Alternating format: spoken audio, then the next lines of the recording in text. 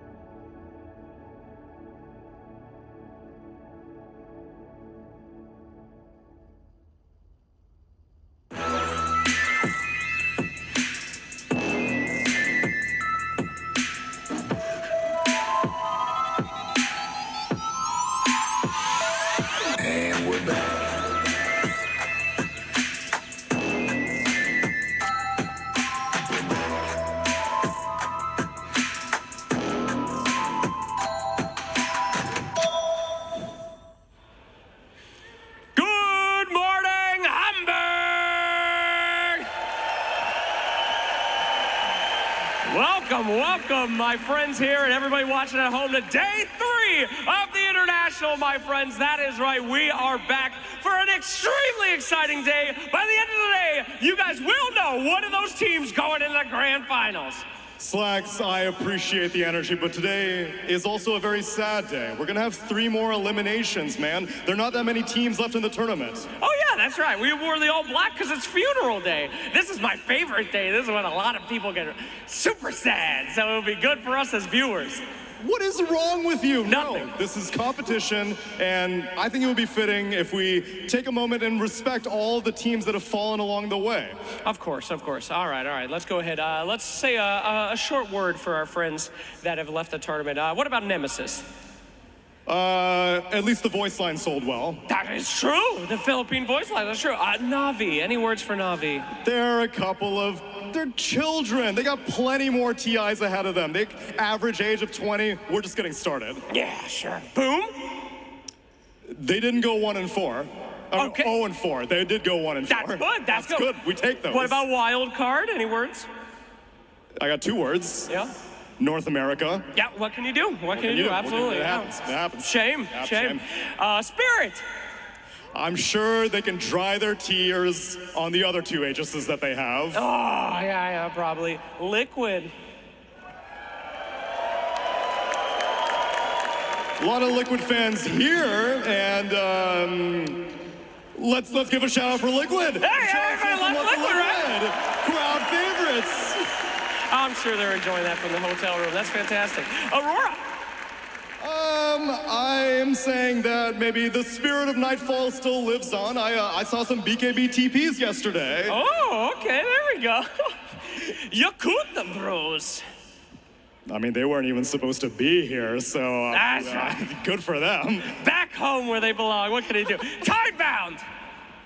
Listen, the spirit of Chinese Dota lives on in Extreme, and sacrifices had to be made. Any Extreme fans in the audience right now?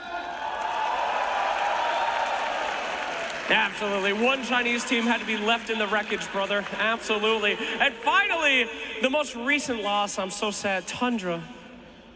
Making it to top 8 with a stand-in is no small feat, and let's have a round of applause for all of the teams that have shown up here to the International 14 and shown some amazing Dota.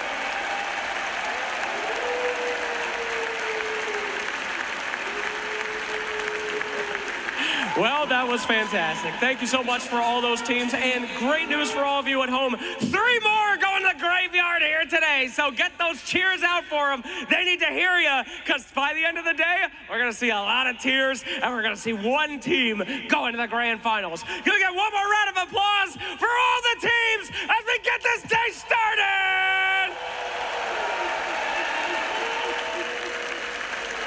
It's going to be such a fantastic day here. Slacks and Tsunami already talking about the fact that we are going to be saying goodbye to 3 more teams throughout the day. We're also going to be saying good morning, though, to my lovely panel. I don't know if I want to start with you, Jenkins. You can call me Freddie Uranus today, actually. Freddie a legally Uranus. Distinct entity from the guy that everyone else is thinking about. Right, of course. Freddie Uranus, different IP over there. Winter yourself, looking dapper as ever. Thank you, sir. Oh, thank you, miss. Either or, whichever way. And Lacoste yourself as well, the way over there. Good to be here. You know, Saturday morning is the best time to play Dota. You just had your breakfast, you had your coffee, you're ready to go. Yeah, that's why you're going to be grinding, gaining the most amount of MMR. No, Okay, you're going that's- to be losing the most. Yeah. No, He's- because everybody he's who lying doesn't about play his during the generous. week plays during the weekend. Saturday morning is when you've been up all night on Friday playing Dota, and you haven't stopped. Because you haven't won a game. You haven't won a You can't game. go to There's bed no on a waking loss. up. There's no going to bed on a loss. There's at all. no going to bed on a loss. Well, look, unfortunately, some teams yesterday did experience their first loss. We had to say goodbye to 2 teams as well. But we're going to go back and we're going to relive some of the hypest moments that we got to experience.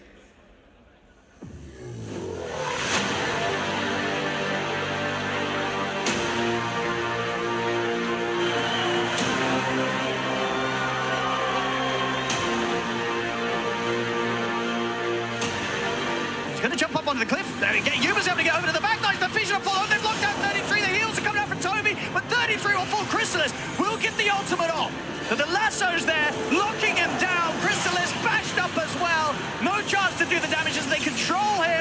take him out. Look towards BZM. BZM running low on mana. Schofield has to dispose into the Enchanted Totem. Double kill for Alon. It is over. GG is called. The second supernova hits there. They're going to try and kill the egg off with this buyback from Crystallis. But 33 deaths. He has to buy back. Crystallis can't kill the egg in time. They're just killing them off one by one. There's a dieback on BZM. This fight's an absolute mess for Tundra. It's heroic, overrunning them. Crystallis trying to hit back, but again the shards holding back. The dieback on him. They're losing lives left, right, and center. Tundra, they just do not have what it takes to stop heroic.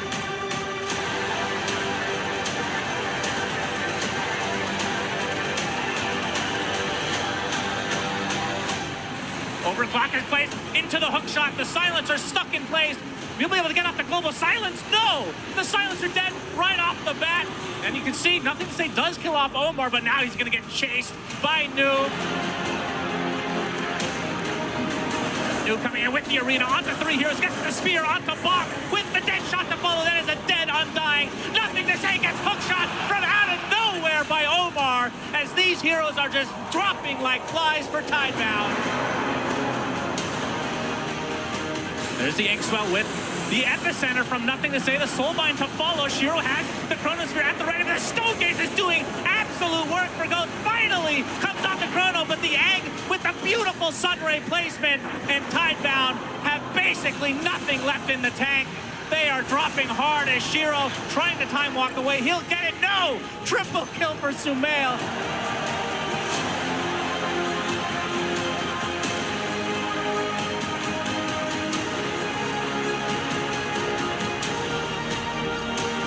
He starts hitting, but no, the wolf is in there. They know about this. And now they start throwing the kisses. Ame, are you big enough? Are you bad enough? Can you take it down now? Yes! You disgusting fish! He got it, steals it away, and only they can look on in shame. Oh, he's still alive. He's not even dying. Ban this hero. I don't want to see it anymore. Ame, and he survived through this. All the hits Satanic, he takes him down. Does so much damage. You already have a jump, and he breaks down the tree. Ame right on top of Invoker with the Static Storm down, but he gets pulled in the cart. DM saving his buddy's life, but they do have enough to find that Monkey King kill. They got 9 class. Can they get any more? Ame hides away for a moment, disarmed. He's still in the Wolfeye Fort. Look at the damage out from Satanic. The Sunstrike connection down low, but one hit from that Satanic, a little bit bigger. XM pulls in, but the cart is there. The save is there. Backing away, there's a spider in a cart, but still a lot of damage done out there. Static Storm is down, but he got eviscerated. Ame no longer alive, and you do not have the damage that you need on XXS, as GG is called.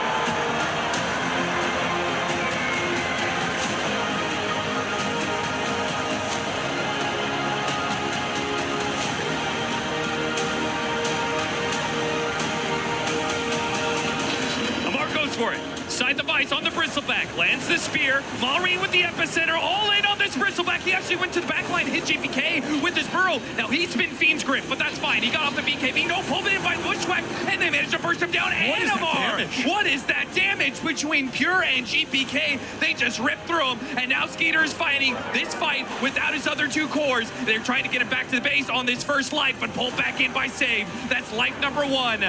Do they have anything to buy back on the side of Falcons? Skeeter, second life, BKB, he goes out. There's that disruption. They still will be able to land the shot on the Huskar. The BKB, Demonic Cleanse, they've got a lot of options. Just beautiful burrow strike with the epicenter on top of it. There is no chance. BB team, they have the buyback on him, and it's going to have to be used here. Amar fighting for his life, does manage to get the arena walls up, and Pure, well, there's the RP. Can it save Pure's life? He's trying to do damage to Skeeter, but it looks pathetic, man. They can't do anything. A second arena goes out, surrounding the BB team, and there is nowhere to go, nowhere to hide. Mistake.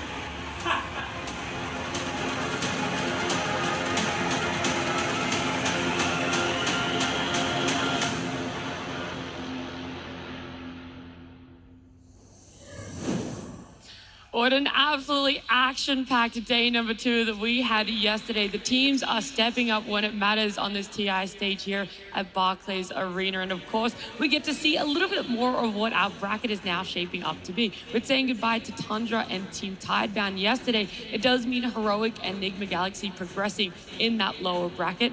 Now they're looking at some tougher opponents who did come down from that upper bracket. So P-Vision and Falcons getting their wins yesterday, securing them top 3 there, Freddie Uranus.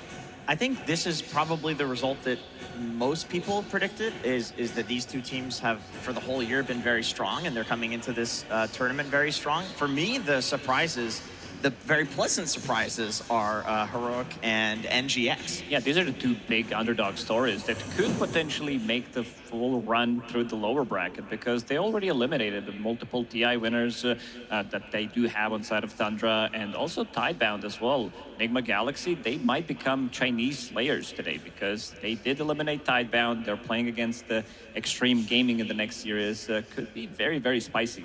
I mean, they also beat Yakuto Brothers in the road, you know, so they definitely know a thing or two about beating the Chinese team. I have to throw out some really funny stat that I just looked at, because we saw some 9 class stealing Aegis behavior.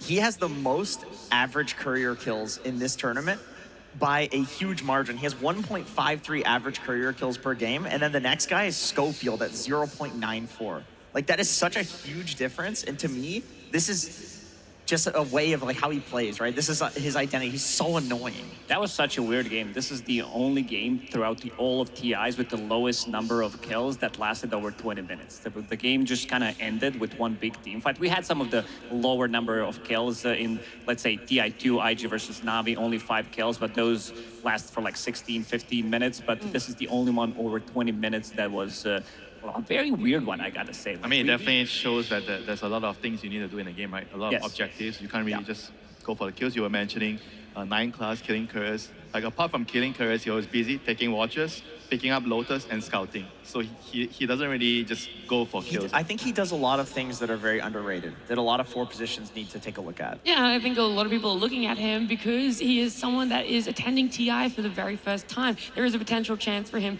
to be one of those very few players that comes in, plays their first TI, and potentially wins the Aegis. However, there are some players still up for grabs of their second Aegis here. Of course, there were so many potentials at the start of this international and throughout the road to TI and here on the main stage. We had to say goodbye to so many of them, but there's still 4 left on the side of Enigma Galaxy and, of course, in the side of Falcons there too. This is a crazy graphic.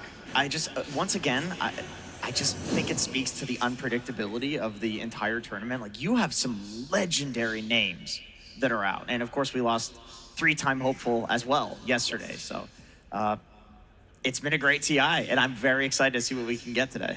Yeah, a lot of upsets, things people aren't really predicting. I mean, with Extreme Gaming's dominant performance throughout Road to TI, coming into the playoffs, everyone had them down as making it a little bit further. The predictions kind of in shambles there, Winter, for those who did it in the Dota 2 client. Yeah, I mean, it's tough, you know, but that's what makes everything more fun and interesting, right? You have no idea what's happening. Suddenly, the Chinese team look like they're back, and then suddenly, oops, maybe not, you know? So there's a lot of twists and turns, and hopefully we're going to get a lot more good Dota. Yeah, I think the biggest question mark around that was the fact that how good is a qualified team stacking up against a direct invite team, right? Is there more of an advantage towards a direct invite team coming in and taking an Aegis? History would show yes, but it's still possible for these qualified teams to come in and show what they're made of. Yeah, we had some miraculous runs coming out from Wings at TI6, TI8 OG as well, and Team Spirit at TI10, which was also, if you go back like the qualifiers, they did play against Team Empire, barely qualified for that TI as well. So they are some of the stories. We do still have 3 teams left in the tournament that are, you know, the qualifier teams. 2 of those are in the upper bracket, so they're going to be good. One of them is going to be directly going to the grand finals, and those are Extreme Gaming, Heroic, Enigma. Those are the qualified teams, and they're doing a very good job in this lower bracket. I think one interesting thing too to point out is that the teams that did qualify and then win TI went on to be extremely dominant in the next couple of years. Wings, obviously there's an asterisk there. There was the whole drama that happened. They probably would have. I mean, some of the players are still around. It's still dominating. But the other teams, like if you do qualify and then you win, it's like this is how we get a new like tier 1 team. Yeah, this is also questions though about our average game time coming into the road to the international. Things were going so long, it felt like these games were inevitable to hit the 16th minute mark, but there's been a bit of a change up between previous TIs, and what we're seeing now is that road to the international has shorter average game times. When you hit the main stage, things start to slow down a little bit. Maybe it's stage nerves, maybe it's the pressure of wanting to make it further in the tournament. It's now that you do not want to be risking as much, but at this TI, the main stage, I would say that Heroic, Enigma Galaxy, they are willing to experiment a lot more. They are willing to risk it, especially Heroic. But we can also go back to like the previous TIs as well, where some of the teams try to speed things up, like Team Liquid, Gaming Gladiators with their Chance Lone Druids, Nature's Prophet, Alchemist as well. And we might be seeing some of these things as well, because people are trying to speed things up and try to put them in a position where the other team is not going to be ready for that one final push that they're going for. To me, that's the exciting narrative, is like you can look across all the TIs and it seems like things slow down. People get scared. You know, the pressure is on. The money is big. The crowd gets huge, you know.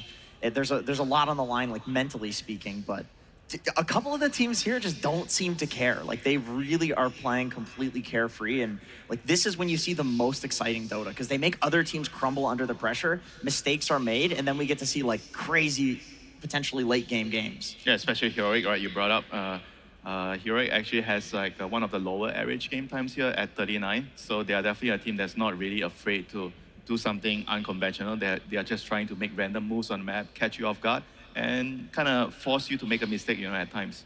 So they're 39, and the average for the main stage is 42 minutes. Yeah.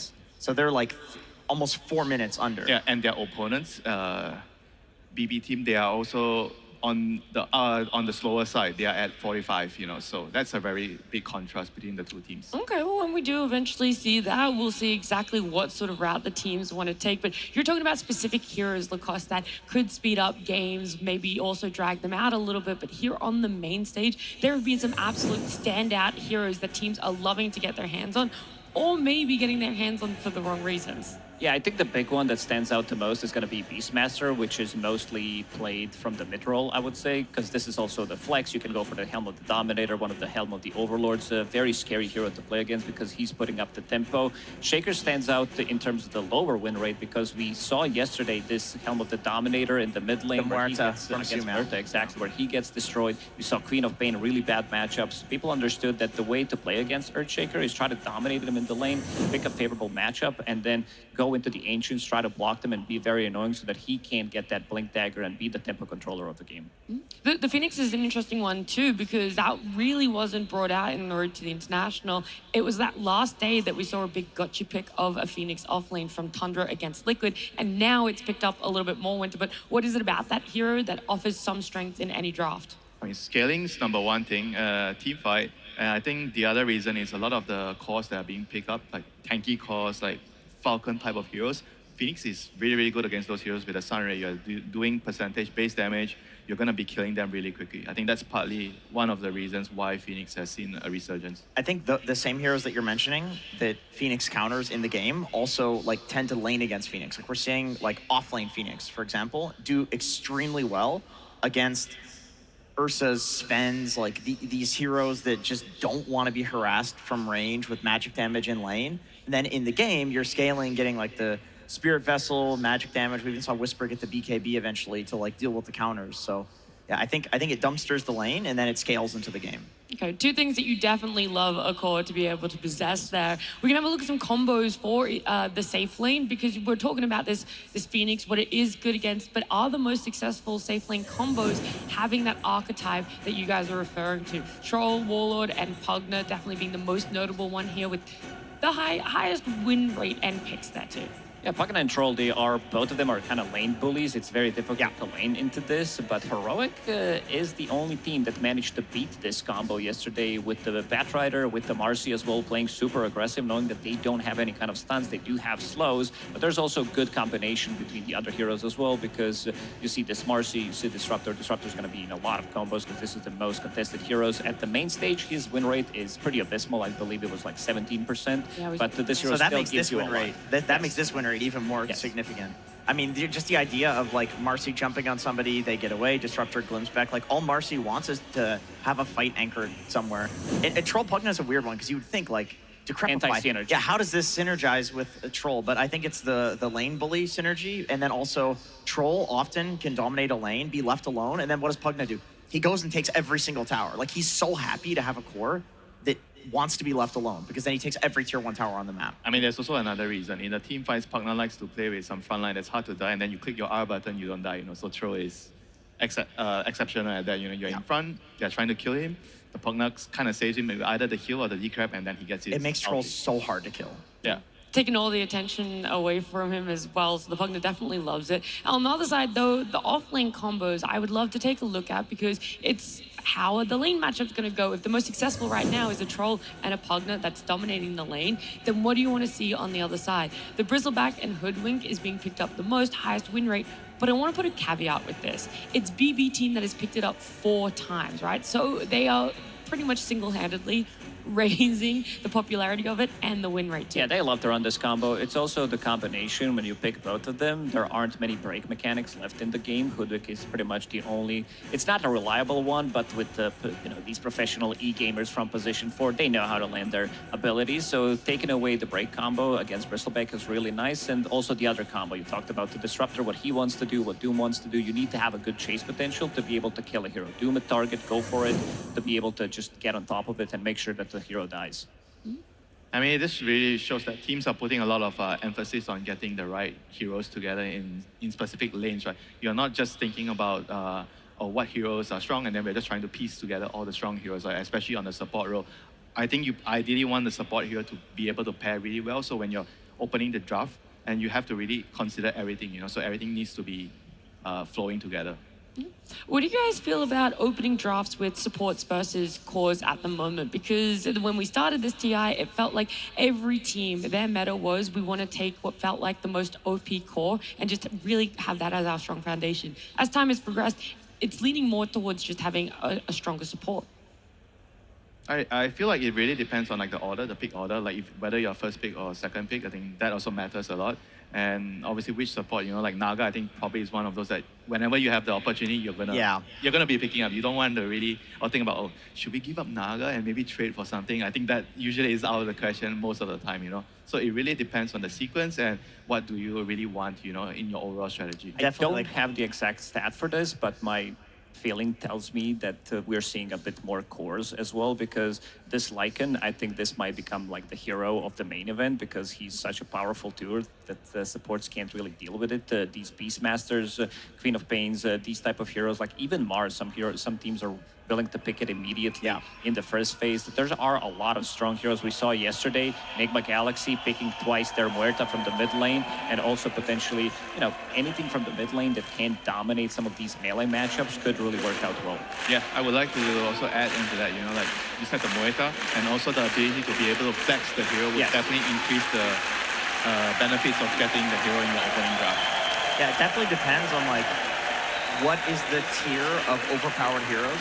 Because sometimes there's these like S-tier heroes, and then you discover the heroes as the tournament progresses, like Lycan, that all of a sudden there's a new S-tier, and all the S-tier heroes go down to A-tier, and all those S-tier heroes happen to be cores. And then so you first pick this small set of really overpowered heroes, and it depends on which players on your team say, oh yeah, you can first pick me, like I'll be fine no matter what. If you have specialty players, like Falcons, talking to specialty players, like you can first pick almost any of their cores, their heroes, and they'll do fine no matter what because they know every single match. Yeah, and also they are one of the only few teams that actually first pick the Chen, so there's a lot of different dynamics there, what are you valuing and why are you valuing those heroes? Yeah, I heard the crowd getting a little bit rowdy over there, right? And I was looking around, I was trying to see maybe if some of our players were coming out, if anyone else was walking around, and it reminded me, you guys might not know what series we're starting the day off with. We've already talked about the fact that we're going to be having 3 eliminations today, but who exactly could potentially be going home? Well, our final series is going to be a combination of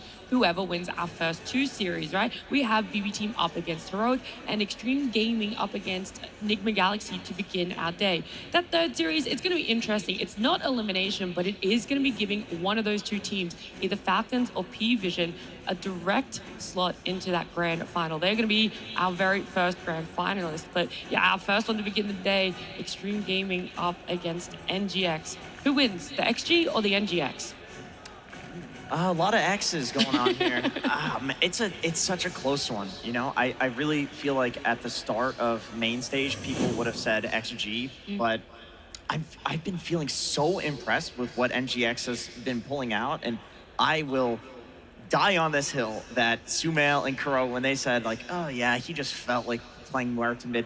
Nah, these dudes have been absolutely cooking. Like, this is a theory that I think they consider very important on dealing with certain mid laners, and I'm sure there's more that they have not revealed. Because XG is a very different team than the teams that they've been playing, so I'm curious to see how they deal with that there. Because like XM, for example, like this guy's a very odd mid laner to play against. He has a very small hero pool. He's a weird guy. It's a puddle. He has to play like a very specific hero for the team to work. And if you compare it to NGX, for example, Sumo has a very, very wide hero pool, you know, and we've seen him being able to use certain matchups to dominate certain heroes and just snowball from there. You know? So I think this matchup is going to be very difficult for XM. Yeah, I'd like to take a step back though and just have a look at how Extreme Gaming have, or at least their players, have gone in previous TIs. We've talked about the factor of the stage, just how it's going to influence some teams, some players. Do they thrive on it or do they kind of struggle here with it? And well, looking at Extreme Gaming, they've all had fantastic placements across a multitude of TIs there. Yeah, they're all veterans. This is Ame's 7 TI. XM, he's the least experienced on the squad, but also if you see the result, the highest result placements they did have, X-Noah getting that second place, Jin Q as well. Ame did it 2 times, XXS getting the 4th place. I think they need to do it for their region. This is a very proud region. Last TI was the only TI that did not have a Chinese team in top 4 out of all TIs, which is, you know, they need to do it again. And if you look at the TI placements throughout the year of the Chinese region, they had 4 TIs with 3 Chinese teams in the top 4. So they TI2, TI4, TI5, and TI7 as well. So they definitely want to step it up. And so far they look good, but NGX is going to be a very tough opponent. Yeah, I mean, right now they're sitting in top 6. They got to win this series if they want to make it to the top 4, if they want to keep adding to that statistic there, Lacoste. And we can also have a look at NGX, just exactly what their lineup has been able to achieve in the past TIs, because there are a lot of new people here, right? We got Noob and Omar. People might not know them too well, along with Ghost as well. They've had 2 TI appearances now, with the big ones being in Sumail and GH, who have 7. There's some agencies there. Yeah, respectively, got some agencies, but we haven't actually seen them at a TI for Sumail since TI 10. That was 4 years ago when you really think about it, and GH 2019. He is top 5 on the leaderboard right now, though, as a support. Like that's pretty incredible. I think this team is very high skill, and you have also the factor of 2 coaches who have both won the international versus each other as well. So for the few new guys on both of the teams, you know, for the XMs of the world, I think in terms of nerves, in terms of understanding how to actually win this tournament and become a champion, they have pretty much the best coaches available, the best players available too, to help them with like, okay, here's how we do this, here's how you settle down, here's how you just focus and get into that flow state for the game. Is it just that simple though, Winter, that you kind of need that one person on the outside, that rock in your coach, to really bring it, all of that potential out in your players? I mean, it is simple, but it is very, very important for that one person to kind of be the rock for the players. The players are really, really stressful in the game. You know, they have to figure out what they have to do. They have to remember the formula. I'm supposed to do this, I'm supposed to do that, blah, blah, blah, you know, and the coach has to just come in at the right moment. And if the game is not going well, okay, guys, this is the problem. Trust me, we just need to fix this. That's it, you know, go to the next game. You know? I mean, name 2 better leaders than Zhao 8 and Kuro. Like, these are 2, like, Goliath-level coaches. You can tell that Extreme Gaming players are very hungry, but their coach is not, because of Zhao 8. No, just kidding.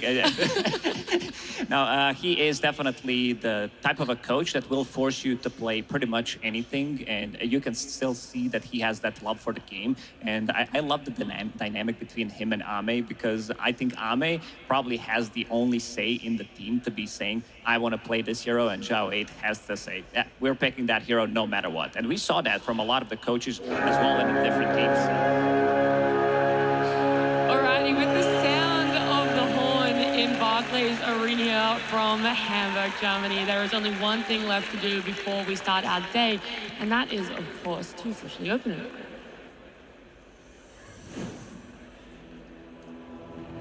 The Aegis of Champions. It bears the record, reminding us of the battles we all hold sacred.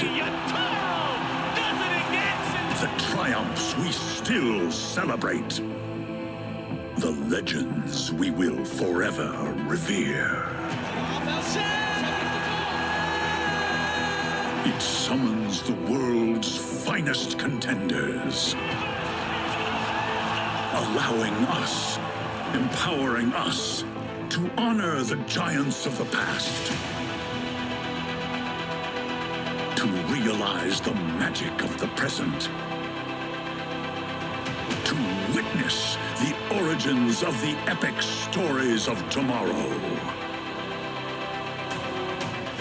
Now we gather at the final proving ground, where the path to victory is ever-changing. But the cheers of the arena will always guide the way.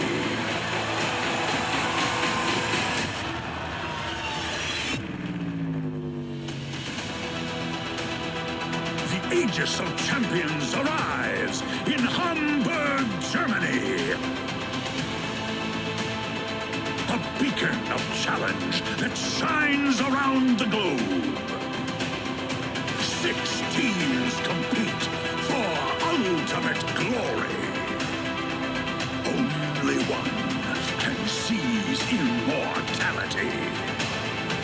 Who will emerge victorious?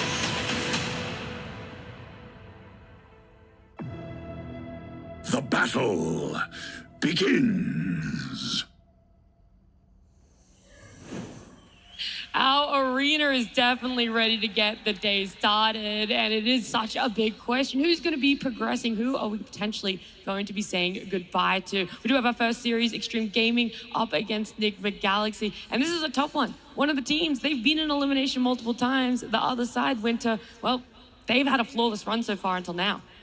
Yeah, I mean, it's going to be really tough, you know, especially for XG, because the momentum is not on their side. They just came from a loss, and Enigma Galaxy, they're definitely feeling good, you know, after yesterday. And they're going to have to, you know, figure out how to just move past that and try to just focus on this game where the coach is going to come into like a huge role here. May I say a quote, and you guys can tell me who said it? All right. Upper bracket is for bitches. The guy's not here. Huh? That's effectively this team, right? If there's one team that can go through the lower bracket and actually be fine, it is this one. Like, this has happened so few times, and this is one of the teams. All right, I'm just excited then to see what's going to be playing out for this series, and of course, to bring our teams to the stage.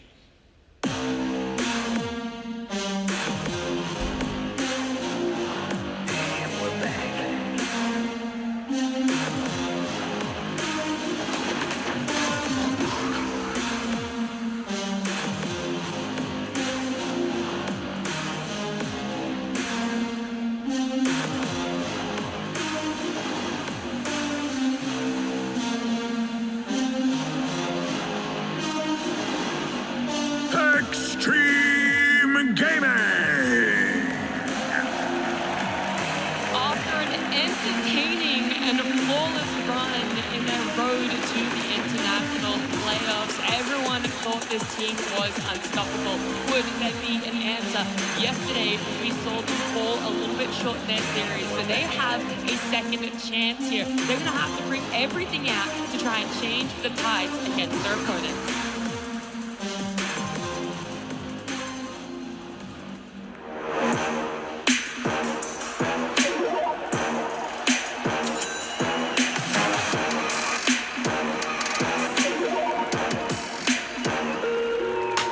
Wisely and crush those responsible.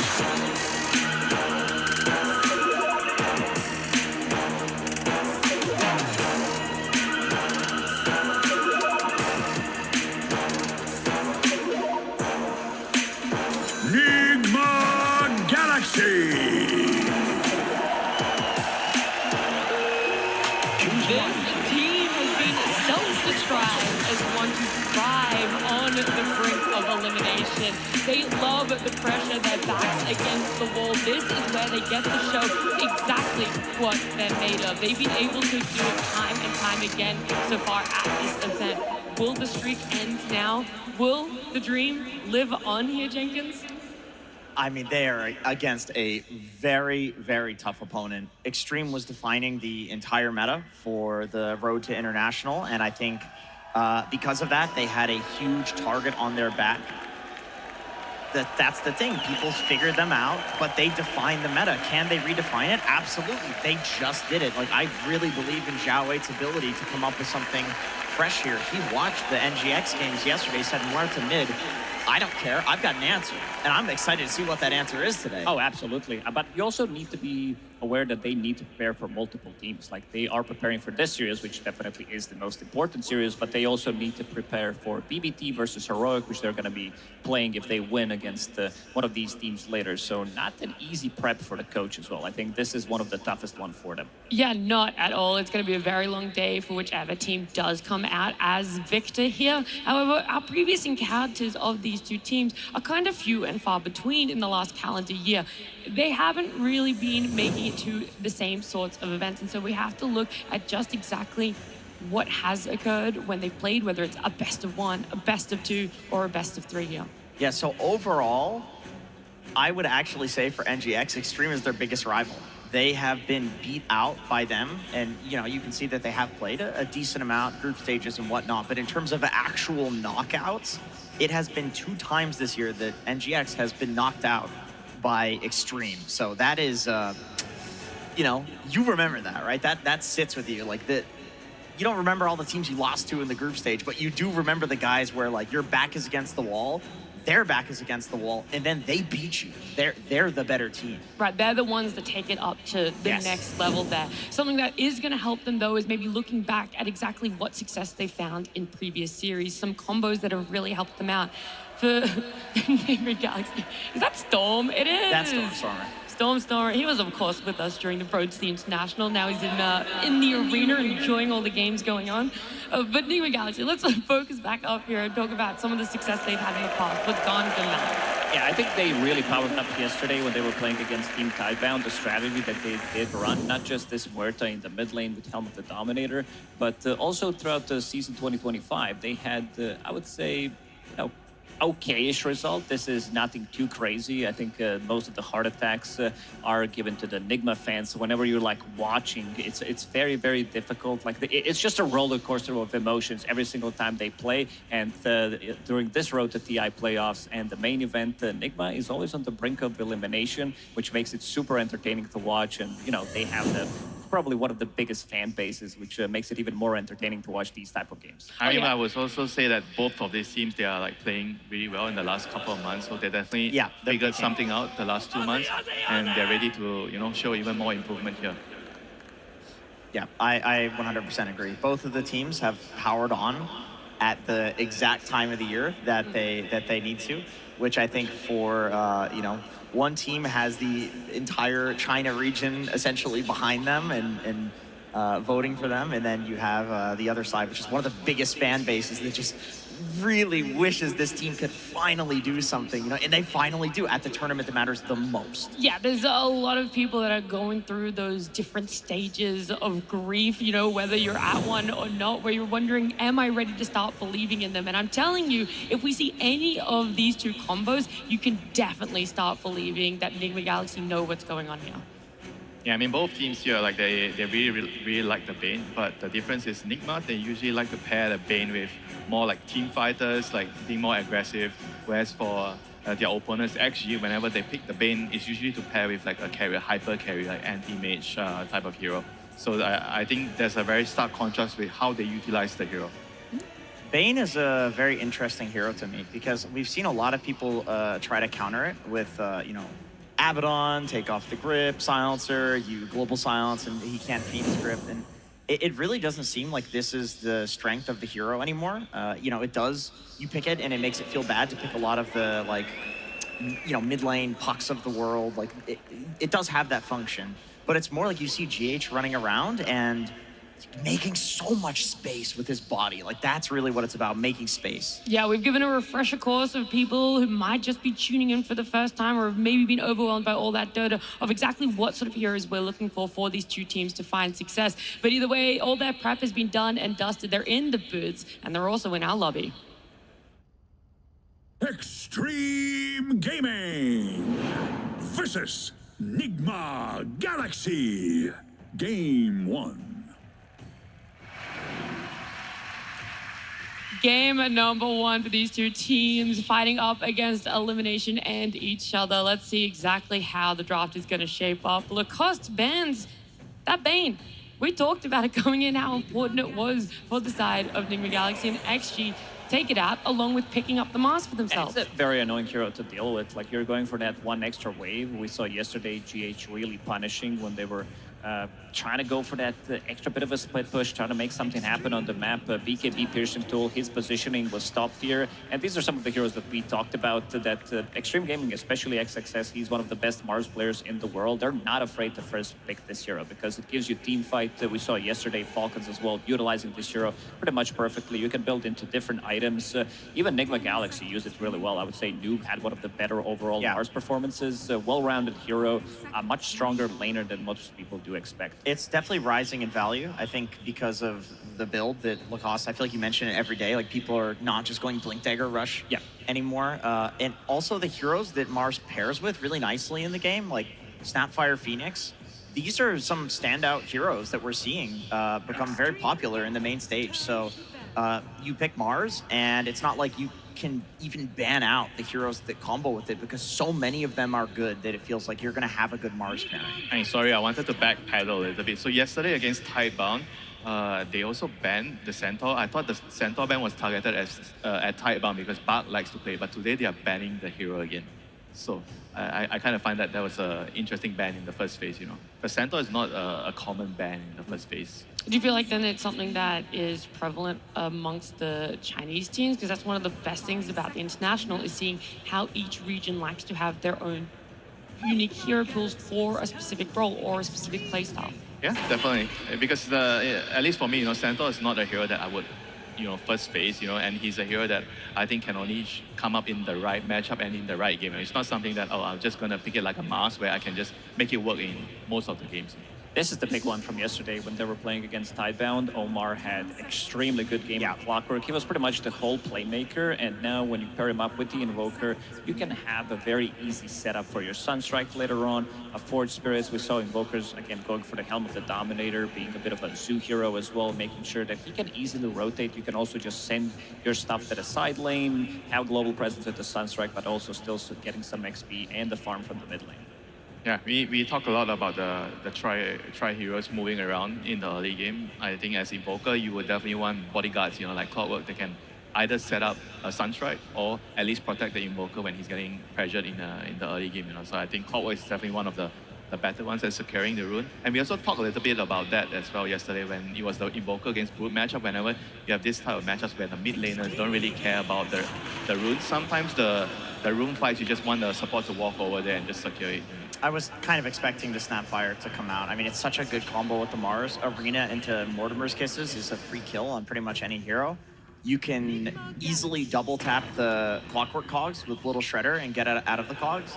And you can cookie your team out of cogs. So it felt like a really good pick here. And then Elder Titan, one of the best position 5s in the game at guaranteed securing the lane. Also something you can throw a big Earth Splitter into the Mars arena. So lots of pairings with Mars right now that look really good.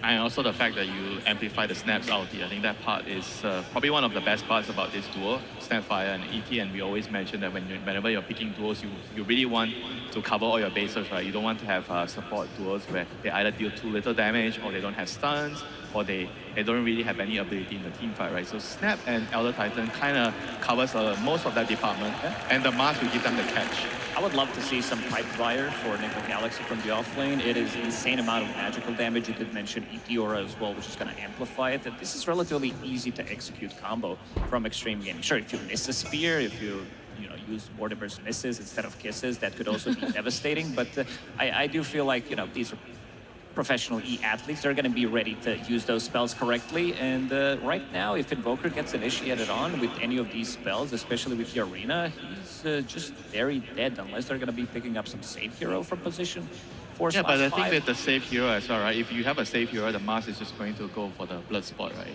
And then it's also probably going to be hard for you to you can rocket inside of the Arena, which gives you vision, so you can save that for potential save. We saw them placing observer wards. I think the Victory Feast, overall, we've seen more of it because it does give you ability to get that extra bit of a heal, extra bit of a damage that lasts for a really long time.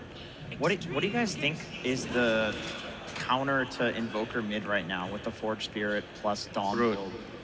You think it's going to be Brood? Because you kind of need... okay, well, okay, that's the guy. That's what they think. I mean, the Sniper kind of, I think, does the same thing as the Brood, where... Because I feel like the main idea why Invoker is very strong right now is he actually kills the tower. And Sniper defends the tower, so you can't really play the way you want to play with the Helm as the Invoker. So in terms of playstyle, I think the Sniper is a really, really good answer against the Invoker. He can kill the Dom creep as well. Yeah, that's and he's also really good against the Troll and the Pug now. Okay, he's not so good against the Clock, but I think overall this is a really, really good Sniper pick, and you know, it's XM Sniper. He wants to play Sniper. I'm shocked they had to make it this far into the tournament for us to see like XG making it this far and having this be the first Sniper pick of the tournament is really goofy to me. It is. I think they need to remove some of the heroes from the offlane that can get on top of this Sniper. They're removing Magnus. I think potentially Primal could be really good because you don't care about ET that much in the lane. You're caring more about, you know, any kind of stuns, anything that can lock you down. Exactly. Like he's very weak to displacements, you know, like Sniper doesn't want to be found in a team fight, so if you actually can find a hero to do that, like Dominic you mentioned, the Primal, the Magnus, we're probably going to see those bans. Pango can also work, anything that can get on top of them. Yeah, actually it's a pretty good Pango game. Do you feel that Extreme Gaming's lineup is a little too dependent on a Mars initiation at the moment, that if he blinks and it's not an arena that catches more than one hero, is this going to be a team fight that might not go in their way? Do they need a contingency in that form? I mean, they need an active carry, I feel like, because whenever you have Sniper mid, you are going to be playing for the Sniper. The Sniper is essentially your carry, right? So Ame kind of maybe would be playing more of a supporting role this game, so he kind of has to be more active to help out the Sniper. Any gate carries or someone with a stun to protect the Sniper. A lot of the heroes that are really good against Sniper from the offlane are already banned out. Lycan is out, Centaur is out, the Primal you guys mentioned. I mean, if they wanted to pull some heroic strat, they could go Pudge. Technically, does Noob want to play a Pudge offlane? I know you want to see one. I mean, it is Clockwork Pudge. This is literally what heroic does. 10 seconds remaining. It doesn't strike me as a big noob hero. I mean, I think he's probably going to lean towards more like the auras right now. Like he's going to try to buy, like you already mentioned, they have a lot of magic damage. So he wants a hero that buys the pipe, right? Yeah, I think Pango's a safe. Oh, never mind. Pango would have been very safe. Right, that's still Primal if they want to. I think it could be a decent option here against the Sniper. Yeah, I think if you're XG, you probably pick something here that's good against Primal. So that way you're making it like less appetizing to pick. 10 seconds remaining. But is that really the only potential pick that you guys see? There's more aura builders from the side of the offlane, but is there something else that it needs rather than just that potential to build into? I just think they want to jump from Extreme Gaming because right now, like at the later stages of the game, you're going to be picking some... That's the stun. This hero has... Wow, okay, this is a very, very interesting hero here. I mean, he did get a lot of, I think, attention. Like, I want to say 2 months ago was Watson kind of popularized your hero. There's a good amount of position 4 as well. Yeah. Pure was the one who wanted to play CK for a really long time. It's definitely he right definitely up his alley. fits the way that you want to play for the Sniper, right? Because you want a hero that can protect the Sniper, create a lot of distraction. But on the other hand, you know, I feel like the D-Crab is kind of annoying, you know, for the CK. But at the same time, because he's not the main focus of the draft like the Sniper, so he kind of just needs to enable the Sniper. I like either Primal or Underlord, potentially. I think Underlord is a very good answer to the CK. It's really good against illusion, CK. So, and you also have a cleave as well on top of all the abilities that are very annoying for CK. Yeah, but the thing is, I'm not sure if it actually solves the Sniper problem. I get it against the CK, but against the sniper, you're basically counting on the clockwork mainly, and maybe a blink, you know, either... You're eventually going to be getting the blink control, but also when clockwork initiates, having a bit of a global Oh my god, look at that vascularity. Good lord. You do have the gates from Underlord to be able to potentially TP right in front of him and be able to kill him. So I think this is a very, very good answer. I believe they were debating between the two heroes that we were talking about, but this, after seeing what they picked, looked like a much better option. I agree. I think that's definitely an underrated component to Underlord. You know, the way people counter Sniper with the Centaur is you ult everyone on top of Sniper, right? It's not like you jump in with the Centaur, you jump in with literally the entire team. And in a way, Underlord can also do that. It requires some good portal positioning, but this is noob we're talking about. Yeah, but I do feel like the 3 cores on Nigma Galaxy, they tend to need a lot more farm compared to the XG side where, I mean, Mars doesn't need too much, CK doesn't need too much. True. The Sniper is the only one that needs a lot. So I feel like Nigma has a much slower early game, whereas XG is going to have a much faster early game, and that could decide the remaining of the game. I mean, we're also seeing 2 first picks in the tournament in this draft, right? The Sniper and the Chaos Knight. That's something that we haven't actually seen yet here at TI14. So that's also a big question mark. How are they going to be playing with that despite the fact that we have not been able to see those heroes? Also, exactly, though, if that caught off guard Nigma Galaxy at all as we head on down to the stage with Slacks. Absolutely. Hello out there. Of course, this place is packed for this series. Mr. Kuro, so good to see you, and I have to say, I think a lot of people are here for you and the boys. Got to feel pretty good, but let's get into the questions. All right, very, very mixed draft here. We got some, you know, Mars Snapfire 2021 Animajor stuff, but 2 new heroes. We have Sniper and Chaos Knight. Now, I know you and me are getting kind of old. Do you remember what these 2 heroes do? Yeah, of course. We are ready for them. Are you ready for them? Do you think you're prepared? Because were you surprised when you saw these coming out? I mean, obviously some pretty standard picks coming out from them, but they haven't picked it yet. A little bit. We had an understanding what type of last pick they wanted. I thought it could have been Alk, but they took CK instead. Okay, all right, all right. Well, we do have Sumail out here on Invoker again, yet to lose a game on the main stage. Lost 1 in the road, but who cares about that? It was a long time ago. Do you feel like this team is performing really good with the crowd's energy? Is that why you guys can't lose on some of these heroes?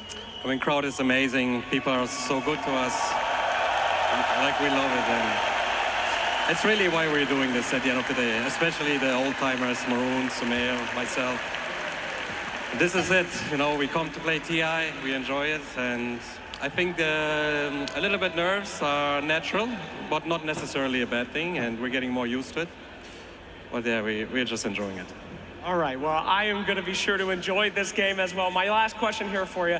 Now, do you think that there's anything you could have done better in this draft? Is this the exact kind of draft that you want? Do you think that there's any kind of improvements you could have made? Depends on the outcome of the game. That's a good-ass answer. All right, Mr. Kuro, thank you so much. Ladies and gentlemen, can we give it up one more time for Kuroki and Nigma? As we head in to Game 1 of this elimination series. Thank you very much there, Slacks and Kuroki, as indeed we're ready to get into the action here of Game 1 between Extreme Gaming and Nigma Galaxy. Fogged, exciting stuff going down in the draft. Very exciting. Of course, Nigma Galaxy very much getting all their strengths. Extreme getting some of their older strengths, you know, some stuff that we're not seeing here. Throwbacks. But not, especially the Sniper, right? This is not a surprise. XM, one of the best on this hero. Still wild to see that it took this long in the tournament to have it come out when we're seeing a lot of these. I mean, some of these mid laners that do suffer, right? A lot of Puck, Invoker that can suffer versus something like that Sniper. But let's see, because I've talked to a lot of the pros here, and a lot of them have, I mean, mostly the same opinion on the Sniper. They are unsure how to really build the hero nowadays. The damage just feels a bit lackluster, but let's see what the Master is going to be able to do on it. XM, sure.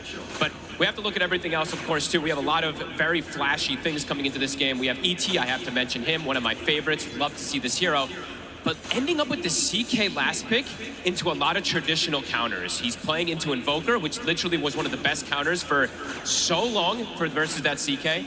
And they get a last pick Underlord versus that CK too, which is pretty difficult. No, I'm very excited to see what Ame is going to be able to pull off on this hero, as it's definitely not something that other teams would be going for. Yeah, and he went for the fundamental forging. So to point this one out, you know, since we never get to see this hero, the facet lets you get neutral items from the next tier, which could be pretty interesting if you can get like the serrated shiv, right? I think the one that most of these cores like to have early on. We'll have to see what he does prioritize with that. So far, I mean, with this sort of lane setup, what do you sort of expect for him down here on the CK? Is it an easy lane, or could we see Nigma Galaxy pushing Ame out? They could definitely put some pressure onto him too, but he does have an ET, which can soak a lot of pressure at times. Does mean the ET can get caught and die down here, but perhaps it could secure the lane a little better for Ame. But double melee into this Underlord, absolutely. Noob can have a great time. Oh, they're going to get the cogs down here. Sunstrike coming in as well. XG, they're in trouble. Nigma Galaxy, they're going to be able to clean up the both of them. Oh dear, that's not the hot way to start thinking at the same time up top. It's going to be another loss here for XG. They lose a third hero. Nigma Galaxy striking hot. Beautiful cogs coming in from Omar, catching the two of them. Noob is at plus 70 damage now. The dream to start your lane. Double melee into Underlord can definitely be problematic. Double strength melee as well, right? So that Firestorm, super effective if you can get in that type of connection. And not easy for these two to trade. No. When they try and step up. Once they hit 3 on the Elder Titan, that's when he's got his power peak. He can trade a lot easier, but versus Clockwork, Clock has traditionally and almost always been one of the better counters versus Elder Titan in the lane as well. These little battery assaults can be very disruptive, burning his mana with the cogs as well too. So let's see how XG can stabilize things after giving up a very early double kill. And just the fact that, as we saw, you know, there's always going to be that easy setup for Sumail to throw in a Sunstrike as well. So Extreme, they've got to be very cautious down here on this safe lane. Sumail will find himself a D ward in that mid lane, since some of the hits from XM were on the high ground. Nice one from him. And looking up at the top lane. And, you know, once again, Troll coming through, still has a pretty incredible win rate so far here at the tournament. Looks like a good Troll game, or what is there to sort of counter him this time? It looks like a pretty damn good Troll game, yeah. Sure, he can get kited a bit with some of the, you know, chain stuns, and there are some funny interactions that can happen with Elder Titan, of course, too, just controlling him during his entire battle trance, but yeah, looks pretty solid overall, right? Being able to switch between that melee and range form versus Mars is always going to be really effective, and mid-game, I think we've seen what the power of what the Troll can do. Although he did lose, I think it was both games yesterday, right? So after having that 100% win rate, I think we did get a couple. We definitely got this one. I know he won one of the ones later on, but it's definitely not 100% anymore. It's going to fall pretty low here. Another blast comes in. Sunstrike is at the ready if Sumail feels that he can maybe line something up. It's not even going to be needed. Yeah, GH, he's got it alone. And runs Jin-Q out of the lane. And it's really cool to point out how they did the laning setup, right? We can go back a little bit and how Nigma decided to do these lanes. Having the Pugna up here with this Troll, it's going to ensure the lane a lot easier for him. Just, I think we mention it every time with Pugna, one of the best, if not the best harasser in terms of laning phase. Even if he's versus Snapfire, will kill his ward.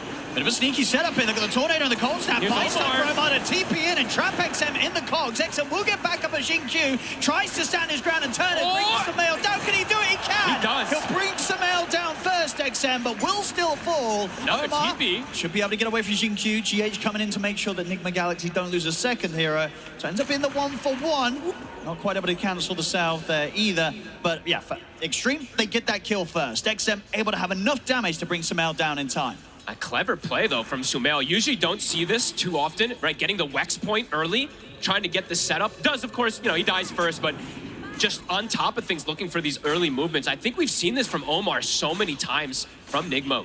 Most of the time he was playing like the Bane, so it's a lot easier for him to just naturally rotate, but yeah, impressive stuff. Is Omar bottom, X-Nova in the cogs. See what they can do here. Ame ready to step across as well. Sunstrike coming in, finishes off X-Nova. Sumail takes him down. Stun alone, not enough damage to kill Omar. Omar's going to be fine, and Ame taking huge hits here from Noob. I think he actually saved him with that Lotus. I think it was exactly enough HP. As the damage came in from the vault. As it came in. I think it was literally split second. I'd have to look exactly again, but it almost looks perfect. Top lane Ghost. He's feeling the pressure here, but we'll get the whirling axes off, and actually able to survive against these two. There's just a lot of stuff going on in this early game. In 6 minutes, action aplenty. 6分钟6个人。 Lane's already being broken as we see. Definitely in the mid, though, whilst attention is drawn elsewhere. I think, you know, one of the reasons as well we saw Sumail try and go for that attempt with Omar TPing in is because if this gets left as a 1v1, the pressure from XM is adding up. Absolutely. It's much harder for sort of Sumail to step up. You know, level 3 shrapnels are online. Yeah. XM ready to keep that wave shoved in. Really strong matchup for the sniper versus that invoker, especially in this early. Of course, things have perhaps changed with this new Dominator build, because now you actually have extra armor on the Invoker, which could make a pretty big difference in terms of harassment, but XM is whittling the tower down. It's down to about half HP in the mid lane, just from him constantly poking, so could definitely see another, perhaps, tornado move come in, where they want to try for a rotation on him. And talking about Dominator builds, what are we going to see from Arme on the CK? Is it going to be standard? You think you're still just picking up the armlet? Yeah, I mean, maybe not Armlet versus all this percent damage, but something like Echo or Armlet, one of these early items. Omar's in. Here's the setup. The tornadoes. Easily now allowing Omar to close in onto XM. XM will be able to break his way out of the cogs, and he's going to be fine. Now he's actually able to maybe turn with the shrapnels down onto Omar. Here comes the assassinate. It's coming in. Bam! XM takes him down. It's at the point, right, because XM has been able to play the lane as well as he has. It's not easy to gank him, even when you get such a clear-cut setup with this tornado, cold snap, into the control and damage of the clockwork. It's not quite enough. XM survives and proving to be a very difficult gank now at this point. If it's almost any other player on Sniper, likely to die, but XM, he is the master of this hero. He pushes it to the limits, immediately just starts poking the tower again. No hesitation, half HP, who cares? Trying to bring any attention onto that mid lane. He just keeps pinging it. Yeah, he's like, I'm hitting the mid tower, guys. Look he's at this. getting a lot out of this. He's gonna bring it down eventually, so let's see how they want to react. He's actually calling for his 2 supports to play around the power rune as well. This tower is going down. You see this early movement as well. They also have Ghost coming down to this bottom lane as he's come through the gates. GH and Omar starting to push Arme away. So at least with the presence of the 4 of them, they'll be able to push onto the tier 1 tower. But indeed, this tier 1 mid going down very, very early here to XM. It is absolutely dead. Sumail also, deep wards being placed. I believe that's just to block the camp. But Sumail, he does have his Dominator finished, but loses his tower at 8 minutes. A pretty big deal, as it's going to open up potential movements, or perhaps for XM, as he's going to find an amp damage. This is a big rune. And indeed, build-wise for Arme, no surprises. As you say, we'll stick to the armlet this game. He is going to do it. Okay. So, nothing too crazy. Probably just can't not go armlet, I guess, on CK. It's just that value with the Phantasm. There is quite a bit of percent damage, though, so we'll have to watch versus that Firestorm. And because how active do you think Arme is going to be? Is this a game where you get the armlet on the CK and you're turning up to fights? Or is it going to be armlet into the BKB or something and then you go? It just doesn't look like the easiest CK game, so I'm not sure. It feels like he might have to just sit back and farm. Because there's just a lot of spells that are excellent for him. All the Pugna spells, actually, majority of the heroes, to be completely honest with you. So we'll have to see what he wants. See the Tumbler's toy. Now top lane, XM, ready to move around the map. Use his power to pressure some of these other side lane towers. He's actually going to come back in with the TP towards the mid as they do want to make sure that Enigma Galaxy doesn't get the chance to put the pressure in. Omar's gone a bit deep here as XM and Xnova will quickly deal with him. Another kill for XM as he'll now be in position to hold the defense and ensure that Enigma Galaxy just aren't really getting any damage at all really onto this tier 1 tower. XM being able to pressure and hold the mid very well in this opening 10 minutes. It's really interesting how they're doing this at the last 2 days of the tournament, right? Switching things up. They have, of course, the CK as their quote-unquote carry, but it does feel like XM is going to be that true carry in the mid lane, being given all the space, pretty much everything in the world. I mean, absolutely right. In these sort of fights, if it sort of ends up with Arme just being on the front lines, dying, it's not going to be the end of the world for Extreme, because indeed, XM can be that sort of carry from the mid as the sniper. I think that perhaps is what he's maybe looking at, right? He's going to absorb a lot of attention and just let XM just peep from the sidelines. I mean, even if it's just sort of being on the front lines, right? So that the troll, when he Ghost ults, he's going on the CK, right? He's not touching the sniper. Yeah, could be really, really cool to see. So Enigma Galaxy definitely going to have to find ways to get on top and deal with XM in the skirmishes. And they do have some tools. You know, they do have the Underlord Pit at some points that we'll have to see when they are just able to teleport on top of him. Sumail, we'll get the deny on his Dominator. Easy. Extreme showing it's going to be quite difficult for Enigma Galaxy to enter into the jungle. They did get that Observer Ward down, so a decent bit of vision on to Extreme side of the map. We're going to see XXS try for the setup. Kiss is coming in as well. Goes to we'll have the chance to get the trance off. But will surely come to an end. And Ghost, he's gone to Sunstrike. Oh, he's ready for it, XXS. He knows. That was really close. Nice sidestep. Very, very nice sidestep. All three laners, all three cores at the moment having a pretty solid time on this side Extreme. This is going to be a very fast Blink Dagger on XXS. One of the scarier Mars as well. We've been seeing this hero just rise and rise throughout this tournament, looking super good in most games, and yeah, it's going to be very early timings for him. And it's literally probably the best hero in the game to protect a sniper, right? They've got 3 fantastic tools to protect him. But this type of start can be huge, especially with the way they're, making sure they don't lose their towers here. I mean, GH, he's trying to poke and prod it, but continuous protection. Coming in with a good angle from the side, gets the setup onto X-Nova. It's gone. Will allow them to continue to hover around here, Enigma Galaxy. X-Nova was way too far forward there. XM stepping up. There's a hook shot available for Omar. I mean, if Omar sees the chance, he will dive for this. He's thinking about it. There is backup, though. XXS is in the area. No arena, but he has a spear. I think they know. He's pinging it. Let's see who's going to be first to make the move. Need the team content with looking to start a fight. How's Noob doing on his pipe? He's getting pretty close to it. Ame, they're making the move on him. They're going to get the catch here. Omar in with a hook shot. Sunstrike coming in as well. Phantasm will be there to dodge it, but Ame still goes down. Surprised he showed in the lane. I thought he was going to keep jungling for quite some time here, because it's just, if he gets caught from any of these spells, it does feel like he's just a free kill. I believe that is the pipe finished up now for Noob. So very early timing versus... The sniper's going to be able to deal a decent amount of damage in this versus this, but the Snapfire and the Mars combo could get answered pretty heavily if Noob just TPs in and pops that pipe for the team. And we're going to see Ame just going to go full in on the illusions. Wants to get the armlet into the Manta this game. Okay. Farming build.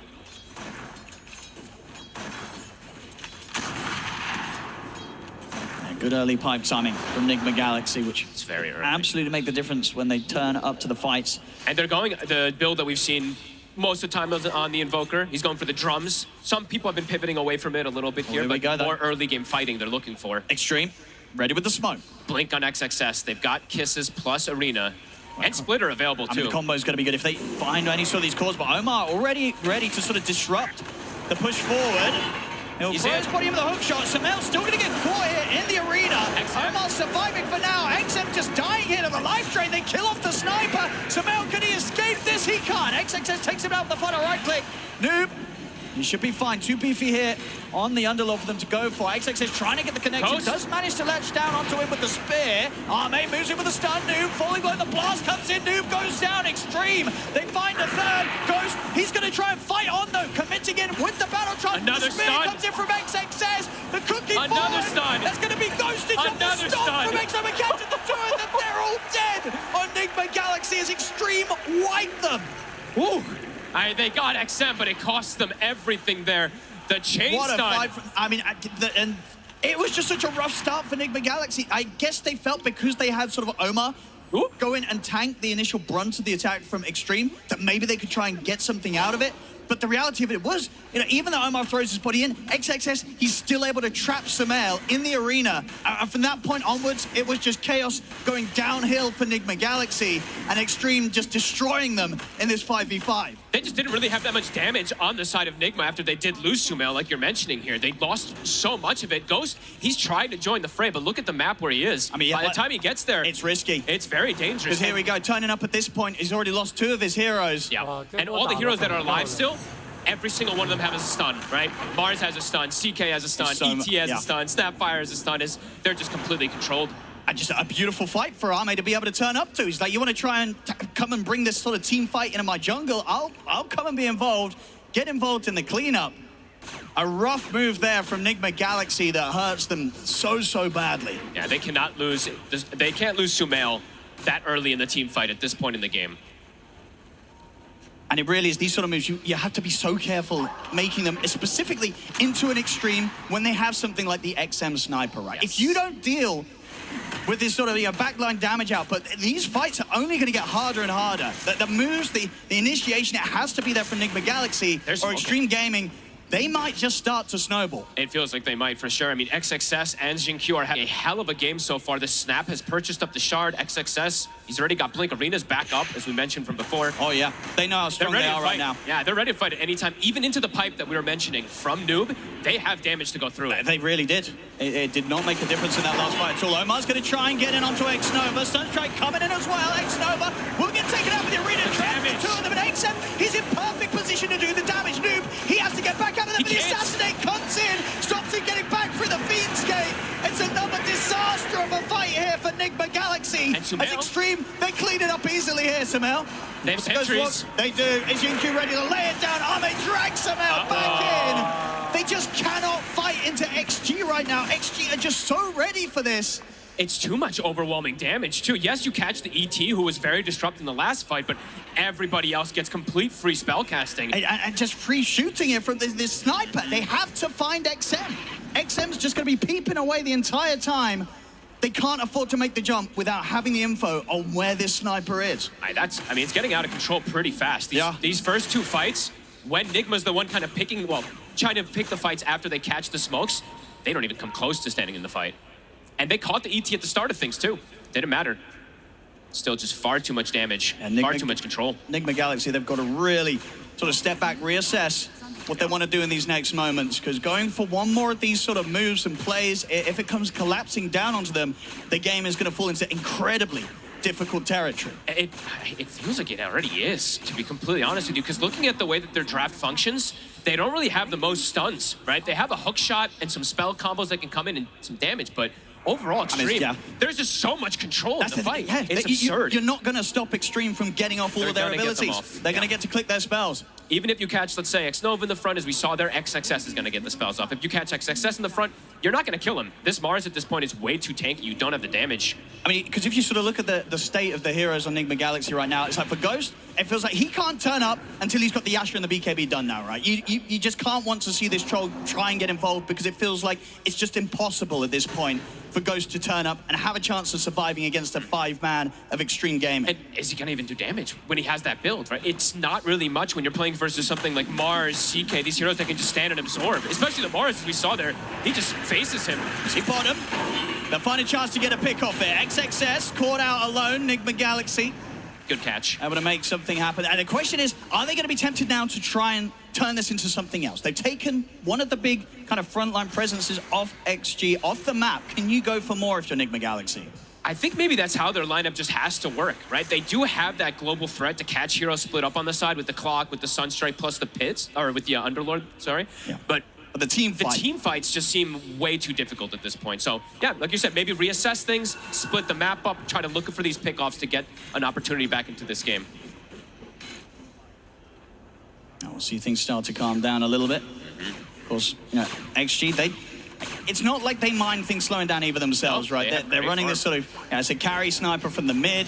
Ame also ready, of course, to still be that carry presence. He's going to be looking towards that Bloodthorn now after the Armlet and the Manta. Yeah, we should point out. They're happy to hit creeps as well, XG. Yeah, we should point out, looking at his neutral item, something we just have to point out for the CK in particular, right? He's got the mystical pollen bag that usually you can't get for some time. These type of things absolutely make a difference in these fights. Just makes him that much stronger. He's getting away with a lot of farm now. 14 to 10, 5K lead. XG, smoked up, looking for the fight again. More than happy to keep going each and every time that the ultimates are up. Yeah, I'm really questioning how Nigma approaches just the 5v5 engagements, or if they just literally have to dodge them until they feel like they have these timings. The 5v5 seem impossible with the way that XG have managed to execute in the last few times. Xingqiu also, have to keep highlighting him. He's having a pretty flawless game so far in this Snapfire. Force Staff is done after the Shard. Nigma Galaxy is smoked up in preparation. Looking for that Tormentor fight. This does not look like an easy one for the side of Nigma. This is... If Nigma Galaxy sort of drag themselves into the action as well, it's a timing where, you know, Sumail, he's like 600 gold off the Agonies. So close to a big timing. I mean, they're looking for the fight. I mean, this is just a bit of a bait right from Ame. Are Nigma Galaxy going to commit for this? They seem cautious. XXS is in the tree line. I mean, XG is so ready if Nigma Galaxy do try and start something. XXS is going to go for the jump first. Sets up here on an gets the push back with a spit into the Earth Split. And Kiss is coming in as well. Omar will be able to get onto the backline. Good comes down onto the two, and the meatball coming in from Sumail. Burning through the support. X-Nova will fall. Very good cogs. Catches the both of them there. That's Kisses used. There's still an arena available. XG, do they still want to try for more 4v5? They might still feel strong. Omar barely surviving. Healing him up. That's what GH is there for. Noob, that was the show of the Crimson, plus the pipe, absorbs a fair bit of damage. Respawn is coming in for the ET. Does Nigma still want to stay in the area? It looks like they do. XXS. Trying to jump again. forward again. Slowly peeping away here at the Underlord. Noob down to half HP. It's adding up. Watching for the sidelines. Noob, he's starting to drop now. The heals are coming in. Cookie gonna connect this time. Noob's gonna be fine. Arme's actually trapped to the side in the cogs. Sunstrike comes in. Arme's in trouble. Ghost, he's just able to take him out. And another hook jump forward. Nigma Galaxy, they know they're gonna try and push this for more. The arena will be dropped down to try and hold them back. Except peeping and goes to the side. The battle trance is up. Ghost gets the ultimate off, and now he's ready to start getting the hits in. Closes the gap over towards the snap. They're cleaning up in Nigma Galaxy. They turn towards XXS. Ghost getting focused by Noob and Sumail as they push the sniper out of the fight, and they bring him down. GH gets a triple kill amongst it all, and Nigma Galaxy this time, they get the team wipe. I love this buyback from Noob. I think this makes a big difference coming in, buffing up the auras, throwing on Ghost so he can stand his ground. What a beautiful fight. Wow. The angle they can find, right? Catch Abe on the south side before the fight kicks off. I mean, an incredibly rough way for sort of Arme to die very early on in that fight there. Getting caught, heading up the steps. Noob, they're whittling him down, but he actually did his job, right? Absorbing so much pressure, and then Ame getting caught on the south side makes the difference here. A great buyback. We'll see it here, right? Ame heads up, but it's straight into so Ghost. Dangerous. Ghost in position, and Omar right next to Ghost there. He can be there to trap whoever headed up to the high ground, and it being Ame meant that the carry from Extreme Gaming getting taken out so early in this team fight. And at this point onwards, XM, he is in position. He's starting to do the damage, but Ghost getting the ult off before that spear into the arena wall was there. And the buyback meant that they had the chance. And indeed, Noob coming in to make sure that XM did not get the chance to continue to peep away at the troll, push him out of the fight, and ensure that Nigma Galaxy take all 5 down. What a cool approach for that Tormentor fight. Love that they're able to still fight into this very strong team fight lineup they were mentioning. They broke the formation, and that's kind of the key. What allowed them to enter to that one there here too. As Ags is finished up from Sumail, as we said, the Crimson and the Pipe was finished from Noob, and even after the buyback, he's actually still pretty good on that net worth chart. Top up there. That was beautiful. Yeah, not an easy fight to make happen, but they managed to do it, Nigma Galaxy, setting the game back to very even territory here, 16-16. And it probably makes Ghost feel a lot better in terms of his matchup. As we saw there, even with just a Battle Fury and a Yasha, he can turn up with all those auras and all those buff ups. Oh, for sure. That was a risky call to make for him to get involved, but it absolutely pays off this time. The magic. Stars aligning. Let's see where they head to next. Starting to look towards the bottom side of the map. Arme, how's he doing on the progression? Very Still close to good. having at least the Orchid online. But completely stabilizing things on the side of Nigma Galaxy. Net worth completely back to 0. I believe they're actually in the experience lead after that fight as well, after being about 1,000 XP behind too. So XG slowing the pace down themselves, looking for those next few items.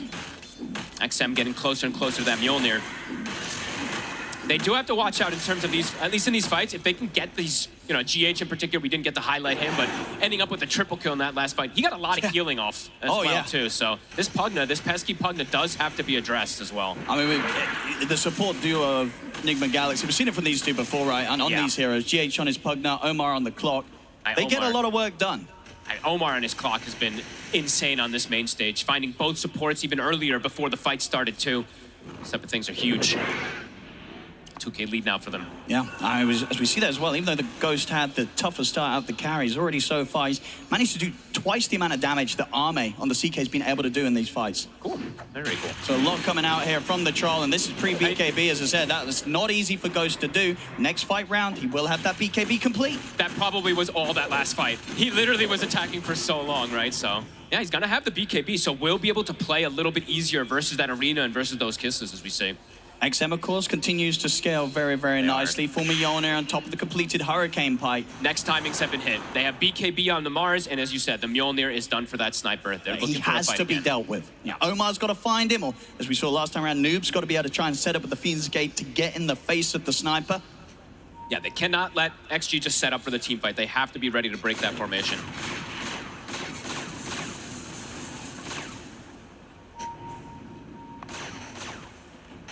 Ward will be taken out. Roche, perhaps the next point of contention soon, as it is top for the next 4 minutes. Oh, yeah, I mean, both teams are definitely going to want to have a say about that. Both teams very good at fighting around the pit, though. Yeah, I'm very good at killing the Roche. Yeah. XXS Omer doesn't really want to go in on the clock. They'll just take the amp damage. Yeah, mate, it's getting the Phantasm out so he can push the waves out, set the map up a bit more, preferably here for Extreme. What's he going to take? He'll take the magnifying monocle. Okay, so a little bit of extra attack range, extra magic resist as well for him and his illusions. It's so weird to see a tier 4 neutral at 26 minutes in, just because you don't really see it almost at all, especially not in this tournament. Let's see if it does make that difference. I mean, XG can't really start the Roche, can they? I don't think either really can. You've got to kill some heroes, really. Omar, they're poking from it's the another distance. Kisses, and it's a good arena. Stops Omar from being able to get away with a hook shot. Does take a couple of ultimates, but that is the clock gone. Nope. It's going to Fiend's Gate in. XX is able to back away. Ghost, he's moving on the backlines. He's just able to walk up over towards XM, and a cookie and a Hurricane Punch pushback allows XM to get out of there. That's an early BKB. It is. He has to back off. Oh, Ghost has to be very careful here. I mean, he tried his chances there to attempt to walk up and get in on top of XM, but no. XM was more than ready to jump away over that Roche wall, get away, and now with the BKB on cooldown for the Troll, that might just be all that they need to have the time to go for this Roche and know that Enigma Galaxy aren't going to contest this. It looked nice for a second, right? Because Ghost had the angle, but there's a cookie, there's a force staff, there's a lot of different disengage. You have to be careful of this. And XM was so ready. He was so ready to step back and step away from that Troll, and there it is. Roshan taken down by Extreme, and Aegis picked up by Ame. They give it to Ame, cool. That's interesting. That second life could make a big difference, because if they use the majority of the spells on the first one, then Ame can absolutely do some cleanup.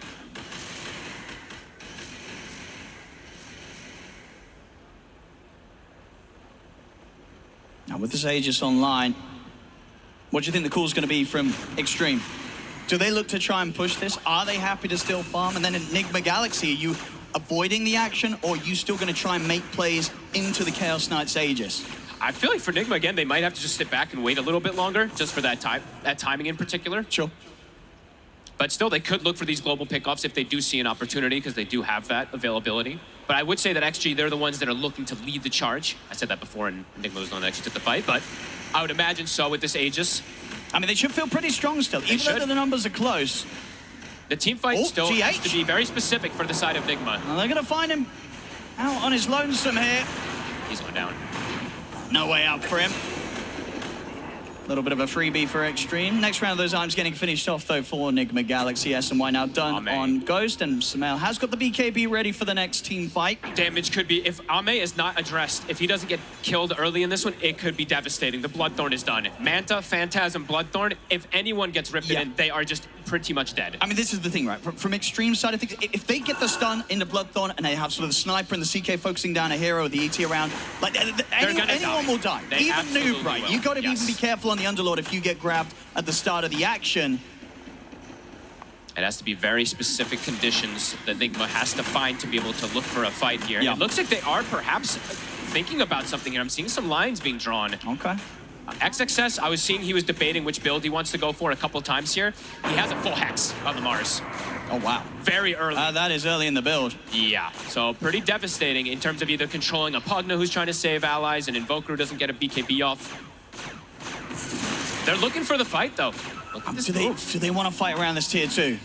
XXS... I mean, they're getting a good wrap around it. XXS is not there. He's mid lane. He showed. Omar's going in. They're going to try and find X-Nova first, as Omar's able to get on top of him. He's able to get out of the cog. Sunstrike coming in onto X-Nova. X-Nova will fall. They take out the ET. Now they're trying to turn for more. GH able to slide to the side with the force stuff. Now Arme sort of surrounded, of course. Does still have the Aegis. There's the back from XXS. Comes into the arena. They're controlling Ghost. They kill him off. He's not able to get off the ultimate. That's the reveal. And now the rest of the fight, Enigma Galaxy have to run. GH barely surviving. Arme on round 2. He's ready to keep the push going.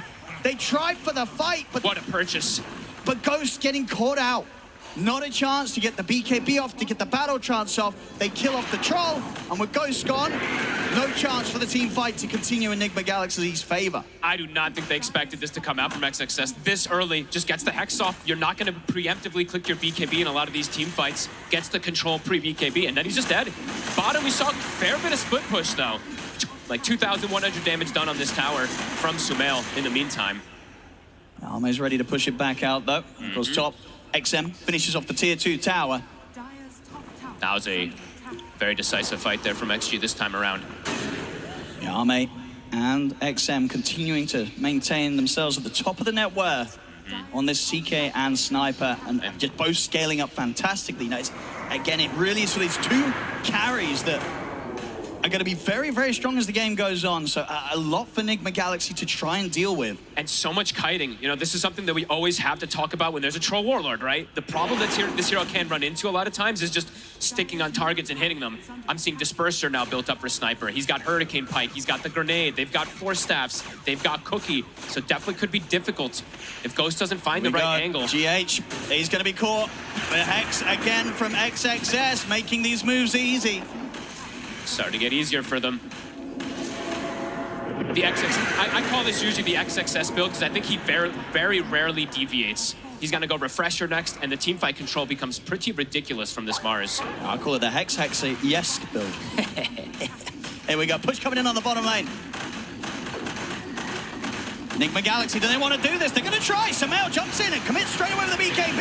They'll look to get the lockdown onto Arme. Ghost, he's in. Straight in on top of XXS for now, as XXS is going to try and tank this, but the damage from Ghost is building up. But the push back, the spear, into the wall. He'll be held back in the arena. Sunstrike coming down onto X-Nova. Will it be enough to bring him down? But XM, he's in position to get the damage in onto Noob, take out the double. Enigma Galaxy, they have to scramble back. A risky fight for them to try and attempt there around their tier 1, and it does not go well for them, Fogged. And they used the buyback on GH even at the start of things. XG, they're showing the power of their team fight. Oh, they are. XM is just able to do anything he wants.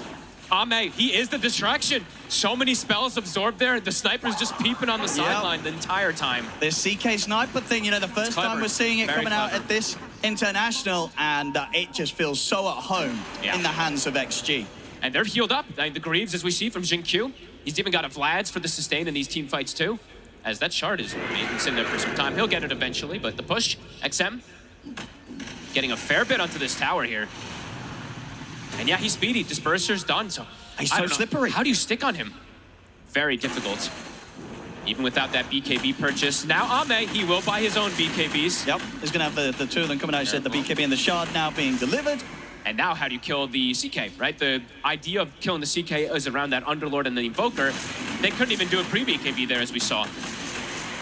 I mean, when it comes to the high ground defense, is there anything that is scary from Enigma Galaxy in particular, or do Extreme have pretty good ways of entering the base? Pretty damn good ways of entering base and forcing the issue. I think Mars is one of the best as we've seen, and they have good ways to get vision, right? They can just put an ET Spirit, and Sniper can just peek from low ground. Yeah. And it forces the issue, the onus on Enigma to make a move. I mean, it really is that scary, even inside your own base, right, as you said. If they get the vision, and XXS is able to just blink the Hex, it could be game over. Absolutely. So you've got to be so ready to bail out whoever XXS looks to get his hands on with the Hex. And they do not have, I mean, they do have a defensive Force Staff, as we see from GH, but he can't do everything. He's been trying to save his allies as much as possible, but just could not on that last situation. Okay, Ame. What's he gonna get? It's the big timing for the CK. 30 seconds. And with the timing, he's gonna get this upgraded tier of neutral. It's just sliding in so well with the progress that they've made so far this game. And this is really clever, the way that they've been able to play this one. DD top, Ame. We'll see now, Enigma Galaxy, earlier on, they were able to sort of turn the tides a little bit. Despite the lead that XG were getting throughout these team fights. Now it's a much tougher point. It feels like they worked magic in that fight top, to be honest with you, because it felt like they had almost no qualms of winning that one, but having that fight go decent for them has put them into at least a position where they could fight earlier, but now we're seeing the problems as Ame, one more token.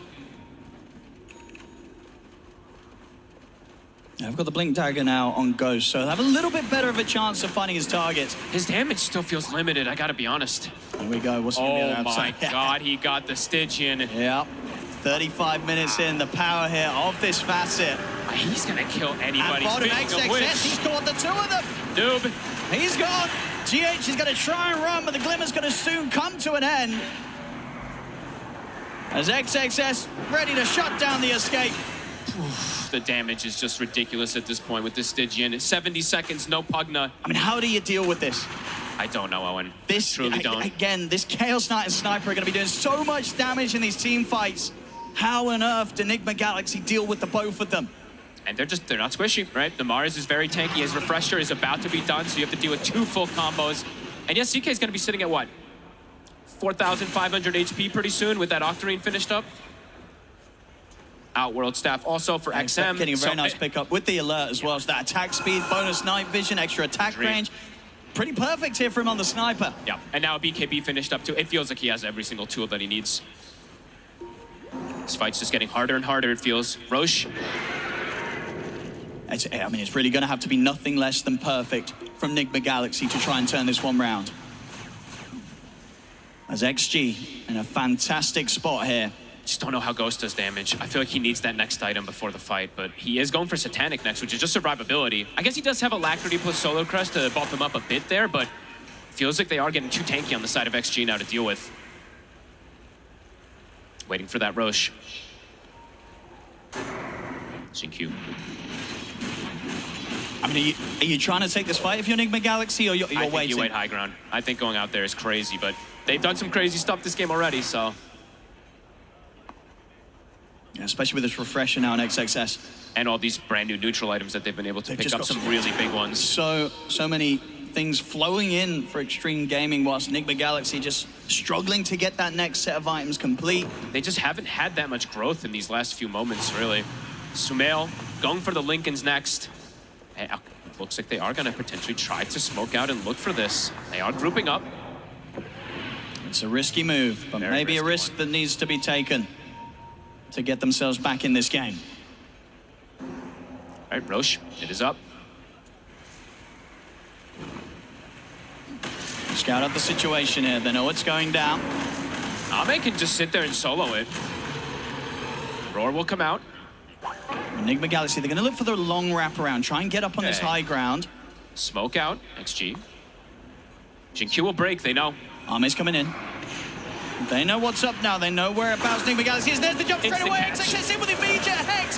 On towards Noob. Controlling the arena. That's the tankiest one killed off immediately. Backline. They'll get onto the backlines. Ghost trying to get it onto Jinq. He'll be pulled back for now by Ame, but still closing it on the Snapfire. Ghost trying to desperately kill Jinq, but Jinq surviving.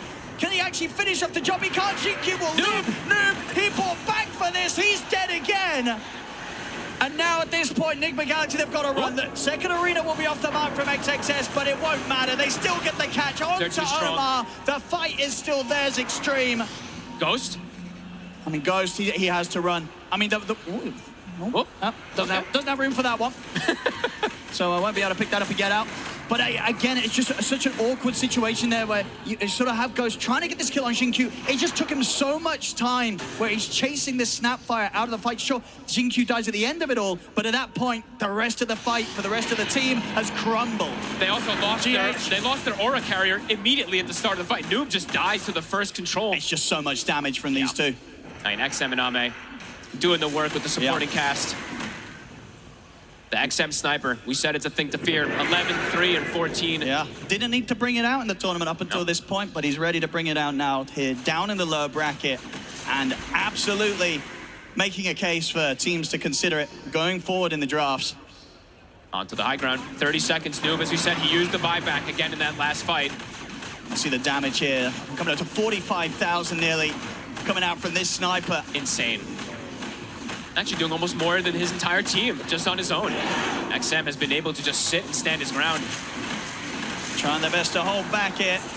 Enigma Galaxy nearly having the full lineup back up. Ame will cut the bottom wave as well. XM sticking around.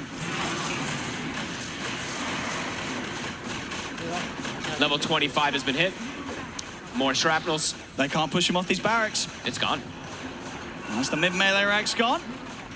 Everybody is back up, but again, trying to make a move. And trying to make a move into the sniper still with so much time on the Aegis. Can they even stop their racks from going down, Enigma Galaxy? XG's just got to stay around here. They feel strong enough. They have double arena in 40 seconds. Eyes on XXS. Is the smoke. They're going to try something again here. That desperate smoke. But the racks already gone. And XG is ready. Look at their positioning here. XXS, he's reading the move. I mean, we've seen his reactions this game have been immaculate on the Mars. If he sees them, he's going to be able to make that jump before they even get the chance to think. X-Nova. Catch it first to the side, he's able to force out. He's in with the X! The spear though, he misses! It's a whiff, so Ghost is able to get off the BKB, take out X-Nova, and it's now in on top of Arme. Arme trying to bounce away. The kite XM has the BKB, but Ghost is ready to turn back over towards him. Ghost BKB now coming to an end. XM Ghost trying to do the damage to bring down the troll, but the glimmer's there. Noob, though, he will not stand a chance of escaping the two of them, as that's Noob out for 80. No buyback left on him. GH caught by the Hex. Cookie in, dragged back by Arme. Another one for XG, as it's 3 dead on Enigma Galaxy and Extreme. They can continue the push. That might just be it. They've got to try to hold on for one more fight. Satanic and Battle Trance is back up, but no BKB. Again, no Noob still for a full minute. XG ready to try and close this. Enigma Galaxy ready for their last-ditch attempt to try and hold on to the game. Ghost comes in with the stuns there. Into the Hex. They're locking him down. Spirit will get the ult off, though.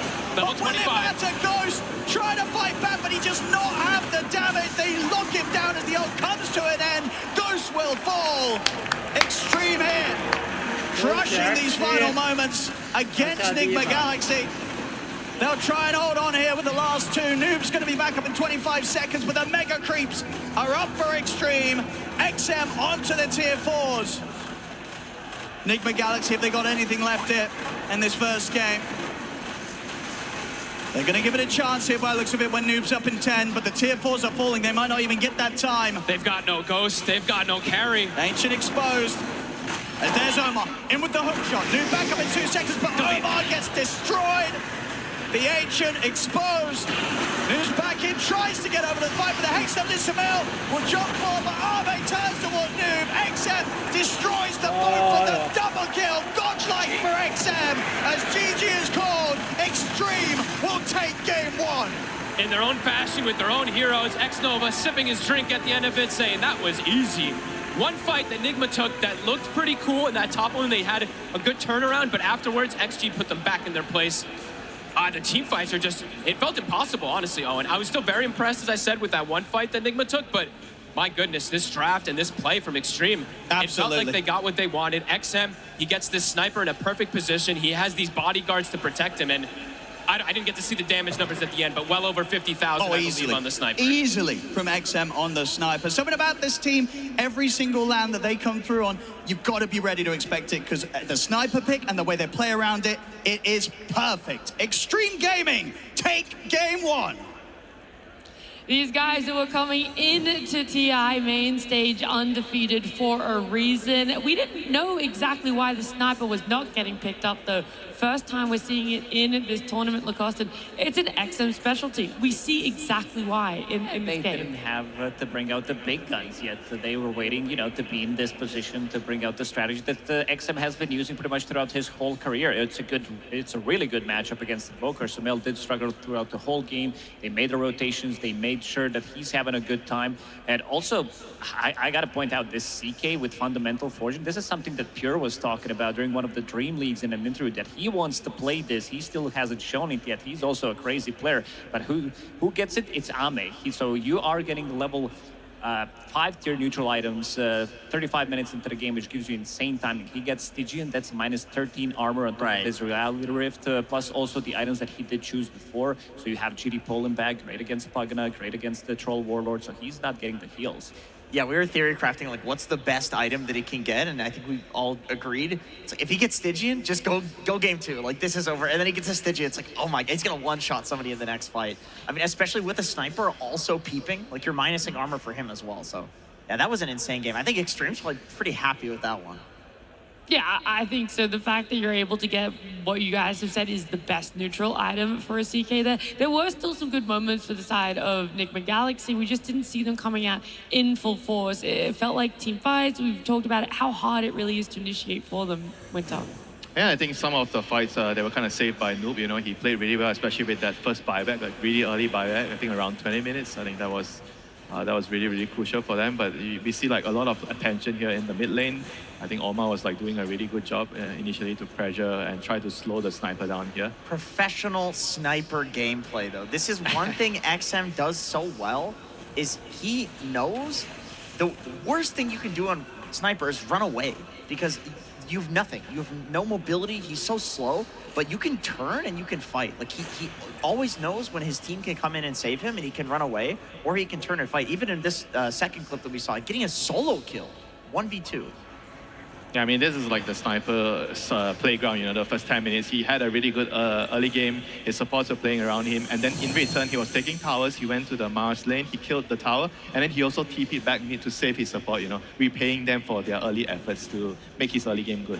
15, 3, and 18. That is an insane scoreline. I really do feel like Extreme just hasn't had to pull out the Cardell up until this point, and people forgot about it.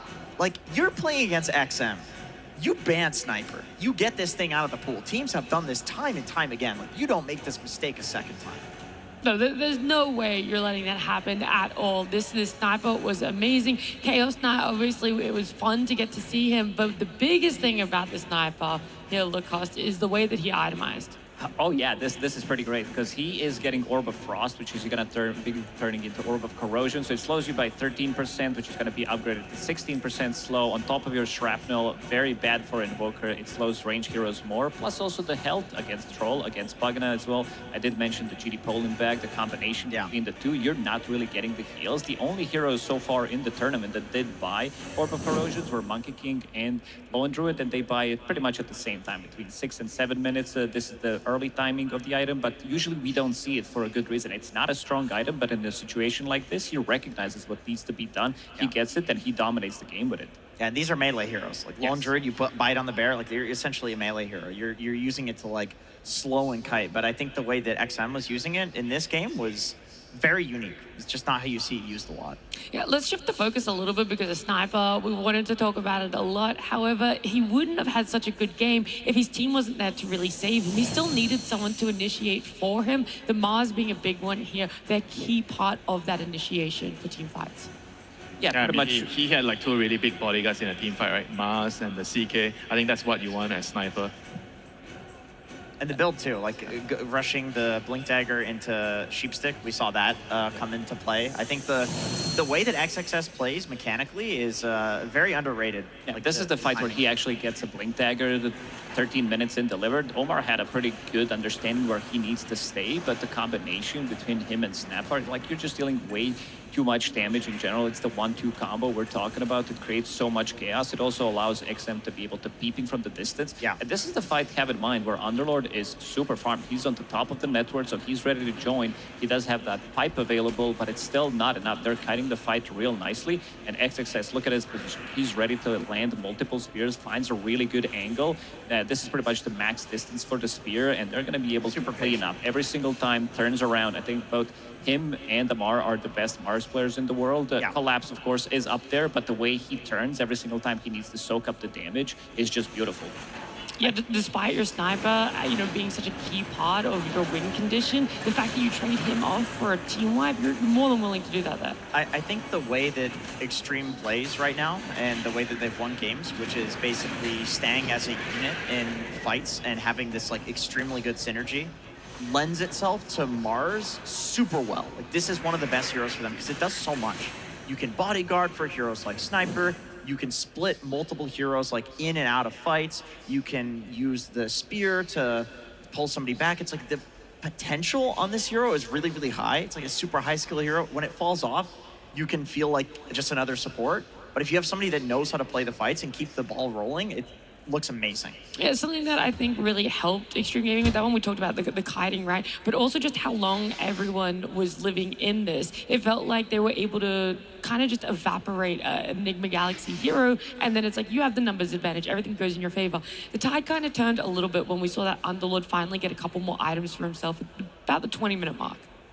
There was one really good fight. It was a big fight because he was staying on top of the network pretty much throughout the whole game, having that Crimson, having that pipe, having his aura as well, reducing most of the damage that is going to be dealt. And I think Noob had a pretty good understanding what needs to be done in some of these fights in terms of he used 2 buybacks in this game. Yeah. At like 38 minutes, he used 2 buybacks. This has to be one of the fastest buybacks on a core. Used it pretty much 20 minutes in to make sure, and this is why they last picked it, because this hero is very annoying, super tanky.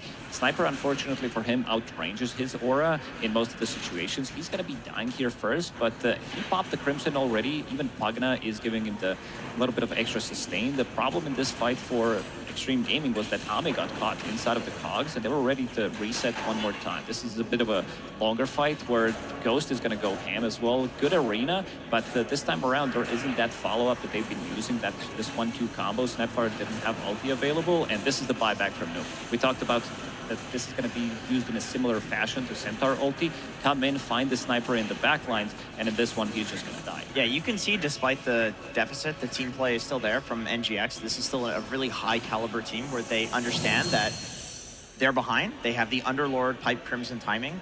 The way that they need to play the fight is have him go in first, and with that comes the risk that he dies. And so he not only has gold for these items, he has gold for buyback as well, and he's willing to use it. It didn't end up panning out for them, but this gave them a very big window into the game where it looked like Extreme was completely snowballing.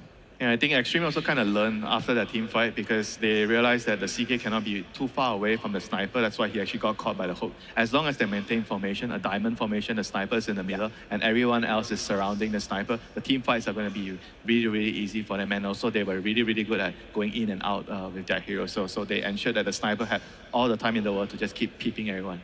Yeah, a fun thing that we have as well available for us with the players on stage and everything is getting to listen in a little bit to their comms. CK. Watching CK. I have buyback if needed. I have buyback. Not stun on me. Watching with buy. You need help? Full HP. They're killing me. Are you salty? I heal you a bit. Good sniper. We're fighting.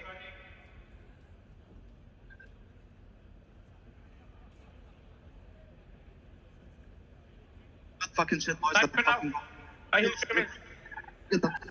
Nice. I like it from Noob at the very start. It's clear, you know. I go buyback, I'm watching with buyback. That's where that moment is. Yeah, very clear comms. They definitely expressed that. I like that Omar's dead too, and he just goes, good fucking shit, boys. Like, he's the hype man. Yeah. Hey, sometimes, you know, you do your job, you throw your buddy at it, you die, you're still going to be there for your team on the comms. Yep. Yeah, and also like GH with the call right at the end after the Underlord buyback, he just said, we are fighting, you know, don't move, you know. So that was also really cool. Yeah, that was one of the best fights for Enigma Galaxy. It meant that there was a lot more in the tank for them. It was unfortunate that it didn't continue along, but Purge for us is going to be breaking down some of the later game team fights and some of that information. That's right, Nat. Yeah, I wanted to look at the range advantage that Extreme Gaming used that game to great effect. And they tried to nullify this a little bit on the Enigma Galaxy side by killing the sniper a couple times. But the threat that he provides is just so high. Because if you don't manage to kill him, all of a sudden he can just kill you from 1,000 units away, which is a gigantic advantage, obviously. So very spooky things. This really mattered in 2 very crucial fights. This Roche fight setup here was great for them. They had an awesome ward that was a little bit to the, oops, wrong tool, sorry about that. They had a really cool ward to the north that was basically giving them this vision corridor of like this. And by using the sniper shrapnel here, it basically allows them to put all of this power into their opponent from range. Very crucial things to point out. We have the Spirit here from Elder Titan. This is going to lower Omar's magic resistance closer to 0, which basically makes the Kisses damage, which is launching from all the way over here, and the sniper damage from all the way over here. They're doing this from safety. And the one here that does go in is the Mars. This guy's got the Blink Dagger, and he's got a BKB. So he knows that if he goes in, he can also secure his escape with his BKB. And once they see this, this is basically the last range advantage that Enigma Galaxy has because they killed the Clockwork first. Nobody else can gap close like him. Troll does it here by running from the side side, but he has to do this really elaborate, basically run all the way over this position. It takes time to set this up. He can't just react to the moment. So with just simple a cookie and a Hurricane Pike, he gets out, and now all of a sudden Ghost is kind of just in, and the only hero still kind of in danger was XXS on the BKB. So once this fight kind of goes disjointed, they just have to leave. This is all because of the range advantage and because Extreme Gaming managed to kill the one good jump that Enigma Galaxy had first. They get Roche for free. And then the other fight that matters is this one here by the tier 2. They do the same thing. They basically swing in from the side, trying to hit the back lane. They need to kill some of these heroes for free if possible, and they use their jump to kill X-Nova. Very crucially, not using the hook shot when they went on him, which is kind of helpful. He can save that for a follow-up initiation on a different hero if he wants. But unfortunately, with the Aegis being on the Chaos side here, he ends up being the guy that gets jumped, and very crucial here, XXS lands the Hex on him, which he layers it with his next stun, and then there's a third stun that guarantees his kill. So the Troll just simply doesn't get a good fight because he didn't safety pop his BKB and because XXS had that really, really fast side of the bite. So range was so important in that fight and in this game, and Extreme Gaming used it to their advantage. That they definitely did, Purge. Thank you so much for that one, of all the breakdown, everything from that start to that finish there. And I loved just how many saves that I had kind of overlooked that this sniper really had. We talked about two bodies being in front, but of course, that Snapfire just being so handy in the utilization of more mobility backwards. I think what makes Extreme so scary with Sniper is that they understand better than any team that Sniper is this thing that you dangle in front of the enemy team. It's like, oh, you have to get him. Okay, come on, try it. And then they all use everything to save him. They all use everything to save him, and then enemy team reveals themselves. All of a sudden, you have XXS jumping the back line. Like, this team plays around the hero so well that most teams just ban it. They don't want to deal with it because they know how to itemize as well. If you look at the supports, first of all, he has his Hurricane Pike. Then they have double Force Staff. They have Vlads. They have Guardian Greaves. They have Cookie. Plus, they also have Solar Crest. They also have big drums as well to be able to run away from the fight, understanding that they can reset multiple times. And if they don't die during that like troll ulti when they go in with the big Invoker combo, they're going to be winning the longer fight. Yeah. Before we get into that game number 2, and before we talk too much more about what we expect there, we want to show you guys one of our finalists from our short film contest.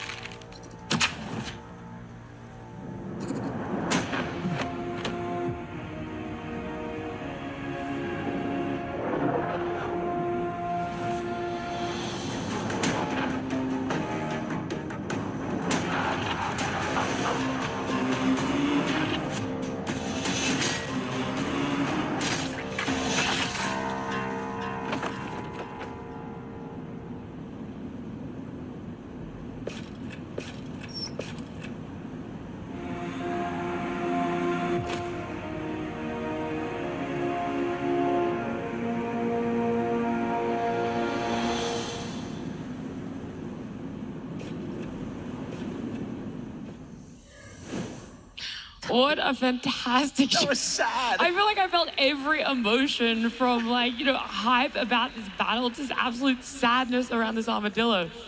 That was a roller coaster of emotions. It was so well made, though. We're going to definitely be having some more of our short film contest finalists throughout the weekend. Make sure you guys keep tuning into this one. And of course, we want to see which team is going to be making their final stand here. We've got Extreme Gaming up against Enigma Galaxy, with Extreme Gaming leading in a one-game advantage. Both teams taking back to the stage after having us talk, whether it's on the side of Extreme Gaming, how to keep ahead of the curve here, whether they're going to be picking up even more heroes, if they can try and get their hands back onto that sniper. Enigma Galaxy, is there an answer, or is there a straight-up ban against it? I don't know. What do you guys think? Is it worth leaving it in and trying to counter it? Like, they didn't have Blink Dagger on Troll. You know, like, there are better answers than, you know, Underlord, Clockwork. I mean, I think it only happened because of the picks, though, because the sniper was picked because you open a draft with Invoker. So I think if you don't open the draft with Invoker, you're probably not going to have to worry about sniper. Oh, be careful. Be careful. You're talking to XG here, dude. These guys will just whip it out. You're not. I don't think you're going to pick sniper before you see your lane matchup. Oh, for sure. So if you're not opening your draft with your mid hero, I think the sniper could be banned later if you think it's necessary. But I feel like the ban initially is not what I would do. I would just try to maybe restructure my order, my sequence. I'll pick my mid hero later, and if I really need to ban it, then I will ban it. I agree with that. The thing is, though, they value mid lane dominator builders for Sumail right now. This looks to be what NGX thinks is like the strong thing in the patch. And I feel like Sniper's probably good against all of those. Like he'd probably beat Muerta as well, right? In the last 5 games that they did play, they did pick Sumail's hero 4 out of 5 times. Yeah, but the thing with the Muerta is, it's different because Muerta is a flex pick.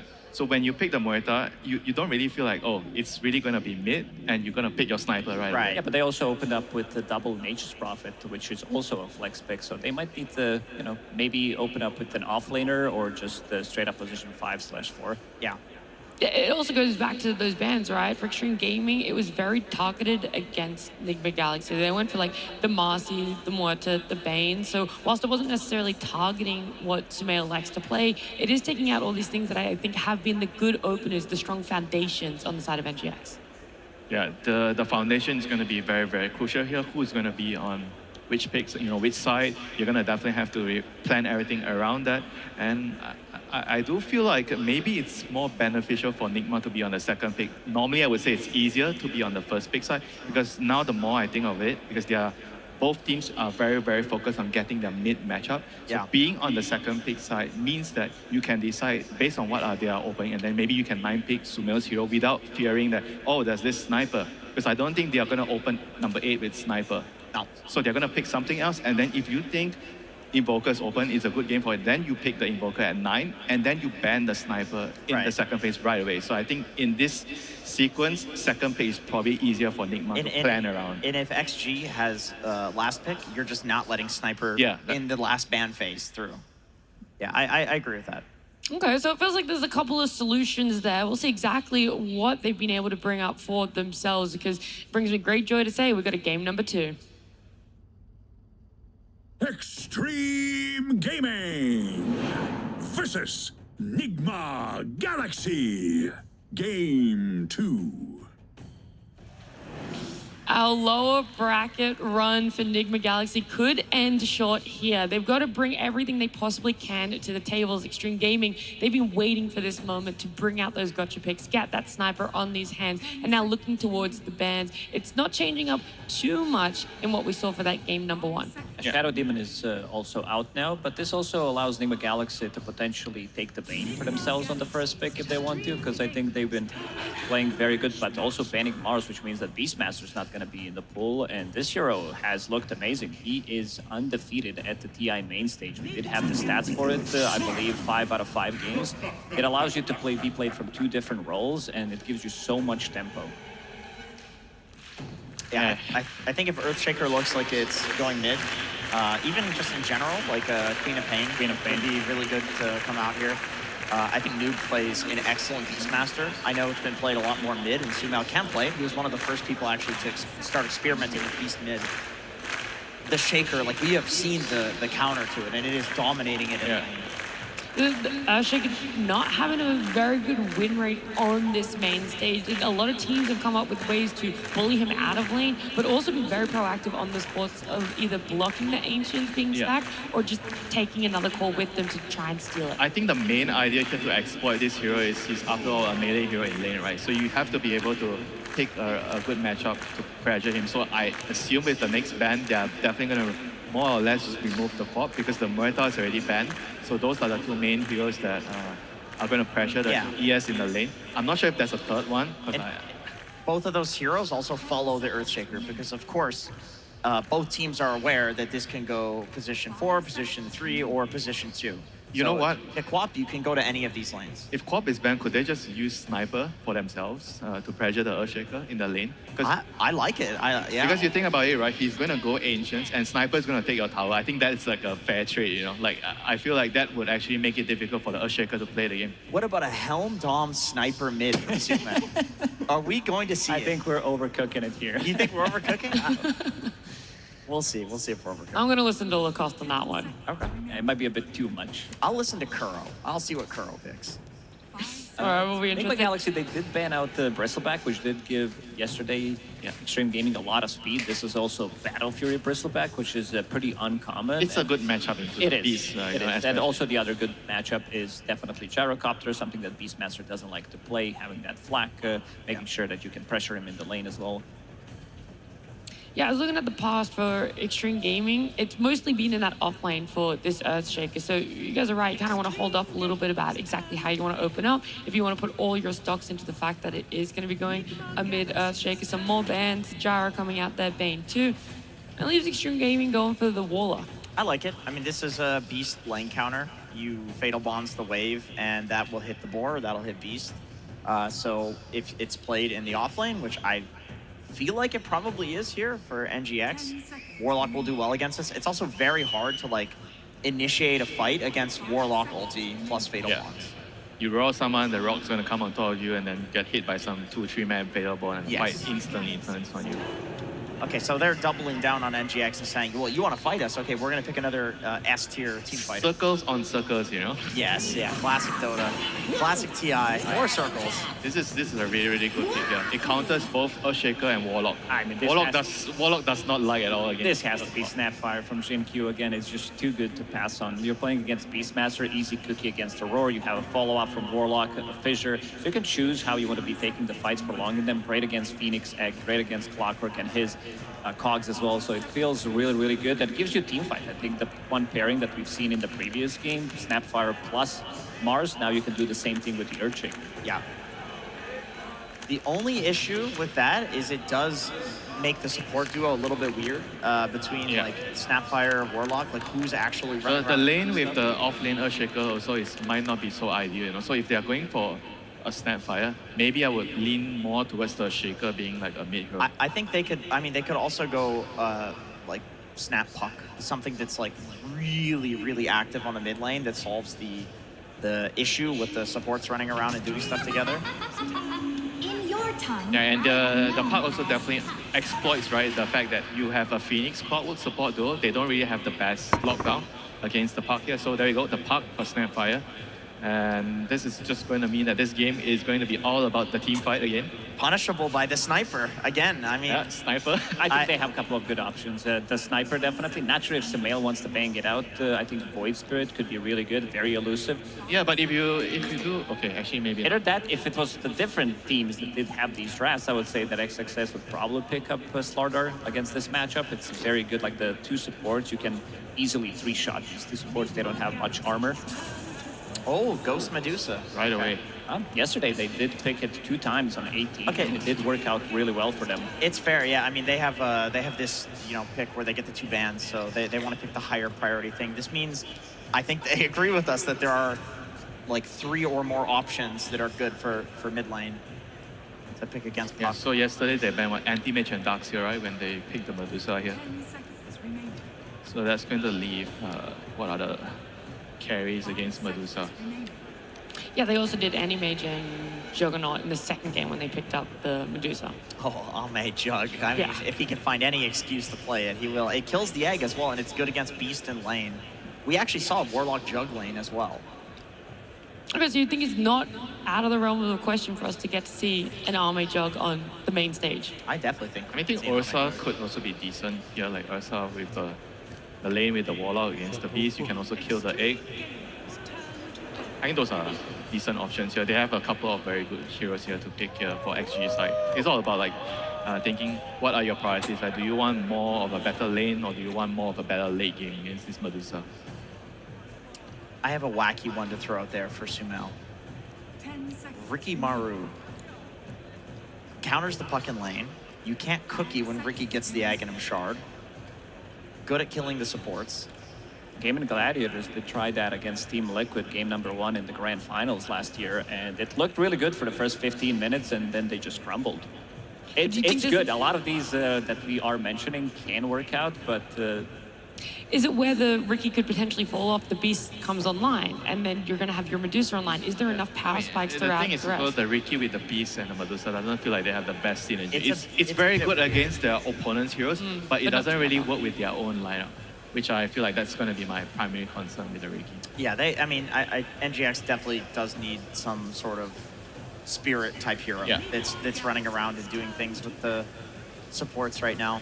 Or they, once again, can all in and go for sniper and just say, okay, we're going to dominate you in lanes, go late game, and then, win the game that way. Which they have done. I mean, they did the Medusa-Muerta duo. This is not a super common, scaling cores in your 2 and 1. But I just feel like more likely you're going to see like something like a Void Spirit. Void Spirit just with the Axe is going to counter basically the entire lineup. Yeah. The current 4 heroes. Yeah. That is definitely the best on spirit. Enigma Galaxy.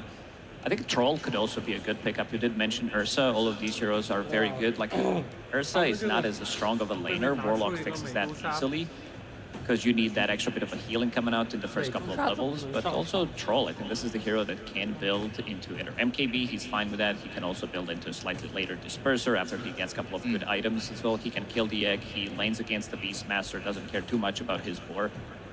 Another option, I know that Beast is traditionally considered quite good against it in lane, but Void has been getting, Faceless Void has been getting banned a decent amount. And I wonder, with the Helm Dom build... That is probably the greediest option, right? It's just that they have a lot of stuff to throw into the Chronosphere right now, and it's traditionally considered a decent counter to Medusa, and the supports on the side of NGX don't do anything to a Faceless Void. How do you kill a Void here? Yeah, you have to roar. And I don't think XG has had many options to get it as their last pick. It's almost always banned in this phase. Well, that would make sense why Enigma Galaxy are taking a little bit of extra time here. It feels like there are so many potential options, and they've got to go straight into this ban, into that pick here, revealing everything before Extreme Gaming get that. Yeah, because the ban also is really dependent on what they want to pick, right? So what if the last pick they have already counted certain things, so it means that they don't have to ban that hero right here, So that's why they're taking quite some time here to decide what they want. So they banned the Jug in the end. The dream is gone. It's over.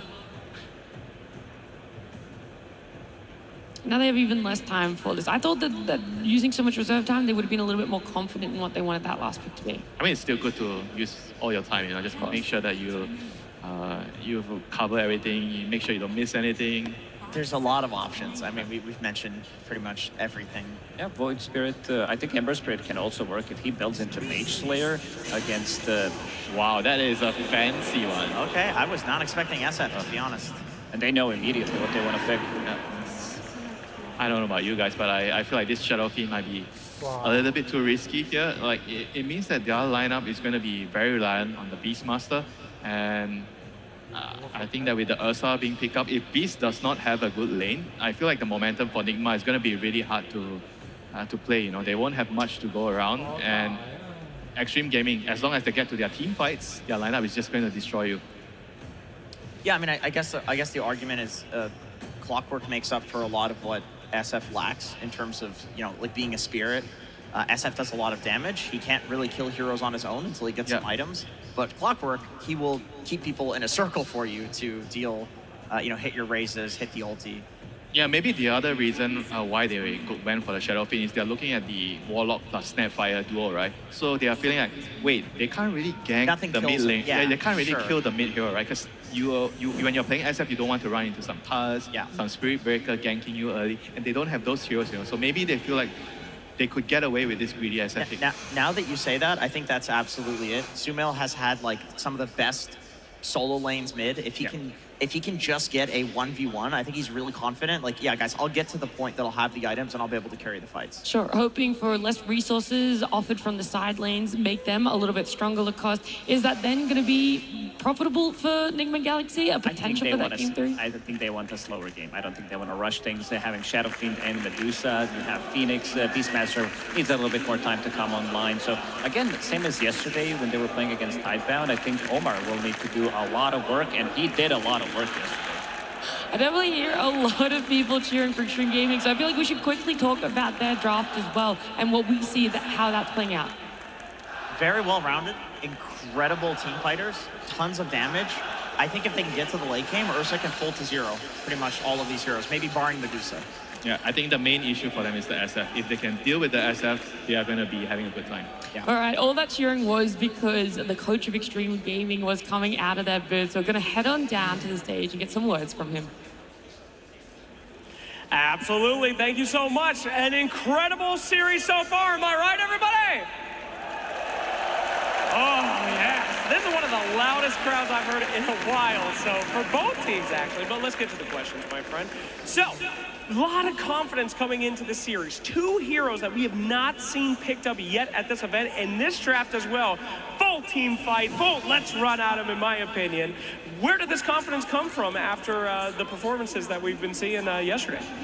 今天打这场比赛超自信，选了2个从未上场的英雄。我们想知道一下这个自信从哪里来？专门为Nigma准备的。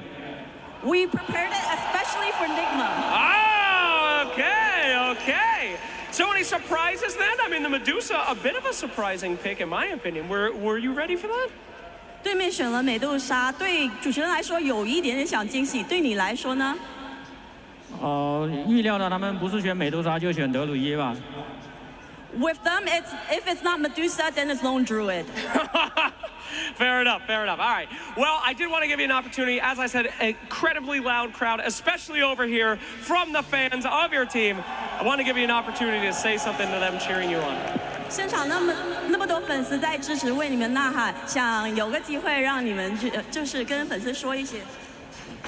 谢谢大家支持，我们会冲上去的。Thanks everyone for your support. We will go all the way up. All right. Well, let's see if they can do it again in this game as we get into game number 2. And as we get into the action, first blood, it's going to be going the way of Sumail as he's ready to step up to the mid this game on his Shadow Fiend, of course, coming through as that final pick from Nigma Galaxy this game, folks. And it feels like he does have to do quite a bit, right? Especially with Omar making that quick early little swing around, finding XXS. They've got their early game prepared. Look at the double ward block as well, looking to get themselves to an advantage at the start here, giving Sumail a good time versus XM in particular. So let's see how he's going to be able to do with a pretty much free bottle right at the start of things. So Sumail is going to be going toe-to-toe with XM here.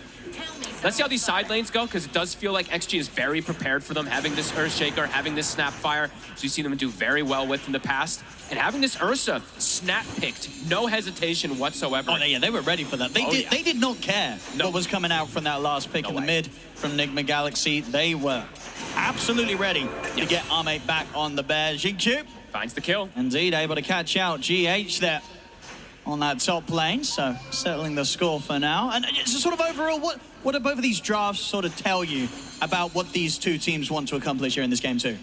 I've heard XG feels like similar to last time, just team fight, right? They have so much that's going to be coming together. For Nigma, a little bit more of a slowdown, but pick and choose your battles around that egg in particular, and if Omar can find the catches. But I do have worries, I gotta be honest, just because their only real team fight early is gonna be coming from the Phoenix, and there's a Snapfire.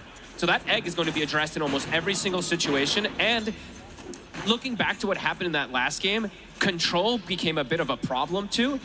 And again, the stuns are lacking for the side of Team Enigma. I mean, that XG has a lot of stuns, Enigma does not have that many.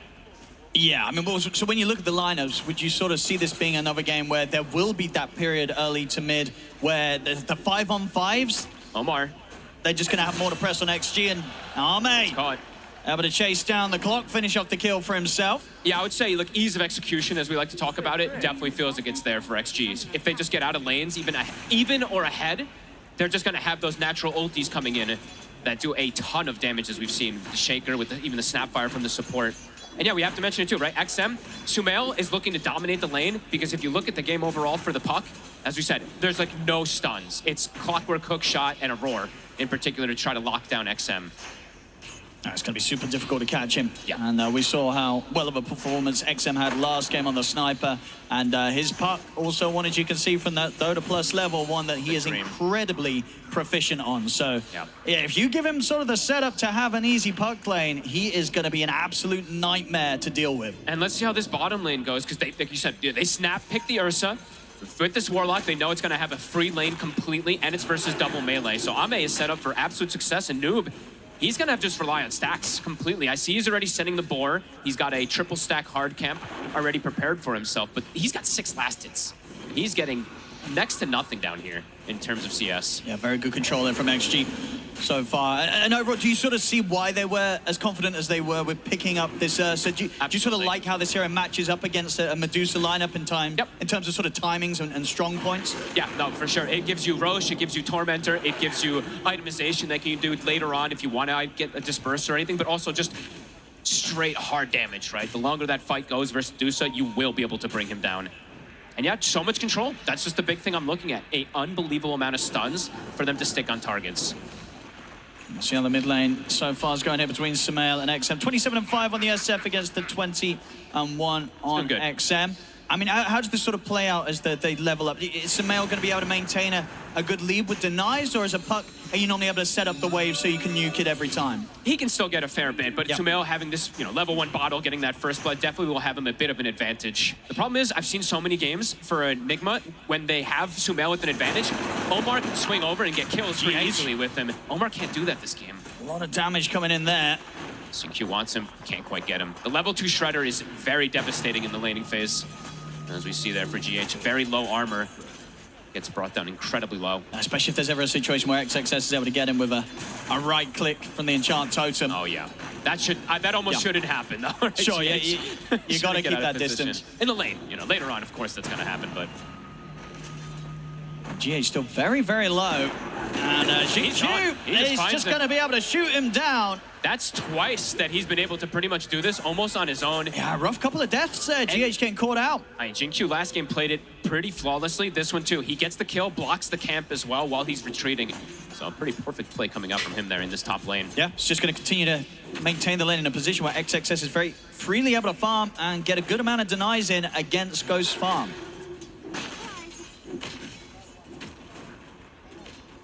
So far, slightly favorable early signs here from Extreme in the way that they're maintaining the lanes. It's going to be a lot of eyes on what Sumail can do from the mid on his SF. Sumail and Omar to set that tempo in particular, to have that game for Ghost so that he can sit back and farm. Constant fissures. Yeah, proving difficult now for really GH to have a sort of say in this top lane. Each time, Jinchu pushing him away. So I mentioned this last time, the way that they had their lane setups. This time of course, it's GH still playing that 5 position, but not having that matchup where they have like a ranged hero with the melee hero, the Clockwork with the Dusa, which is a pretty strong hero, versus Earthshaker too. So interesting that they decided to do this and just keep it very standard rather than adapting in any way. As we see, XM has the haste rune. Can't look to toy with Sumail a bit here. Yeah, knows that he's at no threat at all. Yeah, Raindrop's going to be blocking a lot of that damage. Sumail down to his last Raindrop charge. XM still has the 3. Could see a rotation at some point. Jinkyu will finally deward the sentries that were placed from the start that we mentioned from Omar, although they were about to expire. Not the same move happening from X-Nova. He is a Warlock versus a Clockwork, so it's very difficult for him to get over there and actually place this sentry to block the camp. So Noob, he will have those camps to go back and farm to, or maybe he gives them to Sumail. We'll see. Maybe they are all just about buffing up Sumail as much as possible in this early game. Since he doesn't have access on Noob, so he actually can't clear that neutral. And XM is... they cannot let this happen. This is a huge stack. They cannot let XM take this stack. I mean, I mean, if they allow this to happen, it's Sumail's got to get over it. He's got a haste rune though, so XM can toy with them a bit here. He got a couple of the creeps, but Sumail should be able to maintain the rest of the stack. And D comes in just in time, because losing that would have been quite painful for Enigma Galaxy's early game. Yeah, that would have been devastating. Now we do see Sumail 1,200 gold advantage over that puck at the moment here. Now it's Sumail so far, getting the stack, getting the first blood, top lane, GH, dead again. He's just getting caught off guard with the damage. just this little shredder plus a fissure, it's just too much for him to deal with so far here. This is going to set XXS up for a very quick Blink Dagger timing. Even with the fact that they did block those camps, it kind of doesn't matter because of how much he's getting from the lane. Oh, and he's going to have, this is the off-lane Shaker, and he might actually have a pre-10-minute Blink Dagger. That is devastating. See around this in the mid lane. Armin's ready to head over. They get the silence onto the two of them. Armin getting the swipe stacked up onto Sumail. Sumail's able to get the Requiem off. Phase shift there from XM. See if he can jump out in time with the orb. He can't. He can't escape them. They'll get bonded here, the three of them, and Armin's ready to step back in cookie forward. Sumail will get taken out. GQ shoots down Omar. As XG bringing in the numbers there to contest this rune. Short, they lose their puck, but it's Arme, the carry, turning up and getting involved positively. Very cool move. I feel like that reminds you of Spirit. They used to do that one, right? The 8-minute, they bring the carry to the mid lane at times. Ame, knowing that he can get involved into the fray. They do lose the puck, but they shut down the SF here. One time down. Noob in position to try and make the return to the bottom lane a bit more difficult for Arme, but he should still be able to safely make his way down here. Ghost is getting absolute free farm up here too. That is being said though, XXS is, as you said, gonna have that Blink Dagger at one of the earliest off-lane timings. Omar, maybe continuing to get in under the tower if Noob's able to get this creep wave pushed in. X-Nova has the book at the ready. He can pop 6. We're gonna try and set things up here. Arme turns towards Omar. We'll have to hold back in the cogs for now. Enigma Galaxy stepping up the pressure. So eyes on the Warlock. He's a little low on mana now, but he can consume the Grimoire to drop that Golem if there is an aggressive play. They won't push forward on the side of Nigma. They're still very difficult to push the Ursa out entirely. Smoke play now to be coming in, so they want to continue to just bring more numbers down to this bottom lane to try and take this tower off the map as early as possible and potentially find kills on top of it. But Extreme, he's consumed it. They're going to turn up for the defense. There's the setup. Straight away they go for Noob. They'll get the roar up, but the enrage is there. Noob continues to run, but the kisses are coming in. The final hit connects. Noob's gone. Xingqiu landing the shots perfectly to bring down the Beastmaster. I mean, Xingqiu also kills the Dominator. He also cookie saves X-Nova. What more can this man do? He's doing so much in this early game on the Snap. 4-0-2 already. Insane. A flawless opening here from him on the Snapfire. And I think perhaps Nigma was maybe saying, hey, Warlock's not quite 6 yet. Maybe we can make a little aggressive move. He eats that Grimoire, has the Golem, drops it, and as you said, the last kiss touches on top of the Beastmaster. It lands every single one of them there, Xingqiu. In the meanwhile, Echo was used on those neutrals. XXS Blink is done. Also 900 gold up on him. Top of the net worth for this Shaker. Oh, nice touch there, GH. Easy 100 gold. No. Very nice. And has got the 6 now. So Supernova to rely on, but as you mentioned, it's not an easy game to get that egg off successfully. No, Xingqiu, especially with the start he's having, right? He's going to have good positioning in most of those fights to go for that egg. Mid tower, getting whittled down. And they're trying to hold it, but it's a lot of damage already being done here by Extreme. Kisses in 40. XM, he knows he can push the limits because he's playing versus no stuns. And GQ will claim that tower last hit. It was a very rich Snapfire. At the same time, the pressure will continue from Enigma Galaxy on the bottom lane. They will take the tower there. Sumail has to make that trade. Since he did end up, he can't go back to that mid lane because very likely could get set up on. Does go bottom, gets the tower at the least here. Dire are scanning. We'll see where XM wants to go next. Starting to shift his attention up towards the top. Kisses in 20. Ghost does show himself. He has a big wand, so it does feel safe to show himself up there. Should be ready with numerous TPs though, Enigma Galaxy, if they do want to try and turn up and defend if the dive comes in. Omar needs that 6 very badly for the team. He needs that hook shot available for them to have an initiating force at the moment, because for them to actually walk into fights at the moment, very difficult. They literally would just have to walk into them, while XG, as we see now, have 3 different ways to start fights, especially with that Blink Dagger being done. Both carries, though, continue to be in pretty perfect form, right, for the Mm-hmm. opening of this game. Ghost and Arme getting the entrance into the action. Oh, nicely done there from Omar. As they would hope for in terms of the timings. We've got the Battle Fury pretty much done here on Arme. So 12-minute Battle Fury for the Bear. And as you can see on Ghost Net Worth, he's in a perfectly fine position as well at the moment. A few hundred gold ahead of that of the Bear. So both carries should be pretty happy. Both having the dream, essentially. Can they look for a setup? It looks like they're making a move bottom. It's right on Noob. They get the setup, and Xingqiu straight away, ready to bring in the damage.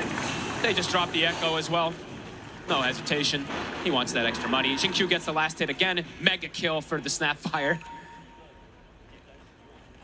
I mean, the way this top lane's gone, you know, sure, we talk about the fact that Ghost has still managed to find the farm out of this lane, but the amount that the duo of Extreme got between the two of them, it is set up for XXS and Xingqiu to just really get the ball rolling between the two of them. The supports are very rich on the side of XG. And Xingqiu, we saw what he was able to do that last game with early timings, early shard plays.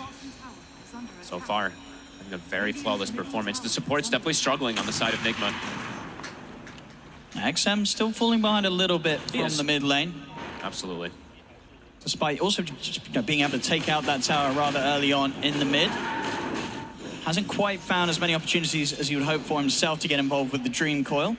Whereas on the other side, it's, you know, Sumail on the SF, that step ahead and ready to look for opportunities himself as they're coming in with the smoke again. They want to try to set up perhaps for a tower push here, but it is into a lot of ultis. Kisses are still cooldown 50, same thing for Echo, but the Golem and the Coil is at the ready. Here's the smoke. Goes to Noma in position. XXS is going to step up, but easily able to back off as soon as he's aware of what's going on. They turn towards Ame instead. They'll get the enrage off. Starts to stand his ground against Omar. In fact, they're just able to kill Omar off.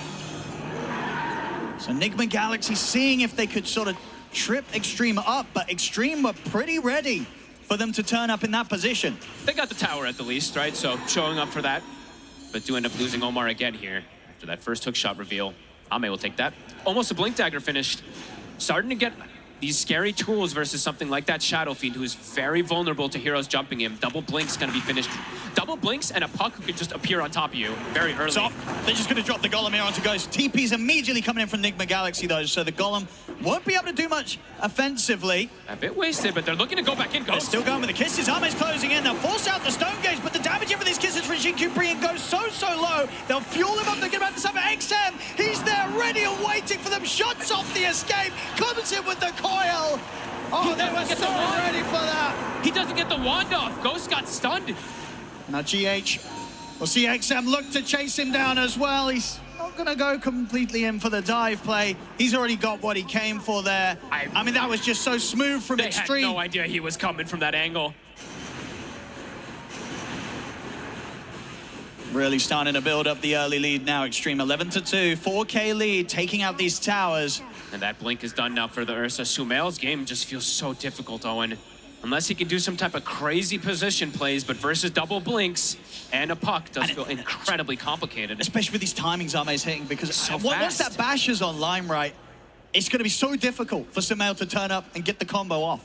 I mean, even if he does, right, he can always get the enrage, right? Like, you can never, it's very difficult to ever Requiem an Ursa, Requiem at the puck, perhaps on the Shaker in some situations, but there's stuns, right?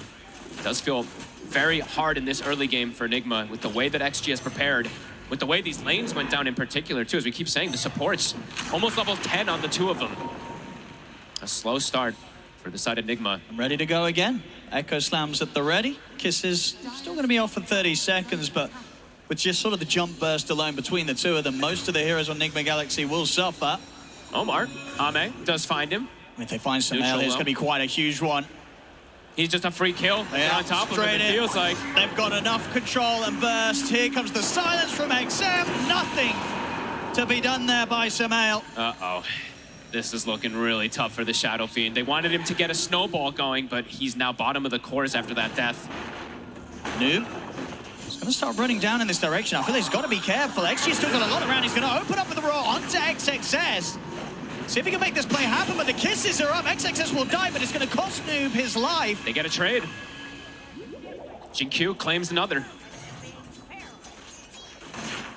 With these sort of kill involvements that he's going to have, he's level 11. He's very soon having this level 2 kisses. And he's doing already so much with level 1. He's got Pavis, I believe, finished up too to block out the damage from that Medusa, from the, I mean, mostly from the Medusa. I think they're starting to just realize that it's going to be the Medusa versus the world very quickly in this game. Straight into the pit here. Addressing everything else. Is there a chance they go for a steal? They do have kind of hook shot and Stone Gaze at the ready. They could try for a risky sort of move here. I mean, it is under vision though. Look at the ward they placed down. X-Nova, he sees them smoke. They've got Supernova ready at the waiting as well, so they have got the tools. Can Omar get the angle? They've got to try for this Enigma Galaxy, but are they going to be able to do it in time? It's there. No, drop their ring. Can they get the steal off? They can't. Ame gets the kill, gets the Aegis. As Enigma Galaxy have to run, but a Fisher from XXS will stop Omar having any chances of retreat. They tried, and they were so close to getting the timing, but Ame stands strong and claims the Aegis. It's one of the cleanest early games I've seen from XG. Just pretty much no mistakes coming out from any of them. Quick moves, super early Roshan, pre-Tormentor as well. And Ame, as you said, that Basher, it's pretty much so done. early. Dusa, SF, like these heroes, if you can get on top of them early, very difficult, but if you have Bash as well, they can't even turn and stand their ground. Ghost starting to also fall behind, a 2K difference almost between him and Ame now. Sumail just yet to be able to get really involved. He, of course, has that 1 kill from earlier, but besides that, just difficult for him. So much magic damage. He's going for the blink next. It feels like he has to go all in, but maybe does have to change the build a little also. We'll have to see what he wants to do. And it really is just, as you mentioned earlier, so much pressure on either Noob or Omar to find some sort of hook shot or raw setup. Because without that, there's just no stop. You can't make the plays. You can't have a chance at trying to take down a puck. Another freebie. It's a beatdown so far. Hook shot trying to catch somebody here, but off the mark, 60 seconds cooldown. How on earth do you catch this puck? I mean, he has Blink Dagger now, max phase shift. He almost has to make a mistake for you to get any type of catch. And Noob, he will lose the Overlord. Jinq will claim that 250 gold. That's the Solar Crest done as well. Shard plus Solar Crest done, 706 on the Snapfire. Radiant's middle tower is Trying to play around Noob with his Overlord timing, but they just, I mean, as soon as the creep showed, they killed it, so first one is gone. 30 seconds, that Tormentor play. XG already starting to prepare themselves for it. And for Nigma, I mean, they cannot fight there. Right? The egg is going to get addressed. Sumail very likely to just get exploded from all the spell combos that they have, the crazy team fight. So might just have to give this one up and hope that Ghost can just farm as much as possible out of it. It's going to become one of those games, right, where it's Just for pray Nigma that Ghost can Galaxy, do it. indeed, just hope that the Dusa can carry them. And of course, it has been able to many times before. Hook They shot. get the hook shot. They get in the roar. That's the 2 bits of lockdown And the stun. and the Centaur and the Cogs. They There we do go. it. It takes it all in terms of lockdown, but they get the job done. High execution kill. They find XM. XM will be rewarded with a shard for his death.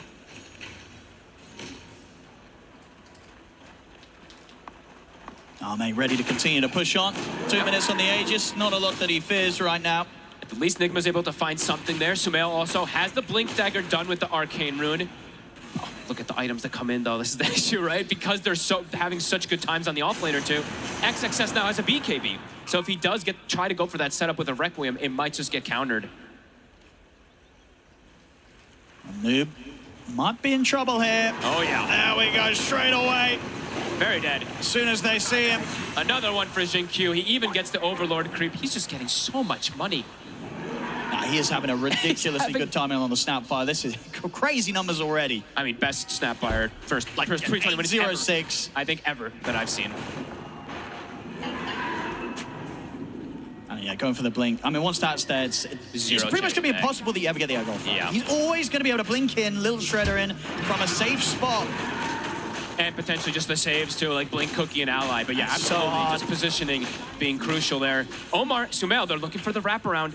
Trying to catch them off guard here. They get the Omni auto X over, but almost kind of awkward. And in fact, he's going to get the chance to live. He's away now. The jump in onto Sumail. The bash got through. They have the invis to protect him for now, but the Dream Core Snap holds him in position. Sumail will be able to get away, but GH is dead.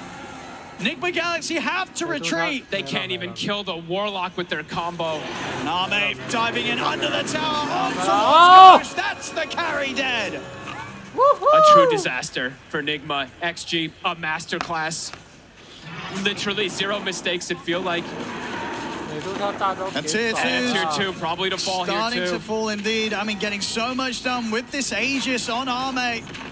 Nigma Galaxy, they tried their chances there. Yeah. But it just didn't work out. They couldn't lock down and kill this Warlock.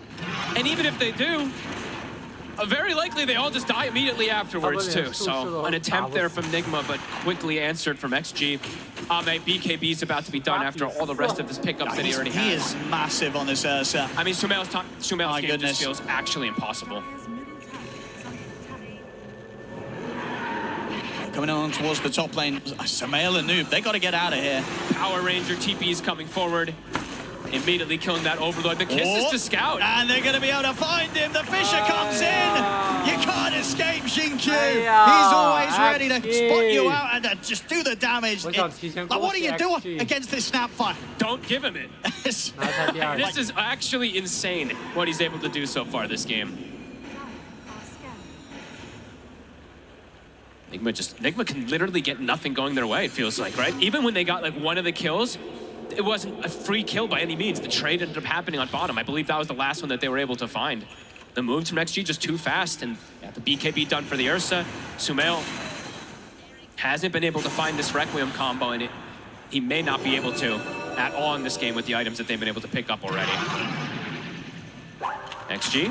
They've got to be careful down in Enigma Galaxy. XG are coming in from multiple angles. XXS, he's got the BKB. They're going to try and burst him. They get him with a hook shot, but BKB's there, straight into the echo. Fishers, he locks down the two of them. Exit ready to come over as well as the Dream Coil's there, catching out Sumail on the retreat. As Sumail nowhere to run once again. XG take him down. Arme deals with GH off to the side. It's level 1 hook shot, super low duration, right? I mean, sure, it only goes up 0.2, but even 0.2 makes a difference in these type of situations. Doesn't get the Requiem before that BKB. And these items, they got them too fast, Owen. The fact that the Shaker was able to get it this early. I mean, they're just his item timings in general, right? Parasma online, 24 minutes in on XM. And they're making it look pretty easy right now. 21-4. As you said, it's Ghost versus the world, but they have the answers for this Dusa. Even though he has Butterfly, the Parasma's done already. The Ursa can start to make the build toward that MKB if he feels like he wants to. Oh, he can, and he's going to be well on the way, Arme. 2,500 gold ready to start spending up into that MKB. I mean, for almost 5,000 gold ahead of the Dusa. And space now starting to be pretty limited for Ghost, and he's actually under vision the whole time. They know exactly where he is. I know, just needs to get so many items online to be able to have a chance in this one. I don't know how many he's going to need. A much rougher game too, and game 1 was not a fun one either for Enigma Galaxy. And at the moment down 16k gold at 25 minutes in. I mean, all the timings that they wanted to go for, as we said, like just aren't working. They aren't going to work because of the itemization that XG's gone for, but the timing that they got them to, as you said, Sumail, the Blink Yashikai is out when all the BKBs and shards and rage is available for the Ursa.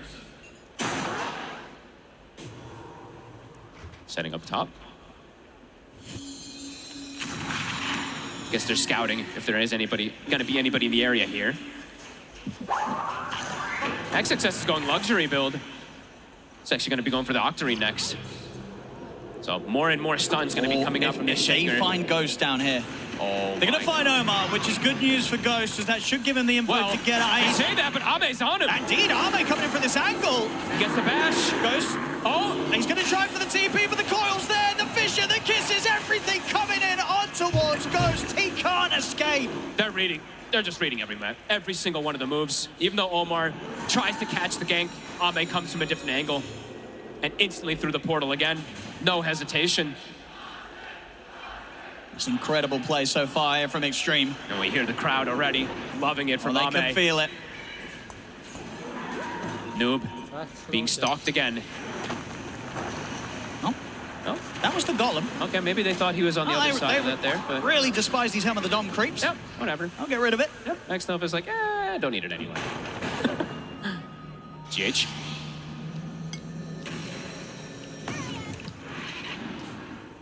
There we go, as you say, Octarine, 26 minutes in. One of the fastest ones I think we've seen. Has to be, I think, around these offlane Shakers. Because usually they build Kaya in between. Usually it's a mid Shaker as well, too, so. Now, there we go. No surprises there. 2 minutes faster than you've seen it before. Crazy timings. Again, now Roche back up so quickly. They're getting everything. MKB's done too, so approaching this fight, impossible.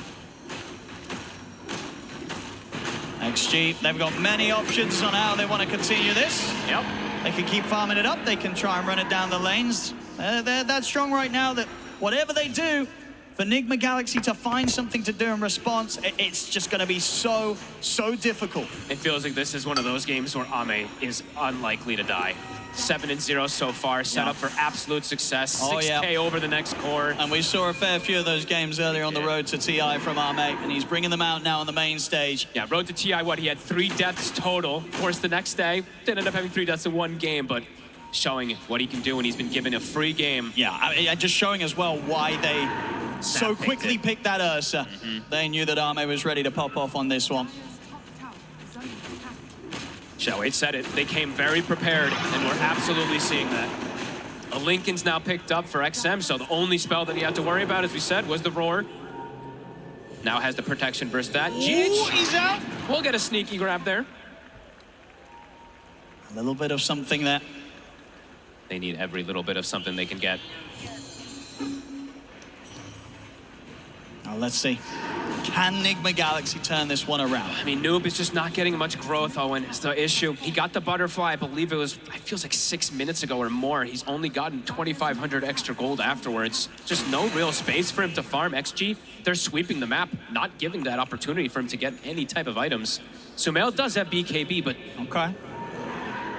He'll be able to get the Requiem off, but there is... Well, these bashes though still right. Yeah, he is just very likely if to die. Ame gets in and kind of... probably needs to get the bash on the first or second hit. He'll be able to put a stop to that. True, and there's a golem actually, so they probably still can interrupt that as well too, but we'll give him at least a little more protection versus the crazy amount of magic damage that's also in the draft of XG.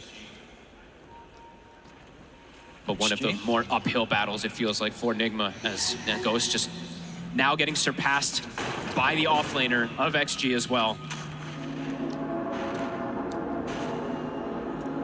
They still just have to do their best to avoid extreme gaming completely. Try and build things together so that they can scramble together some sort of semblance of a team fight and defense on the high ground, despite this huge lead that Extreme have against them. That feels like it has to be at the high ground. Anywhere else, I mean, even at the high ground, it feels almost impossible at this point, but that just has to be where they look to pick that fight. Ame, he's in, the banner's down. Ready to get damage done. Still 2.5 minutes on this Aegis, so a lot of time for Extreme to amp up the pressure. Stopping that Sunray. Nigma Galaxy, yeah, what have they got? It's 2 minutes still on this Aegis. The Ursa's fully buffed up. Trying to hold on here in the competition. And at the moment, just having to watch Ame tear apart their barracks.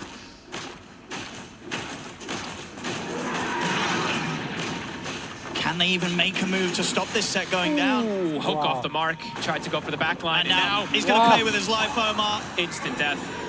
And that's a BKB as well from Sumail press to attempt to make that move work. So Ame, he can get back to business onto the racks. Full Abyssal Blade out as well. That's the fortification coming out from Nigma Galaxy. They're catching both waves as well. XM clears top wave, Ame clears bottom wave. Momentum on all three.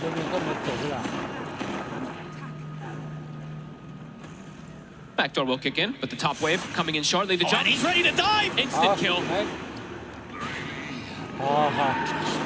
They're truly making it look easy, Owen. They really are. They definitely seem set to make quite a run potentially in this lower bracket, XG, if they keep up this level of performance. And how do you stop? There's still a minute left on the Aegis. You have no BKB for Sumail for 40 seconds still. Ghost steps up. At any moment, it feels like XG is just ready to close this. Yeah, they know how to push their advantage very, very well here. XG not getting slipped up at all. Kisses. And they get the catch in on the tree line. They look towards Noob. The Ghost Scepter will buy him enough time to back off. So he'll survive the jump this time round. Ghost. Another tier 3 gone, Ame. Moving in onto the Medusa. Ghost has to be careful. Mana's falling low. Buildings are dropping. Ame, Aegis, 20 seconds. Trying to slow him down here with the Fire Spirits. The range tracks is gone. Got what they came for. Looks like they are going to respect the fact that Nigma Galaxy are all up and that Ame's Aegis shortly about to leave his hands. Just playing it as safe as possible. They just got a ton of money pretty much on everybody. Almost a full Aghanims on the puck. Ame, soon the Swift Blink. How close is Ghost to sort of the next item? He's still not close, Owen. He's not farming. He can't. 800 gold or so until he has the Skadi complete. Just even then, he really needs that Daedalus on top of it to have the chance of doing enough damage to scare or threaten any of Extreme's lineup. And speaking of Extreme, the fake back. Oh, they're ready to go again. They're looking to close this game out. Sumail might just be caught here, stepping up straight away. Abyssal Blade into the damage. Sumail's out for a hot minute. No buyback. Godlike for Ame. It's Extreme. Claim the the second set back. They've still got the bottom lane to deal with, but they're ready to sweep around and go for that straight away. Just clinical. And no need to head back right now as Extreme coming up to 30k gold lead, coming up to 1,000 gold a minute in this game. One of the bigger and earlier advantages that we've seen grow on this main stage. At 30 minutes in particular, right? Having that So almost early. 1k per lead is crazy. GH won't find him this time. The tower's gone, the final set of barracks exposed. They jump into the tree line again, XM. Catch the silence in on towards Omar, not enough damage to kill him off. Ghost starting to push forward. Attempting to hold them back. We'll get them off the racks momentarily. 10 seconds until Sumail's back in. Ghost was able to at least finish his item. His damage still not quite there, but at least something to give him a bit more protection. And Extreme continuing to play it careful. They know how close they are to moving on here. They don't want to let this slip away from them, regardless of how far ahead they are. I mean, they can still look to just play the constrict game, right? Look at the ward coverage that they've got. They see absolutely everything. So if Nigma does want to step outside, they will know instantly. And Ame, yeah, look at this, 9,000 ahead of Ghost in that net worth. The Swift Blink is finished up. Immediately goes to the Tormentor. Maximum efficiency coming out from XG. All Nigma Galaxy can do is sort of wait. He did step outside. They are very well aware that he's done this, so he will have to get back soon. Ame rejoins XG. Oh, this smoke could be the killing blow. Ready for the move. XM has the Aghanims. Is there any way Nigma Galaxy can outplay? Oh, they're sneaking in. Kisses. See Noob. Ame tries to make the jump on a GH. He'll get the dive off, so they'll avoid the initial jump from XG. The final racks. TP coming in here from Noob. XXS. He's got A on disc at the ready. Just say you're ready to put that together if necessary. The call comes in to make the jump. That's GH gone. And Ame, he's in onto Ghost. 拿到美杜莎。 Shots attempted from Ghost. He's 好 gone. Sumail 美杜莎倒下，游戏胜利，恭喜 XG！ But he's the last one left alive on Nigma Galaxy as XG deal with him as 恭喜 well. XG， 拿下第二局！ Nigma Galaxy out 哇 of the international. 中国战队可以可以。 Fashion as well in this game too. A complete just mismatch of skill and performance in this one, folks. This was one of the biggest stunts we've seen here on the main stage. A total beatdown. I mean, everybody, right? Everyone on XG did so well. Their draft as well. Xiaowei coming in, mastermind. I mean, Xingqiu, it's hard to give the MVP to anybody, right? But this Snapfire performance, absolutely ridiculous. Yeah. Just covering all their bases and not letting Nigma get any of their timings they wanted. I think that's pretty much what happened, right? Sumail, he gets the early first blood, gets his bottles, having a pretty good lane, but can't actually get anything off of the floor afterwards. Just, yeah, clinical performance from XG. Yeah, as I said, the Extreme's going to be terrifying in this lower bracket for whoever ends up facing them in their upcoming series. And yeah, this game too, we heard it, as you said, for Xiao at the start, right? They were prepared for Nigma Galaxy. They knew exactly what they wanted to do, what they wanted to draft against them, and how they wanted to play. And we really saw them bring that out to a T. It was perfect in this game too. So much stun, so much control. They make it look kind of easy, right? When they have these type of stuns, just so that Ame can just kill anybody he wants. Unbelievable performance from Extreme Gaming. Yeah, a tough, rough series here today for Nigma Galaxy. They did well to get it this far, but they won't be making any further steps here at the Internationals. Extreme Gaming take the series 2-0 and are ready to move on. I'm here with XXS from Extreme Gaming, and my first question is, how fun is it to play Earthshaker in front of a TI crowd? 首先，恭喜获得本场比赛的胜利。我们想问一下，在主舞台上，在 TI 的观众面前玩汉地者小牛有多爽？我觉得现场的氛围太好了。当牛头选出来的时候，大家都很兴奋。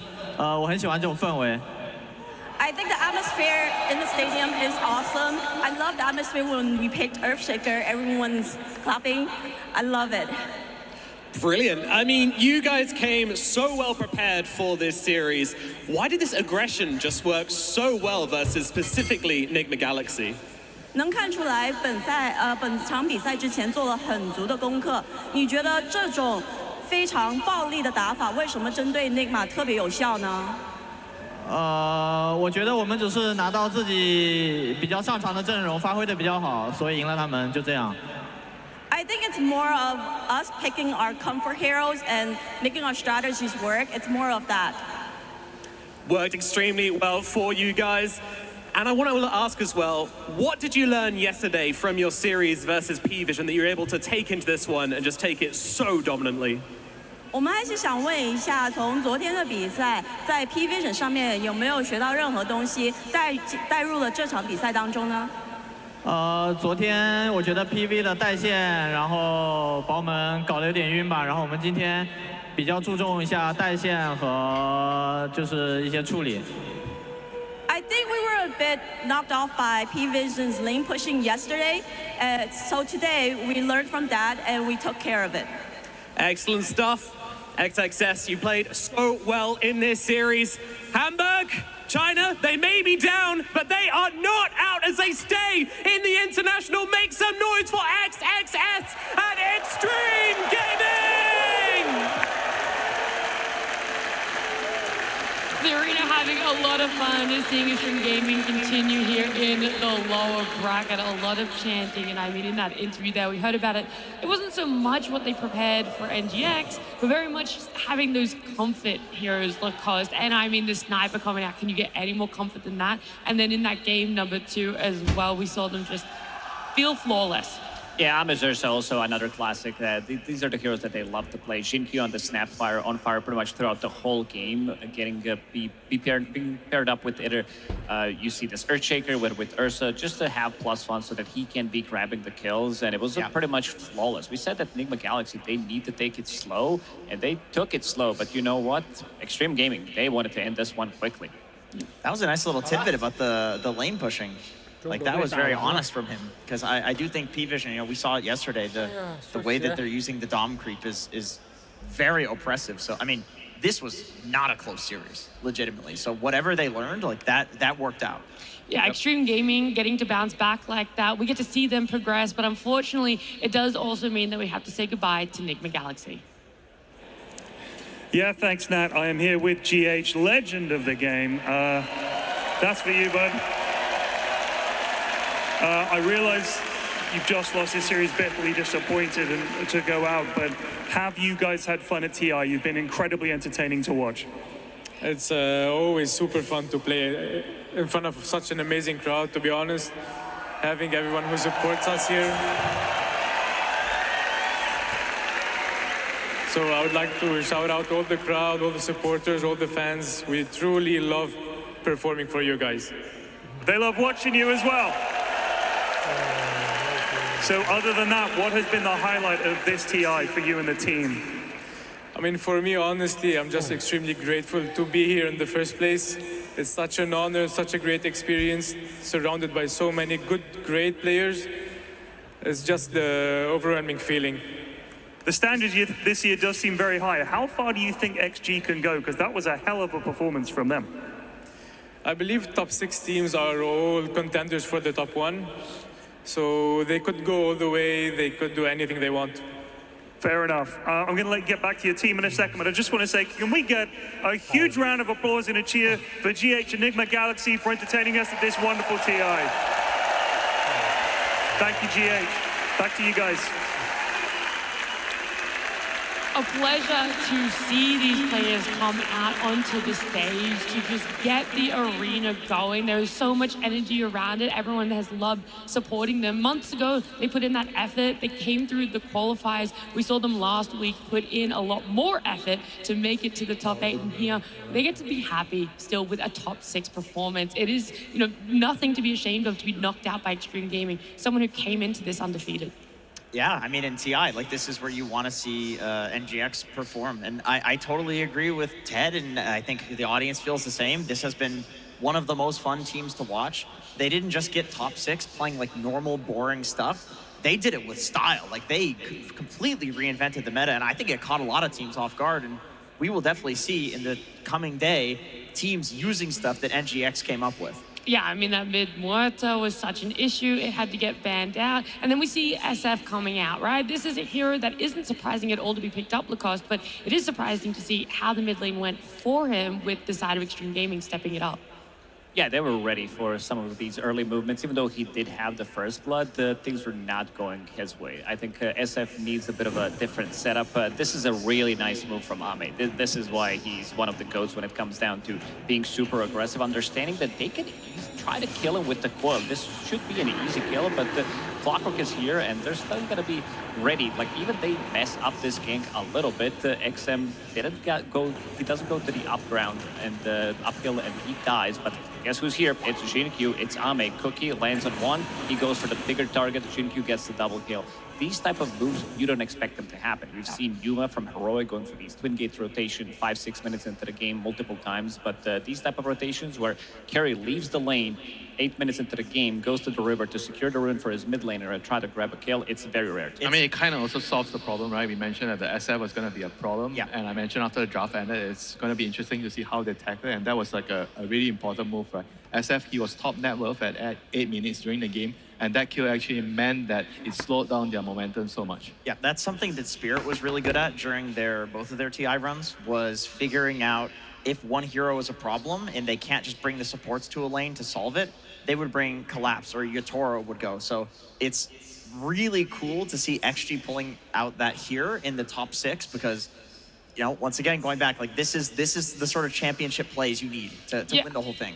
Always the 1% when you're able to just min-max it a little bit more. Also, though, when we went further into this sort of game winter, the team fights that were coming out, having the numbers again, Extreme Gaming has always been so good at balling up together early and taking over so much of the map. I mean, their draft literally screams team fight, you know, in both games. And I also wanted to highlight that the way they involve everyone, because it's not just about starting the team fights, right? How are you going to involve all of your team? And right here you can see the Ursa once again comes in, Ame rotating in with his team. They have all the ultis up. They try to take a fight. They try to take the tower here. And Nigma, they just couldn't really respond with 5 heroes because the Beast didn't have a good start. And usually Beastmaster, you don't really want to TP into a fight. You want to be in a position when your team goes to you, right? So they took full advantage of that, and Nigma just couldn't bring 5 heroes, and they had to run, and they lost their carry.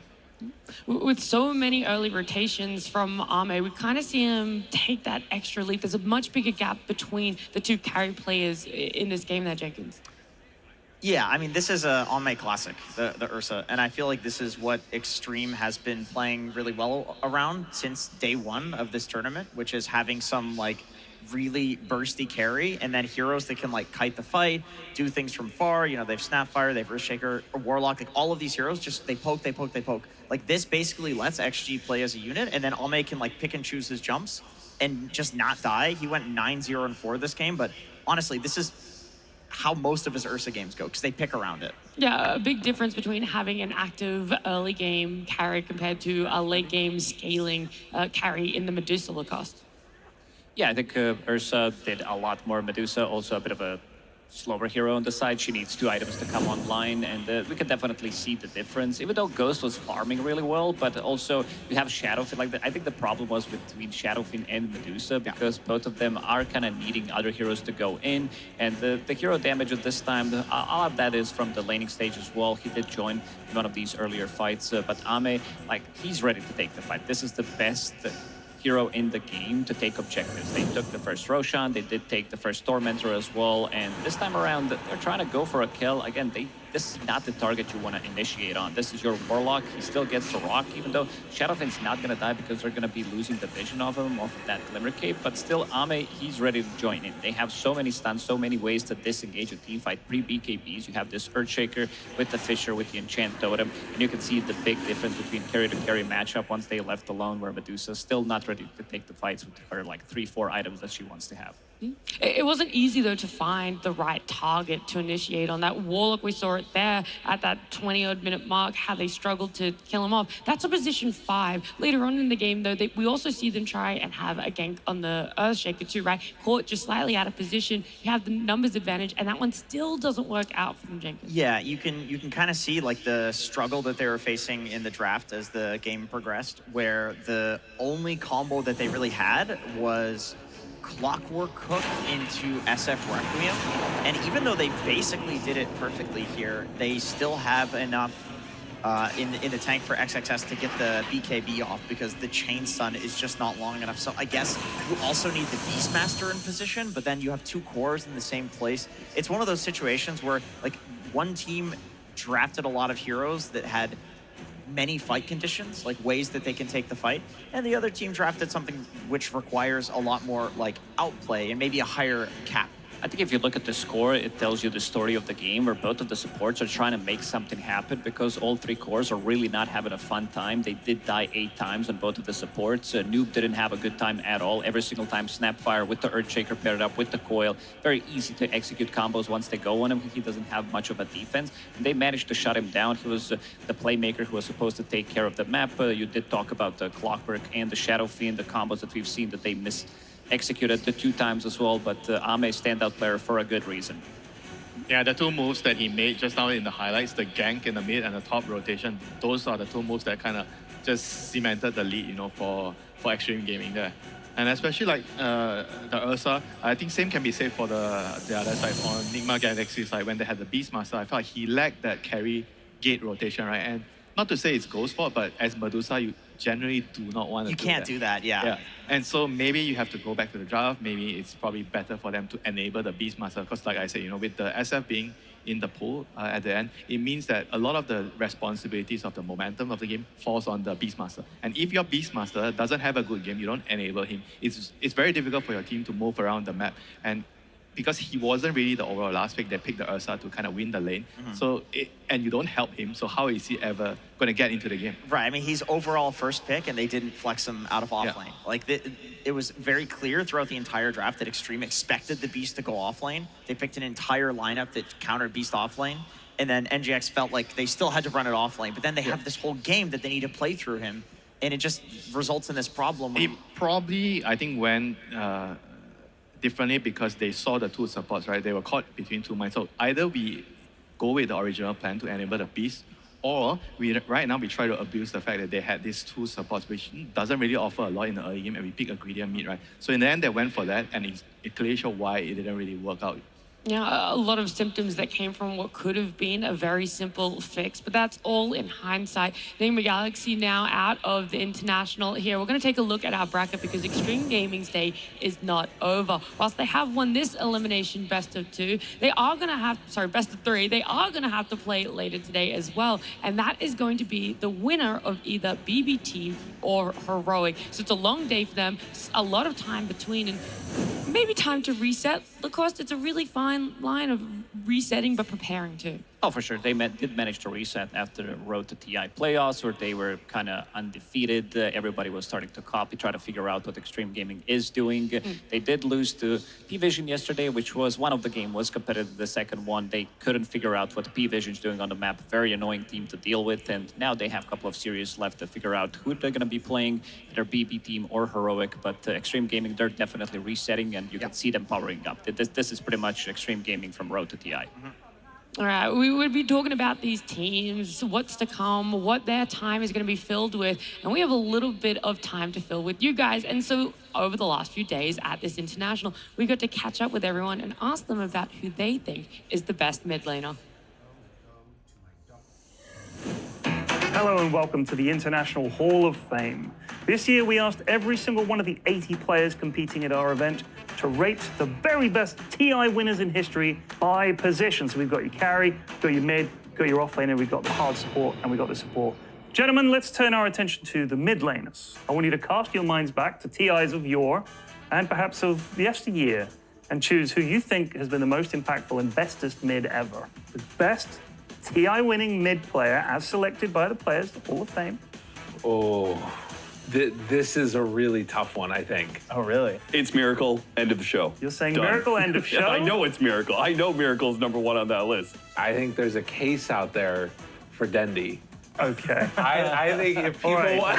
Okay, this is a bold one. Look, I love Dendi. You know I love Dendi, but come on, brother. You're saying Miracle? What are you saying? It's not what you think. Let's be clear. What do you think the players said? It's Dendi. It's not Dendi. Who is choosing? In terms of multiple TI victories. Oh, yeah? It's Thompson. Oh, that is a good... But right? Because they're swapping out the mids on Spirit, you know? That's true. They're throwing them around. It's Miracle. It's a joint first. Oh. Really? Yes. Yeah. Joint first. Joint Miracle and first Sumail. place. You're saying Miracle Sumail? Is I would guess that Sumail is the other one. You are incorrect. Really? It is Miracle and Thompson. They're just Redlers. We're all the same. The pro players are just us. Yeah. When you think about Miracle and Thompson as joint firsts, they're worthy joint Hall of Famers, I would say. Well, what is it about these two guys that elevates them above everyone else? I think they're just the most iconic mid laners we've had. Both of them were a step ahead of their competition. Sumail, probably the largest skill gap there's ever been in like roll-to-roll matchups at a TI. I think that Thompson was also ahead of people, but in a more creative aspect. He wasn't necessarily mechanically that much further ahead of the rest of them. Right. Though he was a god I in think that it was regard. his brain was that further ahead. He had the galaxy brain. Yeah. It's funny because they're all so different too. Like those three mid players, despite all being there, are quite different cases. Like for me, Thompson is not only because he won TI twice, but it's this idea of just like all the different ideas he brought to the game. And he seemed crazy sometimes. Yeah, of like course. if you watch him, be like, what is Thompson doing? It's like, oh, he's destroying. And it's not just heroes. It's not just like the items. I feel like that's what we talk about a lot. But like the way he played, like they were just psychotic. Like he would dive behind that tower, and the buds are there, and they're rolling in deep, and it just kept on working. It was mad. And it was very, very impressive. And I think that's why we remember it so well. Thompson, he's the man that's going into the fountain once again. Bathe in the glory of the Radiant. Thompson, he just does not give a crap. Do you have anything to add to this? Style.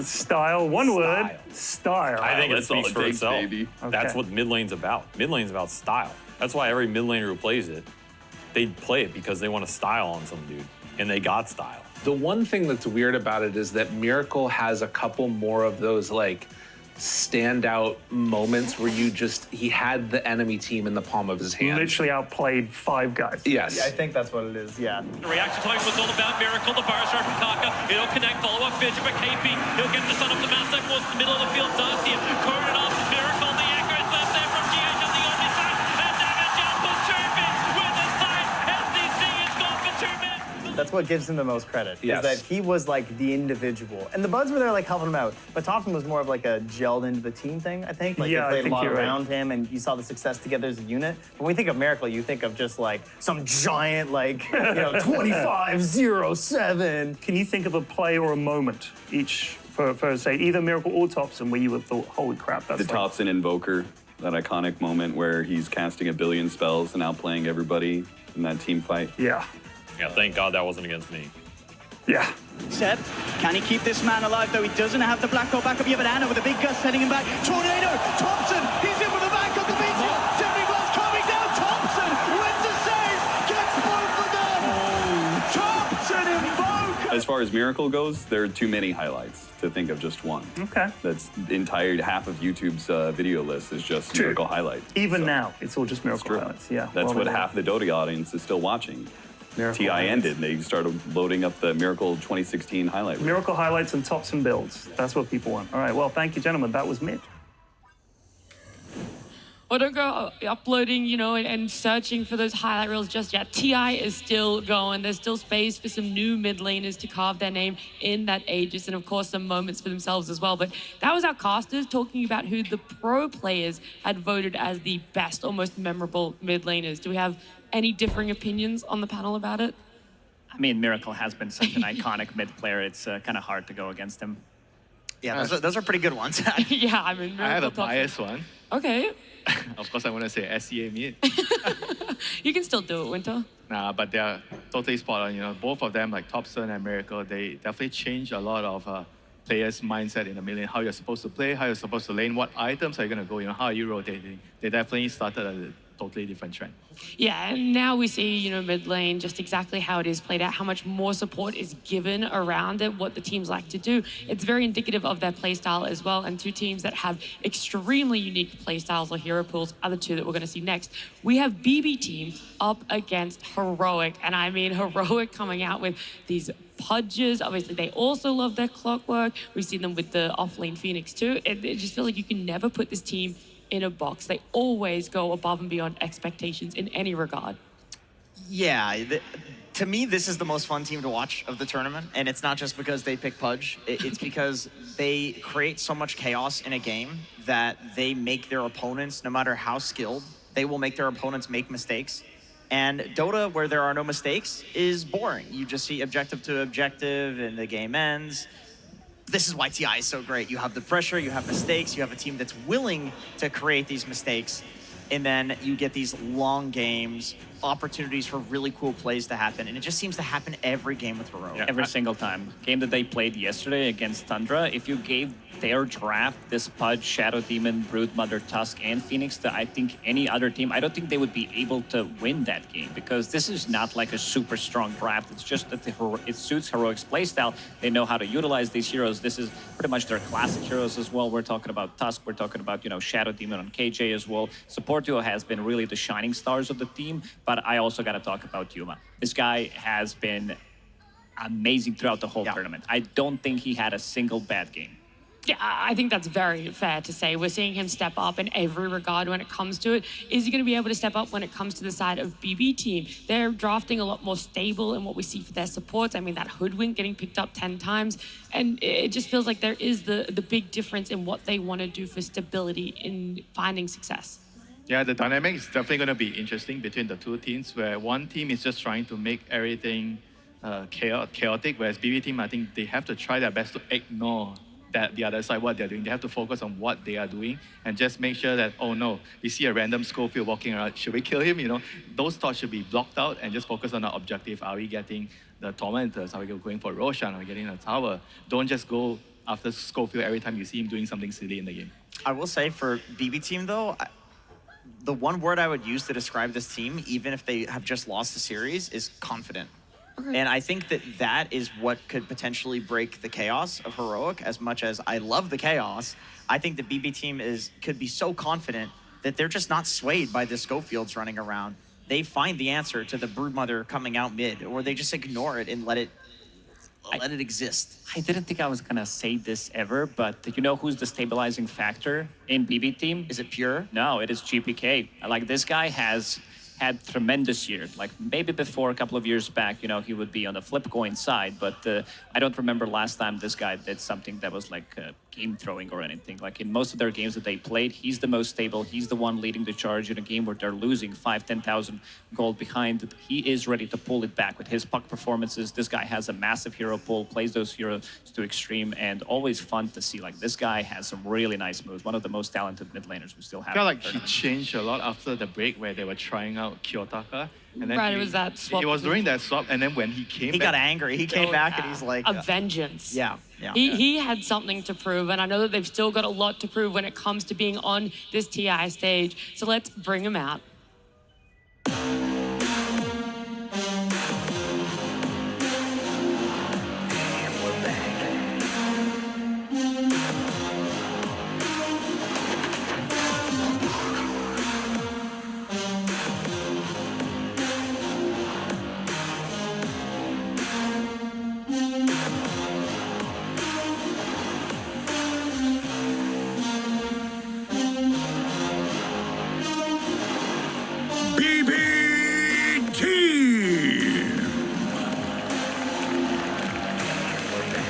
Game number 3, it seems to be where this team loves to go, making their series so far on the TI main stage go the distance.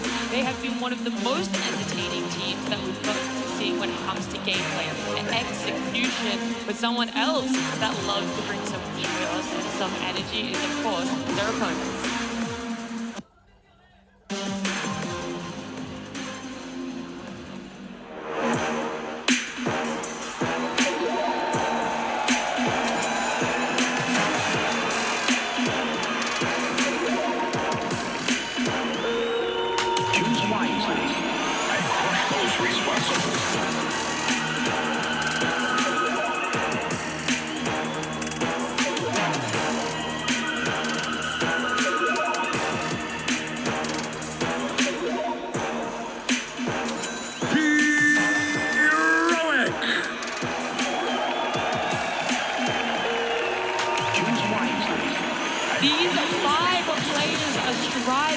for their best result at an international, not just personally, but for the South American region as well. Top 6 is where they currently sit after this best of 3. If they can get a win, a top 4, that is the best we've ever seen from these players and from that region. A lot is on the line for them, a lower bracket run. It's definitely possible. They showed up yesterday. They can definitely show up again today, Lacoste. Oh, they definitely can. This is a team that is super explosive. And when we talk about South America, Thunder Awaken, they did reach that 5th, 6th place at the TI-11, infamous 7th, 8th place Beast Coast, Heroic TI-13, and Beast Coast and infamous during TI-9 and TI-11. So for the region, this is pretty massive. Having a team that is doing so good at the TI main stage is just pretty impressive and doesn't seem like they want to stop. I also think that this matchup might be a bit of a different one for BB Team because, I mean, they did meet a couple of times throughout this year. BB Team did win every single time, but I think Heroic powered up. This is a team that learns a lot from their mistakes after the loss that they did have earlier. And all I'm seeing is a completely different mentality and a completely different play style than any other team that we still have left at TI. Yes, for these players, you know, their best results at previous TIs as well, but also how many they've been to. So quite a lot of them playing at 4 TIs, including this one, Miro. This is his 3rd one. So there has been so much growth already in previous placements for them. But Pure, he's the standout one there in terms of having achieved so much already. I feel like he's one of those players that just would not be happy going out here now. This elimination, I think, means more than anything to... He wants to make it to that final day is essentially what I'm saying. Yeah, he did reach that with Tundra, but also I don't think Pure has reached his full potential yet at TI here because in the previous performances, this guy is the dominating factor. He's the one controlling the tempo of the game with his Monkey Kings, with his CKs. He plays Lone Druid as well, but I don't think he's playing to 100% yet. It really feels like BB as a team, they live or die off of the back of Pure. This is what we saw in the series yesterday, where he was rotating on anti-mage, you know, level 2, level 3. Oh yeah, that mid rotation. It was really interesting. Like, he has very creative ideas when it comes to the game. He has a lot of confidence, but as a result of that, you can have these games where it's very volatile. Like, either he's 18-0 or he's 0-18, which makes for very interesting Dota. I mean, on top of that, I think it's very rare nowadays to see a carry player leading the team as the captain. Yeah. Like, usually you see it come from the supports, or maybe sometimes from the mid player because a lot of the plays come from the mid, or maybe sometimes in Tundra's case, you know, the 33, you know, the offlaner is the captain, you know, but you rarely see nowadays players from the carry role actually captaining the team because on the carry side, there's a lot of responsibilities on your own, right? You have to really focus on your game, your itemization, your laning, what you have to do in the game. So having to hold that extra responsibility with the draft and taking care of the team aspect is something that is really, really big.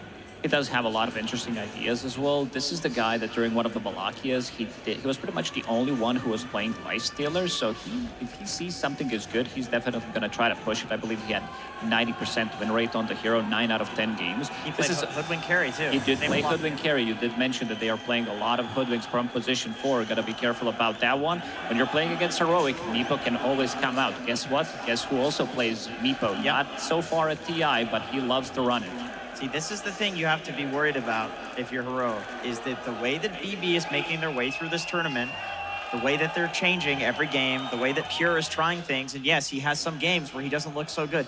Guess what? This is exactly what they did in Wallachia Season 5, and they won. They won the entire thing by doing this. Yeah, I think you also had a great point yesterday about BB Team Jenkins, where you were talking about how they are under people's radar. Like, they're sliding right underneath. Nobody's talking about BB Team too much. You know, we're talking about Heroics, Extreme, you know, P-Vision and Falcons. But BB Team, I haven't seen people talk too much about them in terms of like being the hot contenders to potentially lift that Aegis. That's the thing, is they're always expected to, it's like, oh yeah, they'll get top 6, they'll do fine, but they won't win. This is what everybody thought in Milwaukee. And guess what? Yeah, and guess what? Something will happen. They didn't throw. Something happened, Pure goes 0-17, and still, the next game, he comes back. The next series, he comes back. But GPK, like you mentioned, he has been so stable for this roster where it even feels like in games where his team is not doing well, he is like 16-0 And sometimes they win games off of the back of that. And usually it's his Puck. I remember after Wallachia Season 5, the entire community was gaslit that there were no bad matchups for Puck. And Puck was getting brutalized mid because of this in every other game for every other team. And it was just GPK was so good at the hero that's what it looked like. But it wasn't right. I mean, it's not just the hero. I think he's also one of the best laners, right? I think in this specific matchup between BB team and Heroic, the lanings are going to matter a lot. Because if you can actually take control of the lane early on, you control the runes, you make sure you don't give it away. I think it's going to be very hard for Heroic to do their chaotic style of Dota if they don't actually get a decent start of that, you know. So I think BB team actually matches up really well against Heroic because of how they play the game in the initial stages. So here's a question about the matchup then, because Analog, historically speaking, like literally when the guy came onto the scene years and years ago, he has always been I am going to cheese pick you mid. I will pick Broodmother. I will pick Batrider mid. This is what he's playing in the tournament. Monkey King, destroy you in a melee to melee matchup. Is this something that is actually going to matter against GPK?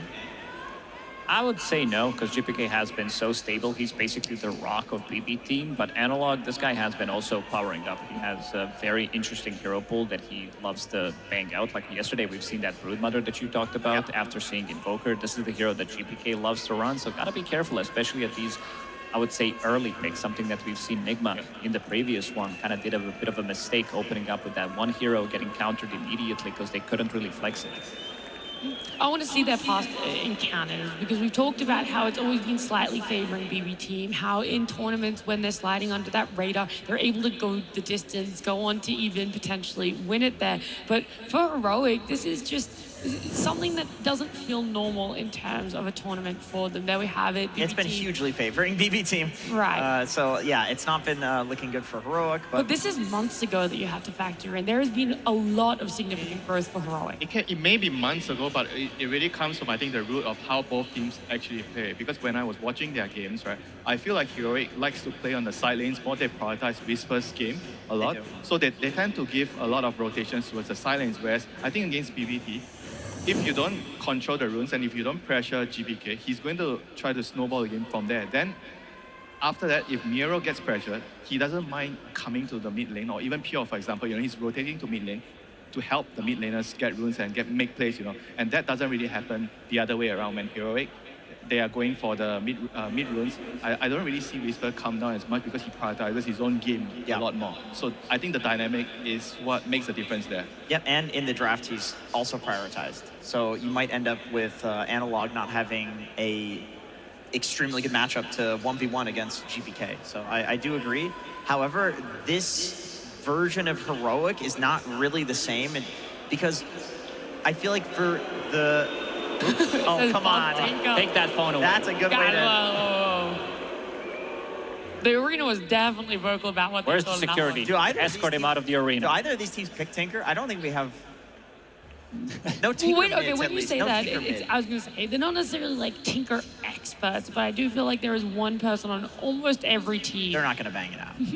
Anyway, Heroic has powered up in this tournament, and I think every other tournament this year, you know, barring the Parker PGL Wallachia, when they had him, they have pretty much played to their like expectations. You know, they don't beat the good teams, but they beat all like the bottom tier teams, and then they just get knocked out by when they face their first good team. I mean, you know, usually that's unquote. like a sign of a team not being flexible enough, right? Because to a certain point, you might need to play out of your comfort zone to make certain adjustments to beat the stronger team. Yeah. And maybe right now, they, like you said, they're already powered up, and we'll have to see whether they are really willing to make that change, you know, like the prioritization. Are they going to try to move that away from Whisper and try to help Analog more to make sure that they don't get run over by BB team in this series? I think the offlane duo for Heroic is pretty similar to way P-Vision plays, where Schofield, I'm gonna say, like, they put their offlaner in a really weird position, whether they're gonna be dominating the lane completely like they did yesterday with this Marcy plus the Batrider, or he's gonna be doing his own thing on the clock, would be very annoying, something that 9 class does really well, compared to the offlane duo of BB team with Miero and Save, who's been so stable in the last, pretty much ever since he joined the scene. Miero, I also think that this meta does favor him because we're talking about these Helm of the Dominators, the Zoo metas. These are all of his most successful and the best heroes. We're talking about, you know, the Lycans, Beastmasters, Visages as well. So he knows how to micro. Look, those fans are getting passionate out there. They're seeing Heroic on the stage and in their booth, and all they want to do is just get on into this series. BB Team versus Heroic. Game 1. Yeah, we have another elimination on our hands here between BB Team and Heroic. We've talked about the chaos that could potentially ensure for these two, depending on what they get their hands on in the draft. The stability coming from that off lane, especially in the position 4 on the side of BB Team. However, on the side of Heroic, it's the chaos that is somehow stabilizing their lineup in a position 4. I'm never going to get used to a first phase ban Pudge. That is so goofy and wacky. Actually, speaking of the 9 class comparison that you made, Lacoste, I think one of the best measures of goofiness in a position 4 and like chaos is courier kills, because you're just on the enemy side of the map. That's where you're going to snipe couriers. 9 class is number 1 in the record for I assume Schofield's number 2. Why am I not surprised? So the comparison is definitely very accurate. I mean, the counter to that is to pick Marcy, so your couriers don't die easily. That's true. Genius. And it might actually make it through here. Yeah, I think it does have it's first something pick. that's not highlighted enough. You know, whenever you have Marcy, it actually helps the lane a lot because of that. It does, yeah. More of a counter to Heroic, but they snag it. Such a strong hero. Like literally the reason that the whole Dominator meta even happened. Like the fact that you can run it as a core position, like it can play in every core role. I think even mid would be fine. You can run in any core role with the Dominator, play for having a lot of damage. You can run it in either support position and use the double jump, jumping your ally in. And the facet is also really strong, right? It's not just the helm, like the fleeting fury facet. I think those are the two things combined together make the hero so hard to deal with right now. Yeah, the position 4 pick me up facet, getting people out of trouble. Or didn't we see one game like previously, like someone did it on a core role? I think it was Omar. Oh wow! Oh, support facet for the damage. Yeah. I think that's fine in some games. If you feel like if it's all like ranged cores that you have, you don't want to jump them in, and you don't feel like there's anything good to save from, or you think you can scale. It's definitely okay. Yeah. So we are seeing a trade here between Marcy and Lycan. Yeah, the crowd definitely is cheering for the Lycan. They love the how that he's been doing. I don't know if you guys were tuning in last time he was playing. It's a lot of fun. I do wonder if Heroic are going to get their hands on the Shadow Demon, though, because that was something that was a big factor in their series yesterday. I mean, I want to see like how both teams deal with the helm, right? So both teams got the helm hero, and you have to kind of build the draft to deal with it.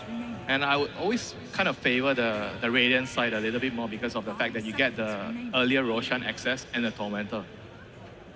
So I feel like you have to like really plan your draft around that, whether you can actually stop it if you're on the dire side. Is there any way of having heroes that can actually stop it from happening early on? Like you want to have, I think, heroes that can sit in mid lane and defend a tower. Because the thing with the mid tower is, the Radiant side, once they kill your mid tower, it's very easy for them to kill the Roshan between 15 and 20. Yeah. So That's a good point. I would like to have heroes that can push the way out. Like we've seen Sniper, we've seen like Puck. All these type of heroes I think are really, really good at defending the tower. And that's an interesting ban, Heroic removing Dragon Knight. Not many people wanted to play Dragon Knight. It's a but GPK BBP, specialty. Yeah, they did play it on Pure as well. It takes yesterday. the tower, you know, so I feel like it has a lot of, it doesn't really defend the tower as well, but it takes your tower, so I think it can make it difficult for the Radiant side to get that early Roshan also. There's a lot of like thought behind this ban here. 10 seconds remaining. And BB Team taking out the Meepo. Not gonna let Yuma get his specialty. Some teams will wait and ban it in the last phase, but they're not willing to risk it. Heroic does have the pick out of phase for the last pick. Yeah, this one not really being too much of a surprise. The Hood will win. He should. Yeah, I was going He to say, should. He's good. put it up for Thompson, you know? Who knows? There might be a return. Hey, there's one day Divine for him. Llama in the back. Saw Divine Llama there. We're seeing everyone in the crowd. Shout-outs to Divine Llama. Yeah, awesome. We're going on to Heroic. And their pickup here with the Chen. So this is a different sort of take that KJ can go for. It's a very fast-paced lineup with Marcy and Chen. They're just planning to run them over from the early game. Worked They're for like, Falcons. you know what Falcons did yesterday? Yeah. They removed Dragonite. They did beat Dragonite as well in one of the games, but they also did play Chen, which gives them quite a lot of momentum. Like Chen brings all these auras, very annoying for the offlaner to be laning. Yeah, I with think, because I think you might your mana burn. we might actually see a Wyvern actually popping out here for Kataomi. I think Wyvern is very good against these two heroes. Very good against Chen. He kind of blocks the Marcy's damage. So it'll be interesting to see whether they actually go down their route after this. Oh.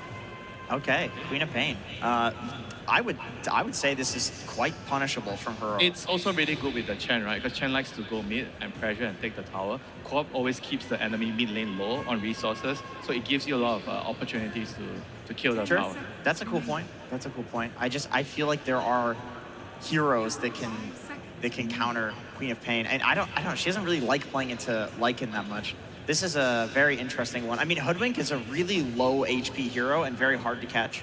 So I do feel like Queen of Pain loves playing against Hoodwink. And the thing with Heroic is Schofield does play Quap. This could be a Quap 4. Could be Whisper Quap as well. So for now, they're just keeping the flex open to see the two heroes that BB team is going to pick. They need some kind of a control. I don't think having Hoodwink as your control is going to be enough because this is not a reliable control. Maybe in Safe's hands it is, but also Lycan doesn't provide you with much. But again, if we talk about the Lycan, this hero gives you very strong timing. It gives you like 12, 13 minutes Helm of the Overlord as well. Then you're going to be pushing with your Wolves, you're going to be pushing with your Shard. A lot of ghost pushing that's going to be happening on the map, which means that the lanes are going to be in a good position, which opens up potentially you going for Tormentor, collecting all that information. One of the reasons why this hero is first pick. Yeah, we love being able to open up the map for those objectives there. I just don't really know where they go for this. If there is this comfort that needs to be relied on, or if you're going to try and go for something that is going to be catching someone off guard. I think BB kind of have to just like pick their hero. They don't really know the lanes, right? It's very hard to tell what's the lane. But they have to pick their position 5 and their carry, right? Because they're picking twice in a row. So I feel like they just pick a really strong lane. I'm trying to think, like, what can they pick that will hype. Casual Disruptor, I think, is fine. Good for catching the Queen of Pain, because you're going to be having vision. And this is going to be the hero for GPK. So they're deciding to pick the mid lane right away, which we already discussed. Maybe the Corp is not a mid laner, so it might not be the lane that the Void Spirit is expecting to go in here. So, but they're putting more stock on keeping the carry hero until last year. Probably because he doesn't see the lane, so he doesn't know what he wants to play yet. Right, this is a decent catch against the Quap here, and Lycan gets people to run away from him. So guess what? Disruptor brings them back. Yeah, he loves an anchor, for sure. I mean, this is like one of the best duos, right? I think I remember seeing these two together. I think earlier today, in Net, you mentioned. Yep. The combinations, Disruptor and Lycan. It's a very strong trio, too, between the mid and the two supports. Like, they have a lot of kill threat, lots of magic bursts, lots of ways of locking people down. And even if the two supports go with Lycan, like, these are really good. This is what Lycan likes to have with himself. Any kind of lockdown, any kind of a slow, something that can keep him in place just so that he can be the one dealing that damage. And I would say that this is relatively natural response to what they do have. Because so I guess Oshaker's going mid now? Yeah, I assume so. I think this Queen of Pain will be shifted to off lane, I would say. Yeah, it's very similar to like the Bat and the Phoenix that he plays, right? He plays all these like range heroes that deal a lot of damage, aiming to destroy you in the lane. I think that's probably the reason why BB team felt like they are more comfortable waiting for the carry pick to fully understand what is the lane matchup, because that's what heroic like to do. They like to destroy the safe lane. They do. They're always having that strong offlane. That's what we guys talked about coming into this one. And so it does make sense that they're looking to try and hold off, give Pure the best game, because he hasn't really been having the greatest showing. He has a lot more potential than what he's been bringing to the main stage so far. So we'll see what exactly gets taken out from the side of Heroic. What are you worried about? What is a Pure hero that could do so much damage to the line? I feel like if you know you're playing into Queen of Pain in the off lane, Lifestealer, Abaddon? Abaddon would have been great. Lone Druid does very well against Queen of Pain. Oh. And I feel like that's something you should be afraid of, not necessarily because it's the best, but because it's very good and it's BB team. But does it depend on who's your 4 as well, right? Maybe the right position 4 would enable the co-op against that specific matchup. I don't know if there is a position 4 that enables Quap versus Ultra. I mean, some of these melee position 4s, if we're talking about Task potentially coming out, but for now it does seem like they are thinking that this, I mean, Marcy is kind of the same type of the hero if we're talking about melee position 4s, that they do have stuns. Queen of Pain, Marcy could be their offlane duo. Yeah, just pick another carry, right, if they want to. Yeah, that's true. That's what BB seems to think. They're banning out the carries. Yeah, Marcy Quap is definitely a very strong lane. Disruptor can feed in that relentlessly. Yeah, it's like Queen of Pain and that Earthshake, still having some questions, but now I feel more confident that a Marcy is going to be a support. So yeah, just straight up banning out what carries are good here. So both of them trying to get the best lane matchups, the best possible last pick. Yeah, but Pure gets to see his lane, and he gets to see the carry-to-carry matchup first too. So. I mean, if you're picking a carry, I kind of feel like it has to be like a more general one, like something like Gyro. For Heroic? I mean, yeah, for Heroic. Yeah, I like either that. Because you don't really know your carry matchup. You want something that, TA. Yeah. You need something that can maybe fight a lot more early and just help your team, you know. Gyro Chen would do very well against Lycan in lane. Yeah, you have the flag for the creeps. Yes. You have the armor. And Lycan it's an excellent gate hero as well. I think Heroic loves to have a carry that can come through the gates to unleash their offlaner Whisper. I was building up because they're still thinking about this ban that goes into that pick for themselves. What else has Pure just really been? I think Lifesteal. I think Lifesteal is a really big one, but the one that you did mention as well could work out, especially if this is going to be Queen of Pain from the offlane, and it does look like it's going to be. It's just too scary in the hands of a team that's willing to. So they need to pick something that kind of covers the Lifestealers' bases here. I agree. Would that really be that Gyro though, or do you lose a little bit of faith? That was the matchup. Gyro in Lifesteal is a bit complicated. I don't think you can beat the Lifesteal later. What about picking up the Lifesteal for themselves? Wow, well that answers my question. Yeah. Maybe like, do you just hard push? You go Nature's Prophet? You just Nature's Prophet looked so bad from Coral, I gotta say. I think TA Gyro are really good options if they want to speed things up. These are also heroes that allow your supports to be playing around you. So you are not going to be afraid of Lycan. Chen's going to give you protection. Chen's going to be giving you some armor as well. And if you're fighting close to them, these heroes are going to be strong. But they're going to take... Oh, I like that. This is good. This is something that Extreme Gaming did try yesterday as well, to go with the Bristleback, to have a little bit more extra pressure, something that comes online super early. And that did work out for them at the early stages of the game. They did ended up losing that game, but Bristle, I got to say, it looked good from the carry roll. I mean, Lifesteal looks pretty nasty here now. I mean, I like the Bristle too. Like you said, it's an answer to the Lycan. There is Void Spirit who can force you to face in a certain direction, which is always rough for Bristle. But carry Bristle will get a BKB. They do have break mechanic though. And this they have is break relatively early hoodwink pick that you're gonna be need to be careful about, and you have something to pull him back. You did mention Void Spirit as well, turning him around.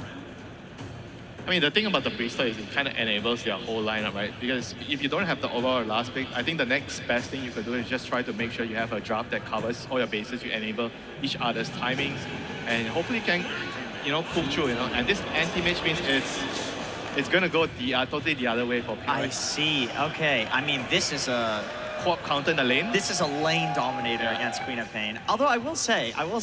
Wait, do you change your lane matchup right now? Put the co-op on carry and put the Bristol there. I think that's what they're doing. Yeah, they're doing Schofield 4. Wait, on Queen of Pain, and Bristle versus AM.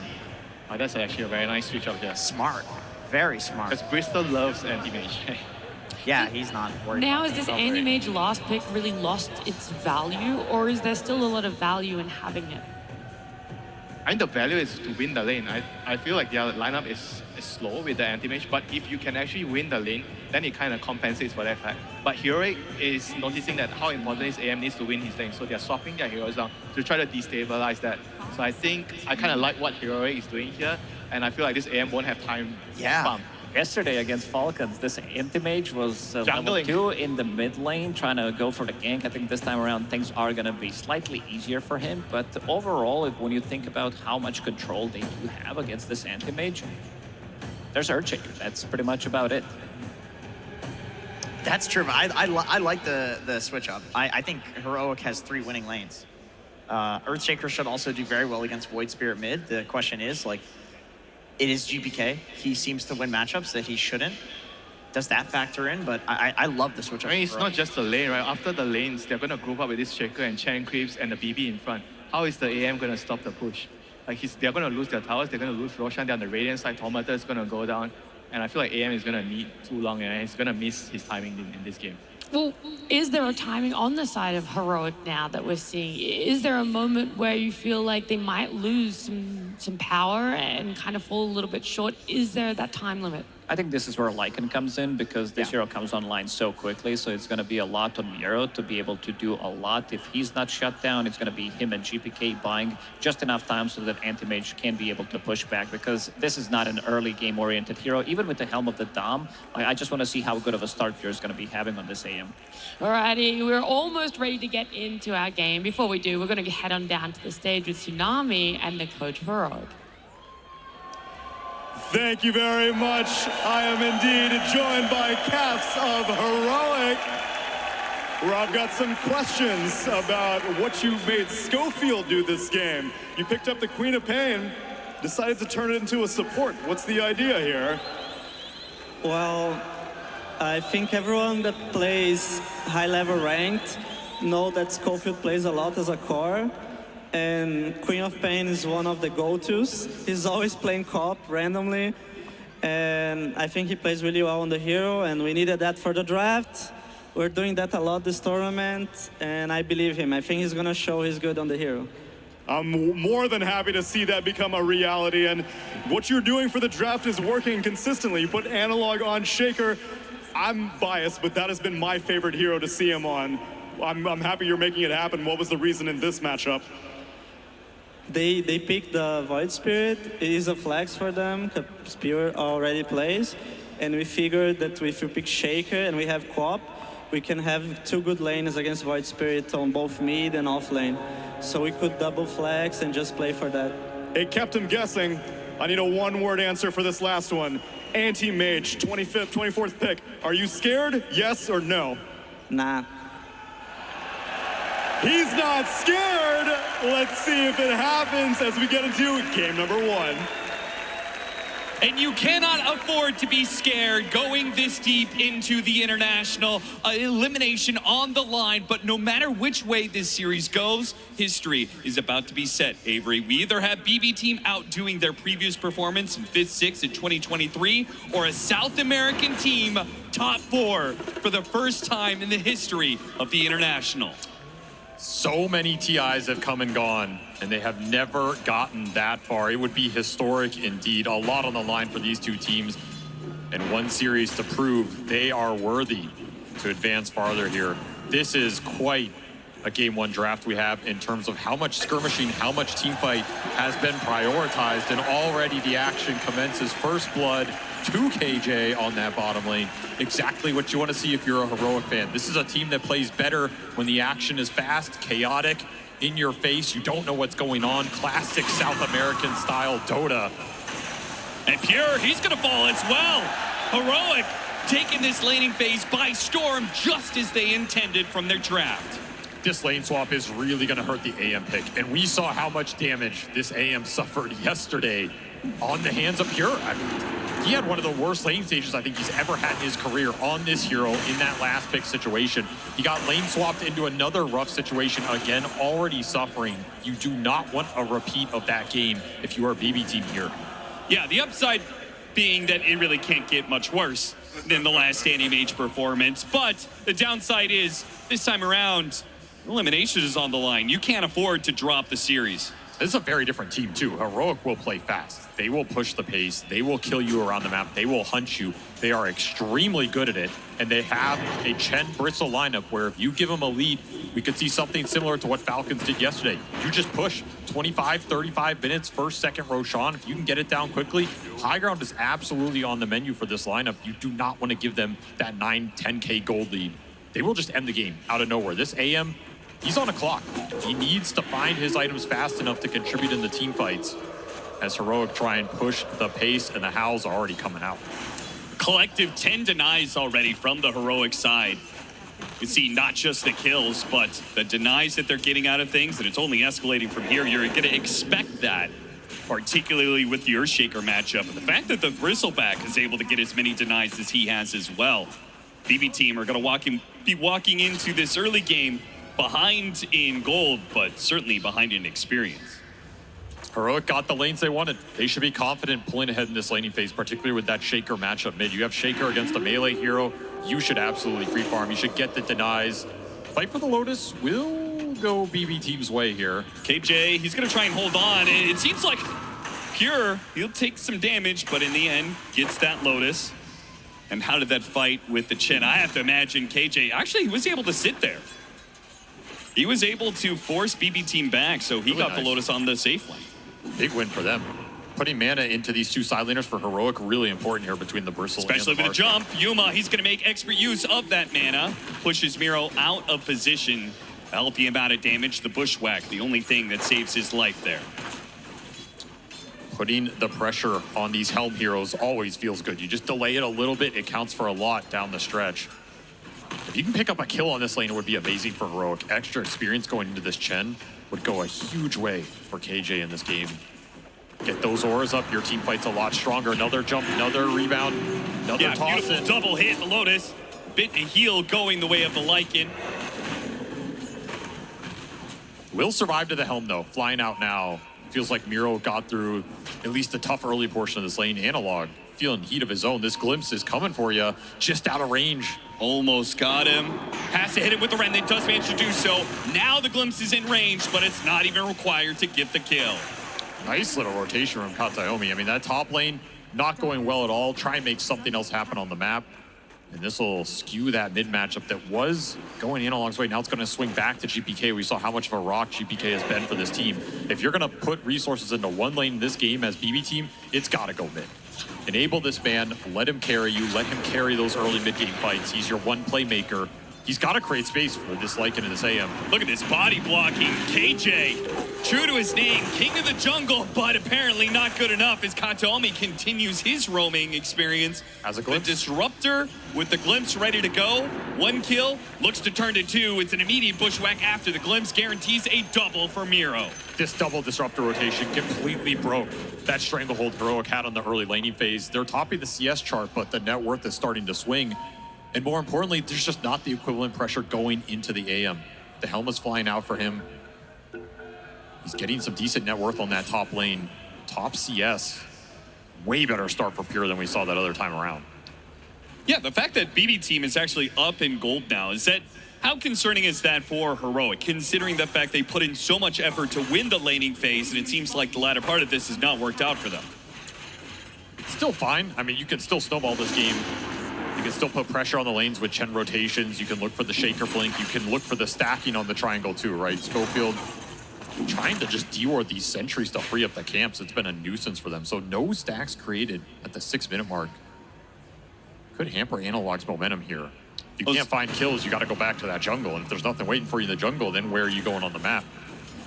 I was expecting to see teams put more resources into blocking out these camps, just because it has been one of the reasons that Earthshaker has been so highly valued, right? You just pick this hero up. Even if you lose the lane, you have this guaranteed fallback. And if you win the lane and you get it a bunch of ancient stacks, you're just so far ahead of anybody else, it's hard to fight. If I see Shaker or Saiyan King mid, I'm going in there and I'm blocking those camps as much as I can. That's your biggest accelerant going into that mid game.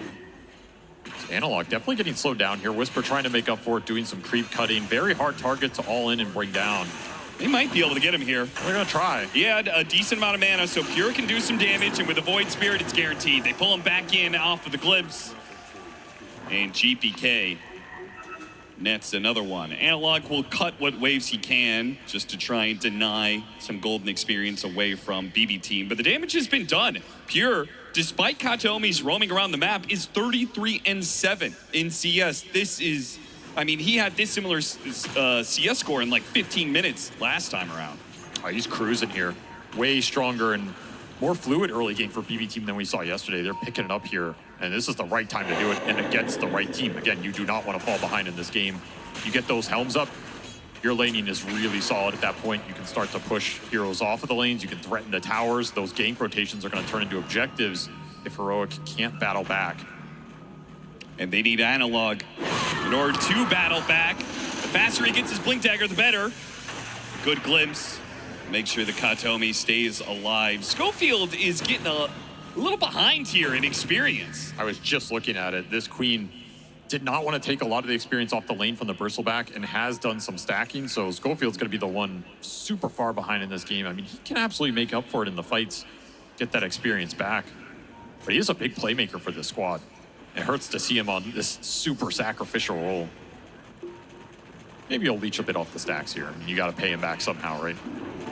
Katomi certainly knows this is going on. He secures the power rune for GPK. Question is, will GPK go into the triangle at the right time here? The Earthshaker has been missing for such amount of time. He's got to be careful not to get too close, though. Analog is going to hold on to the Echo Sent for as long as possible. BB team will manage to soak some of that experience. Now GPK, now that the stacks are cleared, he goes in for a kill. He'll chase after Schofield, misses the Remnant this time around, still got the glimpse on him. 2 seconds till the blink is back up. The bushwhack lands before the blink can get him away to safety. They did get some of that experience leash. Kataomi getting to level 5 off that stack being cleared. They sapped it across both heroes, I believe. Pretty decent win for BB team. It's really tough to get in there and contest the actual creeps, but if you can get the experience, it's a huge boon. Schofield will recover his game a little bit, also pushing up to level 5. Very even across the board. Just be a matter of Analog finishing up this blink, and then you can look for some aggressive plays onto this Void Spear potentially. Quick smoke here from Save. He wants to get GPK's momentum built even more here. Dynamic duo of Save and GPK. They have been the ones on BB team who have secured them or brought back many a mid game. Just these two running around finding kills. They're looking for one on Yuma here. He's tanky. He is. If Yuma had some sort of creep to jump to, he might have been able to get away. But even after the rebound, there was still the glimpse. BB team brought in Katomi, 4 heroes in the bottom lane. And why not? If they get a kill like this, if they clear out this bottom lane, the tower is free for the taking. It's a Lycan, it's a Helma Dom, it's kind of guaranteed. It's just dying. Double Troll Summoner down here. All this skeleton rally on top of wolves, on top of each other. So much tower damage. This tier 1 just got shredded. Trying to secure power runes here. Instead, going for the kill on Katomi. A Fissure will help out here, slowed down by the Hellbear. They certainly got it, but the trade-off. GPK trying to do some damage. Sonic Wave just got picked up. Big damage on Save in the back lines. They focus on GPK, though, and they've got the Sentry in place. Despite the Invis Room pickup, they still hit the kill. Necessary for Heroic, as it felt like things were slipping away a little bit. Really nice connection from Schofield. He hits 3 screams plus the Sonic Wave on 2. Max damage coming out from that fight. Your Queen of Pain right there. Hits his mark. That's exactly what you want from this support. It'll get him to an early fighting item here. And a really nice connection with the cores. I will say this combination of mids that are able to go hit jungle, the Earthshaker, Beastmaster, the 2 that come to mind, clear out stacks, giving an opportunity for supports that fall behind like Schofield did in this game, and just give them the mid lane for a while. Right? It has done wonders for a lot of these 4 positions that have found themselves a little bit starved in experience trying to give solo to their off lane. I agree. They did a nice job recovering. Schofield here prioritizing and do not want that Sonic Wave on off the bat for too long. Straight up Echo is the burst damage. There it is. They got him with the trio of Whisper, Analog, and Schofield. They pick up that kill, but the pressure from BB team is still on. They may be finding kills around the map for Heroic, but BB team are taking towers. The rally continues here. Glyph already popped this tower. It's gonna fall really fast, and you use that Echo top, so they're very confident to push. In fact, they want more. They want mid and a kill top, looking for the glimpse, plus the sharp shot. Managed to get the shot on him. He's gonna be broken into the Static Storm for the guarantee. Not messing about whatsoever. As Heroic back away after taking the tower of their own, they lose a core. This is a really fast-paced game right now. Everybody's looking for more off of the initial play, and those are generally the games where Disruptor thrives, because you always get that +1. You always get that secondary kill off the little tower of the fight. Kataomi having himself a very strong early game here. Sonic Wave back up for him. Got him, but they used the glimpse, so unfortunately a bit of overlap there. It doesn't matter. GPK, thanks to the amp damage, had more than enough to bring down Schofield and another outer tower pressure. The kill combo of GPK and Save, combined with Miro and his efficiency in taking towers, is taking map control away from Heroic at a blistering pace. This is where this anti-mage looks so much different than past iterations of the hero. I mean, Pure has contributed with this helm to a lot of pushes. He's been stable on that top lane. He's farming incredibly fast. You picked him off twice, but he has not slowed his game down at all. And you simply can't say the same about Yuma's Marcy. Nope. Another break onto the Bristleback. Underneath the tier 2, this just cannot happen. Sonic Wave goes out, already got them to assimilate. Nice hit from Yuma though, lands on top of the Void Spirit, toss him back into Kataomi. They'll finish off the support, but can they get the core? This is a crucial kill. GPK trying to hide away, goes to the desperate teleport out, but there's a Fissure. That'll stop him in his tracks. Heroic, they do strike back. Just about to point out the fact that Yuma, despite having top net worth, has not really been an active force in this game, but he shows up at the perfect time. The points he has chosen, though, have been very good. That mid-fight where he helped them get extra kills, and now this top lane, you help pick up the Void Spirit again. He has shut down the Void Spirit's momentum off of the carry roll. Can't really ask for more. He's had himself probably his best tournament ever. I think that is easy to say. He's continuing to put the pressure on here. Quick smoke from Heroic. The pace just does not stop. They want to free up some space to finish the Marcy BKB. No Sonic Wave for this play, but you do have that Echo Slam Blink Dagger available.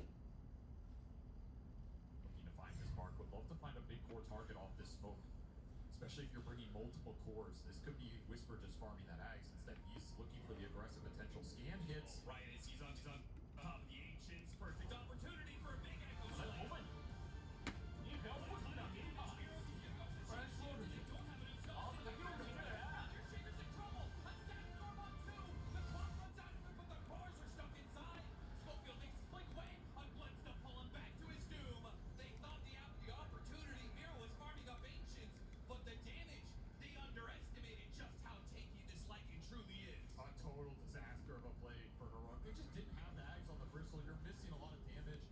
There's not that many creeps around for this Echo Slam, and that Wolf, he's got over 2,000 HP.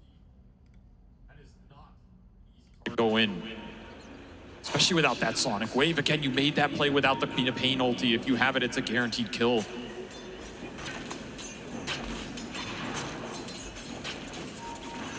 With the Lycan coming online, this Helmet Overlord with the Void Spirit picking up a shard soon. We've seen the way that this is just kind of clears out waves or neutral camps wherever he lays this Aether Remnant. And all these outer towers gone. It feels like Heroic is just going to be shoved into, you know, their own little 1/3 of the map. And it's going to be BB Team owning everything else, which is really scary to think about when the Battle Fury is completed for Pure, right? He's just going to be hoovering up the entire map. And their catch is really limited. This is a great catch team, but you only have so many spells to try and find this AM with. And as you said, there's a lot of units that are going to be on this map from both teams. A lot of Doms in this game. You have Chen Creeps, you have Lycan Wolves, a lot of scouting potential to help you rat if you really want to. And that is part of BB Team's game plan here. They want to free up the space for the Lycan and the AM to just get these side lanes in. They're going to be ghosts on the map. You're not going to be able to catch them.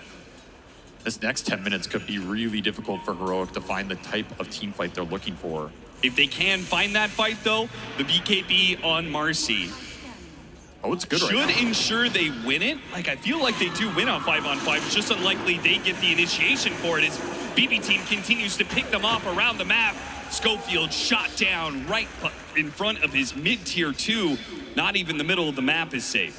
And this is the issue. This kill team can play around that mid lane. You're going to have issues shoving it back out unless you commit multiple cores here. And the whole time you're worrying about this situation, AM's farming out top, Lycan's farming out bottom. Side lanes are getting pushed back in from units. This map is not fun to play right now. Analog will be able to match the Void Spirit's ghost shove that he's able to do with his own Fissure spam. Yeah, but look at how clumped they are. Afraid to go on GPK. I mean, especially with the shield rune, he's just unkillable right now. Yeah. But you're getting corralled. A lot of heroes by this bottom tier 2. You have to regain some map control here. Either smoke out, get some wards, look for the pickoff, or back each other up to get these lanes out. You have more information to play off of right now. This is turning into a lane shove game where the AM has free reign, and that is not the style of game we want with this heroic lineup. No, not at all. Here's that smoke. They have everything available. Sonic Wave gives you the extra damage right now. And that BKB timing on Yuma, really powerful if he can just lay into some cores. It feels like if this smoke doesn't land. I mean, how do you land this smoke, though? This is the issue. You just got to go blind. But if it doesn't land, I feel like they are almost going to be forced into late game scenarios. Right? It just doesn't feel like they're going to ever get enough map control to take over the mid game the way they want to. This might land. Smoke from BB going straight into them, unaware of the positioning. And it's 2 supports, but they throw it inside the Fisher pit. They do not hit the 2 supports that are on the side, but thanks to the Bristleback cutting in from the side, they should be able to still get them. Schofield makes his blink away, but he's still going to take out in the end. Pretty clumped. Miro's going to chase after him here. Echo Slam attempted, but JPK's already jumped away with him to simulate. He's got a haste rune here. Oh, they're trying to blow him up with the Marcy, though. The Fisher goes out. They've got the damage. 2 swings from Yuma, 2 rounds of that ultimate. And the Void Spirit, he may be tanky, but not enough there. Winning a fight right outside the Roshan pit. You couldn't ask for a better situation for Heroic. Very awkward start. They thought the smoke broke because they were doing Roche, so you had to kind of blink in blind. But it gets the job done. This Shaker's just such a menace in these early team fights. And both the supports going down for BB team early means you lose all your control. Your cores are not that useful if you don't have stuns to back them up. The Lycan's a threat here. It does force a buyback out of Schofield, but Schofield's happy to commit this buyback to get a fight into that Roshan. It's just such a big win in this game when you were getting ratted onto these side lanes. And Pure not confident enough to go in here with limited resources, not great mana void targets this game. He doesn't want to be dragged into these fights right now. He'd rather have the game just be split up across the map. He was having a great time. Now all of a sudden, Heroic pick up some steam. They're going to get another aura on the Chen as KJ will finish mech on top of the drum. A lot more sustain coming into this already pretty tanky lineup with the 2 brawlers on the front line, plus the Marcy, who now is an Aegis.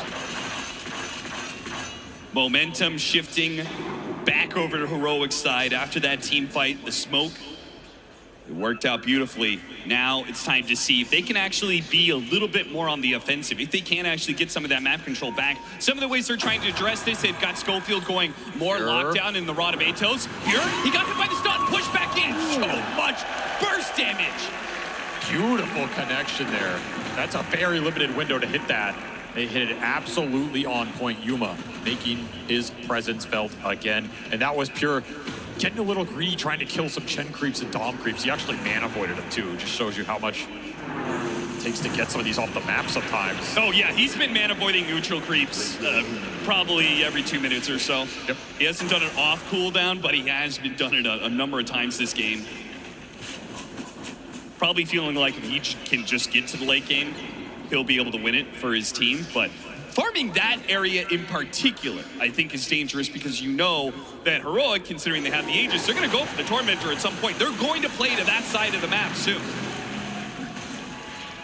Straight into the Queen of Pain, rewarded for the buyback earlier, and a nice shard to pick up. Silence could be really influential in this game, especially against the AM, against the Void Spirit. This is a super nice game for the Queen of Pain shard, especially when you're on support. Like, you can just aggressively blink in, go for the silence. If you trade your life for a core, that's a win. You're not a core Queen of Pain, who cares? Found the Disruptor.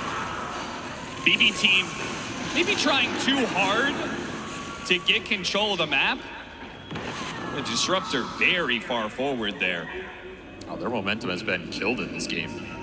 Heroic starting to take a lot more control than I expected. Sage spots KJ, trying to take some Lotuses, and he's got no allies in the area. He's definitely gonna die. And BB team know it too, thanks to this lane ward they have at bottom.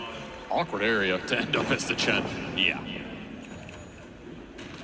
He's getting farmed though. You gotta remember this Chen lineup, at like 30, 35 minute mark, you get that 3rd aura item on him, you have Hand of God to back it up. That's a lot of HP for this BB team to get through. They have pretty good single target focus, but their AoE team fight is really lackluster. So they have to pick their mark very well. They have to all in that first core that they see. Potentially even reset the fight after that. Getting 1 kill is not gonna get them a team fight victory here. Save, getting a bit of information. Spotting some heroes, maybe trying to block any potential smokes. Coming off this ward. I would be surprised if BB want to fight right now. It just doesn't look possible. I mean, the way that Katomi is playing into Heroic. I don't know. It's a little different. 5, 6, 7 minutes ago, yeah, BB team had full control of the game. They may be able to pick off Analog here. Yeah, he is shot down just too much damage. Playing around that one ward they have down there, super nice find. Felt confident with the shield rune plus Hand of God, but the Vessel off of GPK will negate a lot of that potential healing to come through. It gives you confidence to go for these pickoffs, and that's where this lineup will thrive. Just keep finding solo kill pickoffs. Don't let Heroic group up and take objectives. Of course, the team fight, you're going to be a lot happier around the map. We see what the anti-mage is doing top. He'll instantly get pinged.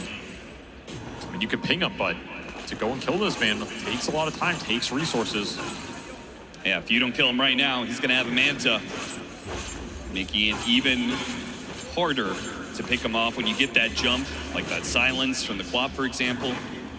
Interesting smoke from BB. Going through the gate.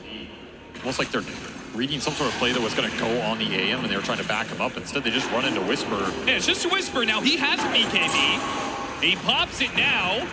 He's got his team joining him. They've got some Suns on Pure. Pure is the one who has to blink away. And what they get out of it, still 250 gold off of that Helm of the Overlord creep. Something to work with. EV team just out. Continue to farm the map. No reason to take that fight head on. That'll waste the Aegis period here for Yuma. Time's out. So that next Roshan potentially in 3 minutes, you're looking at that. You really want it if you are Heroic. You gotta gear up for that fight. Could be a fight that BB easily contest if they have some nice item timings for it. I don't know. I mean, you're going to get Aghanim Scepter on the Void Spirit, but is that going to matter if you're matched up against triple BKBs? The BKB timing is going to be tough for BB to fight into, but they potentially have Nullifier on Lycan, that Ags on the Void. If you can get to another item on the AM, I think that team fight is absolutely doable. Again, you're looking to go in, get a target, or pop BKBs, reset, kite that fight out, re-engage. It's not just an all-in slam. Sure. For Heroic, it's a lot more straightforward. You can just go in and slam. Yeah, see hero, stun hero, all in. Especially Yuma. If stuns connect on a target and he can get in there with the rebound, he's just going to shred anybody in this game. This Marcy AM matchup is not fun for AM until, 4th, 5th item, you can start to kite the fight out and maybe survive. I don't think it's still ever good for Marcy. Yeah, I don't think it's ever good, but at least then you have a route to take the fight. Right? Sure. You can try and dodge and play away from the Marcy, kill other heroes, kite him out. But Yuma's going to be really confident in this matchup, and if he can finish this Daedalus, which is coming out very soon, it's going to take 2-3 seconds of stun duration. This AM's gone. And there it is. There's the Daedalus and the damage buff up of the Vlads from the Chen. Could also potentially find an Alpha Wolf in this game. You could buff his damage considerably here. Yeah, and Bristleback won't say no to that either, right? We have two big physical damage hitters. And because we see this Bristleback scale up, we've unfortunately seen a Battle 3 Bristleback even, but the seeing red facet is no joke going into the late game. And even the Earthshake, a lot more magic damage out of him, but that Enchant Totem still hits pretty hard. This AM is not going to be protected in this game.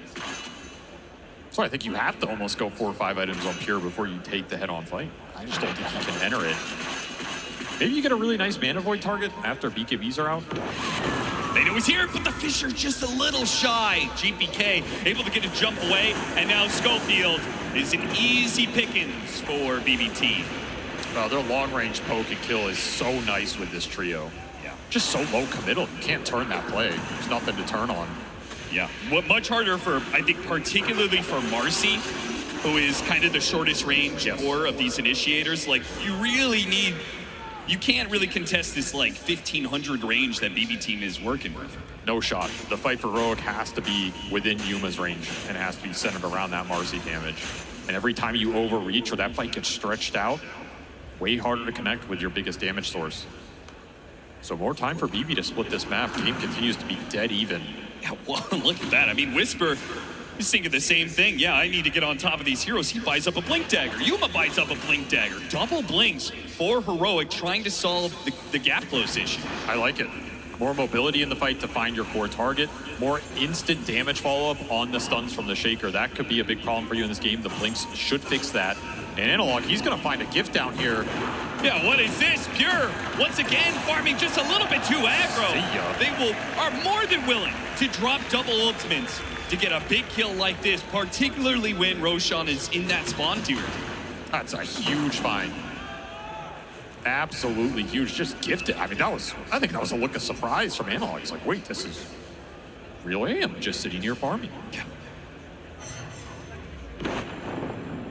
That Roche will be in 30 seconds time.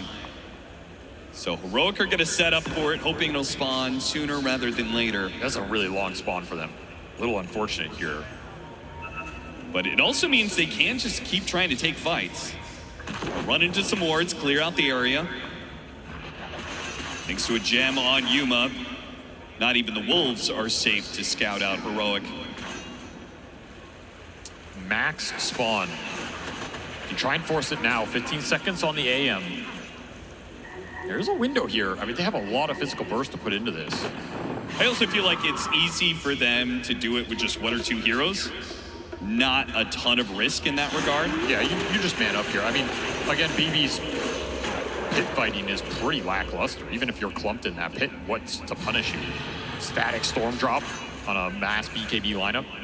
Who cares? And even the Wolves, if they're not killed by the Marcy, they're converted by the Chen. Schofield, I mean, he's been punished a number of times for these aggressive blinks. Apparently, he just does not care. The smoke wraparound, though, is coming from DBT. Moving up through the river, and Heroic have a lot of heroes inside of this pit right now. This is pretty dangerous. They're just all inning for it. Trying to finish up this Roshan now, and they will be able to do so before BB Team strike. Now, a bushwhack grabs a couple, Sonic Wave goes out, and with Whisper blinking up to the high ground, it's hard for BB Team to get through. Nevertheless, they get on top of the Static Storm and take away the 2 supports. But do they want to fight this Marcy? After all, he's got BKB, he's got the Aegis, but it looks like Yuma has called it quits. He wants to back away. Whisper doesn't want to do the same.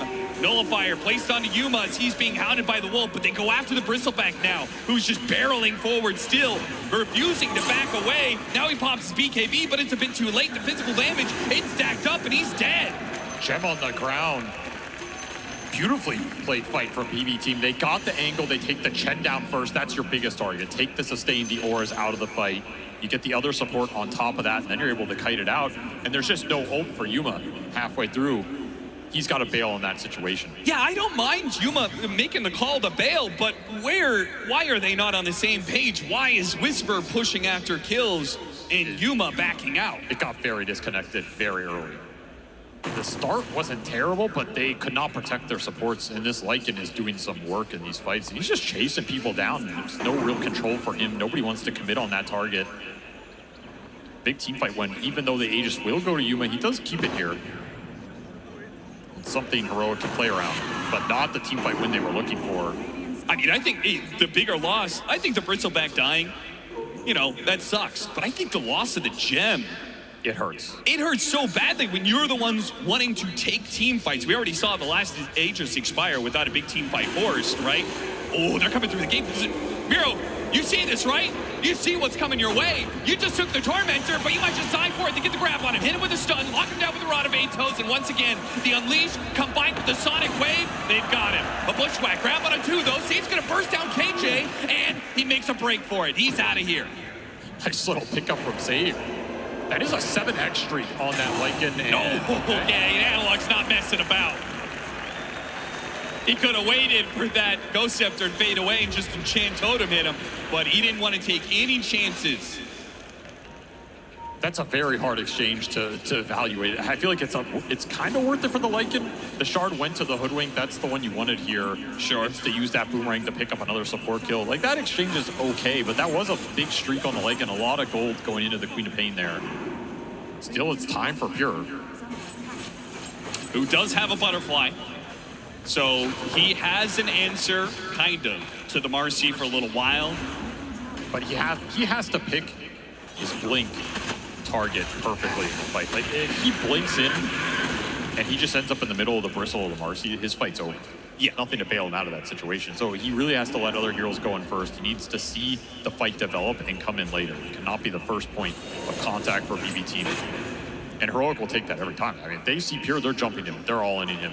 Marcy is just going to slay him. 2 minutes left on the Aegis, and the lanes are actually kind of in Heroic's favor. They're getting them all over that mid-line of the river. They have some map See what they can control do with it. It's likely they will try and smoke during this Aegis period. I don't think they are confident enough to push mid tier 2 straight up. That feels a little brazen, given how these fights are going. Whisper trying to catch Analog. He gets him with a blink forward, hits one stun. They need detection. They really want to get this gem back into their favor and should be able to do so. There's just no outrunning this situation. So the gem is back on Heroic's side. That means that they can make these movements without wards or wolves scouting them out as often. That was the easiest gem recovery of their life. Kind of was. Surprised Save was out that far carrying it. Could have given it to GPK or something. I mean, this gem is just so valuable for the wolf scouting. Having confidence about the vision going into the team fight, and you give up pickoffs like this, it's going to lead to objectives for Heroic. They're going to feel a lot more comfortable grouping. This will be a free tier 2 top, as Pure gets a free tier 2 bottom. Santimage picking up the rat action. And I think he asked a rat because I still don't believe that BB team are going to be able to take the 5-on-5. You've got, even with the Aegis expiring, you've got this Shen who's going to pick up a shard, right? He gets one of those golems. That aura makes this squad, this triple strength core, so tanky. I just kind of don't believe that Pure has the damage to deal with that. He doesn't want to take the fight straight up, but if you can rat, you can put Heroic in an awkward position. Maybe you get a numbers advantage somewhere. Maybe the single core pickoff that we've seen BB do a bunch of times with the damage from this Hoodwink comes through and gets a hero really low, forces out early BKBs. This kind of chaotic situation can create openings for the anti-mage to come into that fight later. Again, you're not looking to go in here and man fight the Marcy, but he can do a lot of damage. He is incredibly farmed in this game. Helmet Dominator, Battle Fury Anti-Mage is doing what it does best, pushing towards that level 25, getting incredibly farmed. There's a full Abyssal Blade.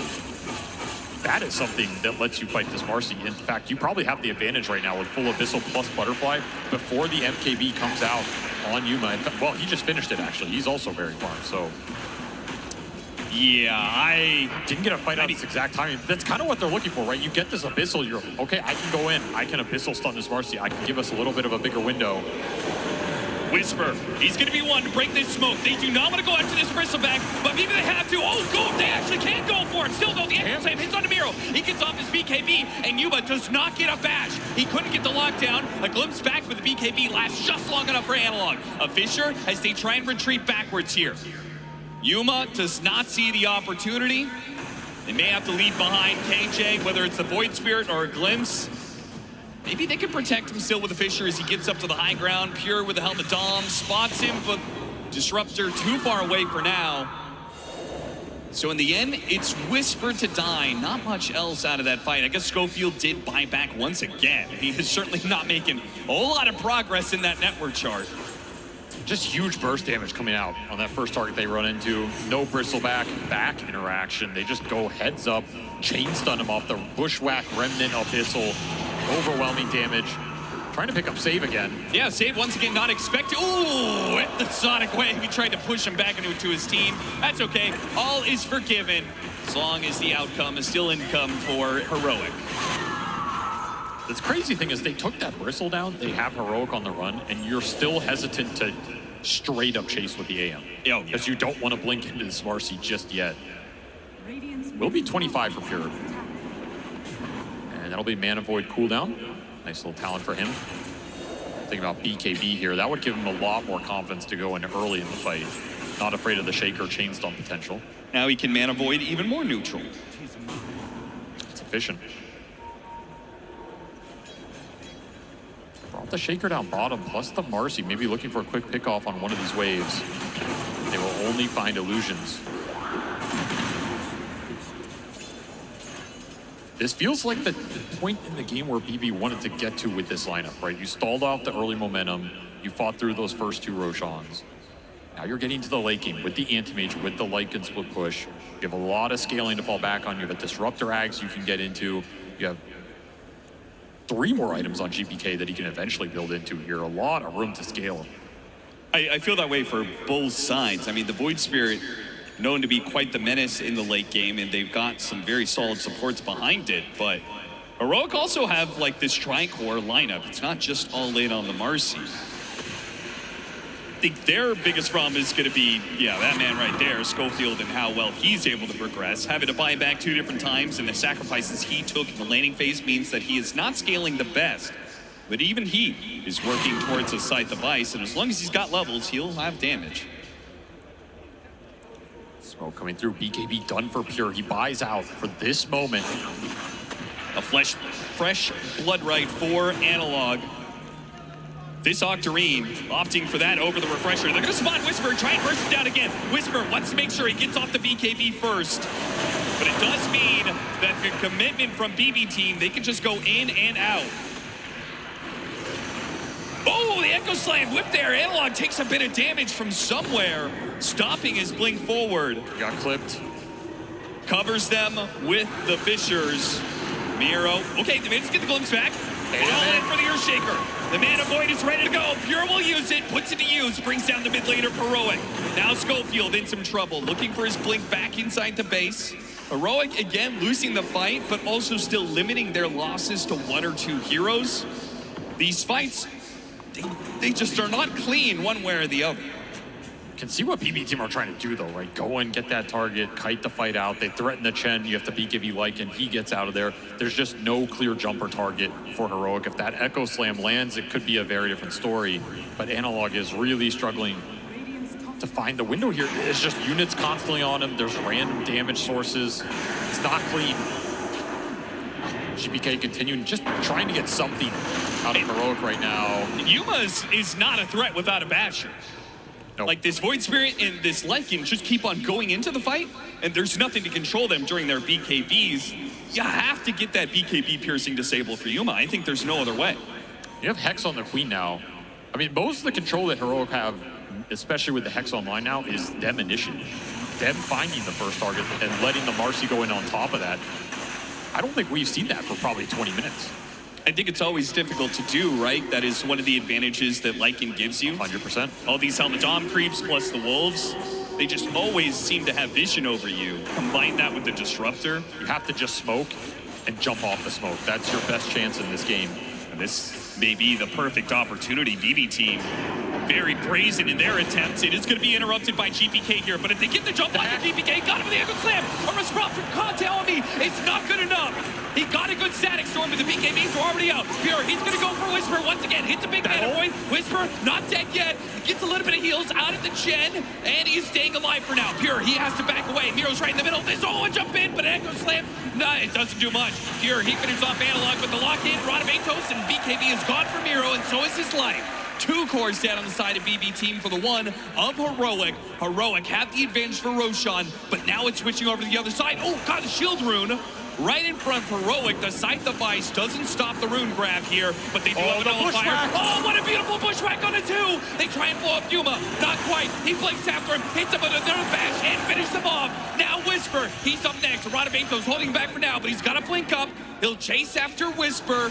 And save once again with the bushwhack. A glimpse back, pulling him back to his demise. Here, working him through. A Scythe of Ice and a buyback. This has to work for Yuma, and he gets it.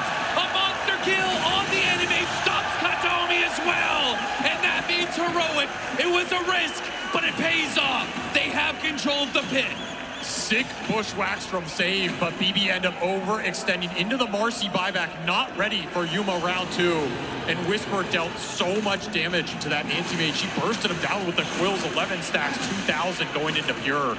He just could not survive the physical onslaught. The buyback, I think this is coming too late. Oh, GPK tries jumps inside the pit. Can he drag it? He's got it! GPK, he rips it away from Heroic. And now, it came at a cost. It cost them the buyback. If Yuma dies here, he's in trouble. He got the BKB unleashed. Now it's Pure. He's in trouble. Gets off the man to hit by his stun. And Abyssal Blade goes off. A Fisher to try and stop him, but he's away. And now, danger time. BKB not up for Yuma. He's a dead. A dieback. 2 minutes. Heroic kept the fight on without him. With just 1 core to do it. And being pounded by the Wolf. Miro chases after them all the way back to their fountain. All the way back if necessary. They will find that 3rd core. And Heroic now on the brink of death. They've been cleaned up all over, and BB Team have full control to push as many buildings as they want. What is there to say? One time and time again, this team goes to GPK to make the plays. Absolutely salvaging that team fight, steals the second life away from Yuma, destroys his presence off of the buyback.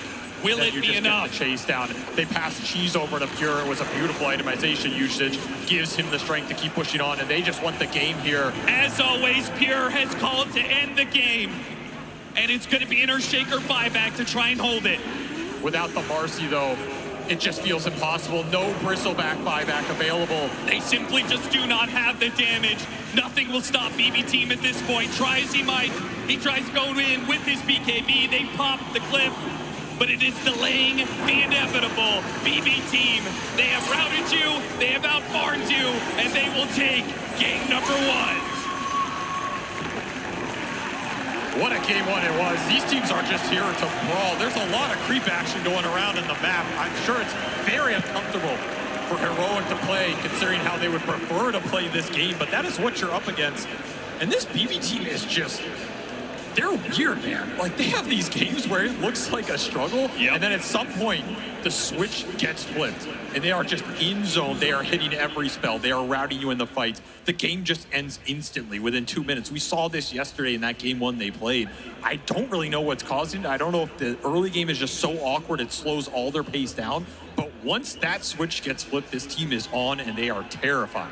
35 minutes of farming. The NMH has come out of the jungle. He says, I'm done farming. It's time to end the game. And Pure does just that. The acceleration from BB Team closing out this game. I mean, an Aegis snatch is really what turns the tides here across, because there's all these fights around mid, a back and forth between the two teams, but it all comes down to that Roche.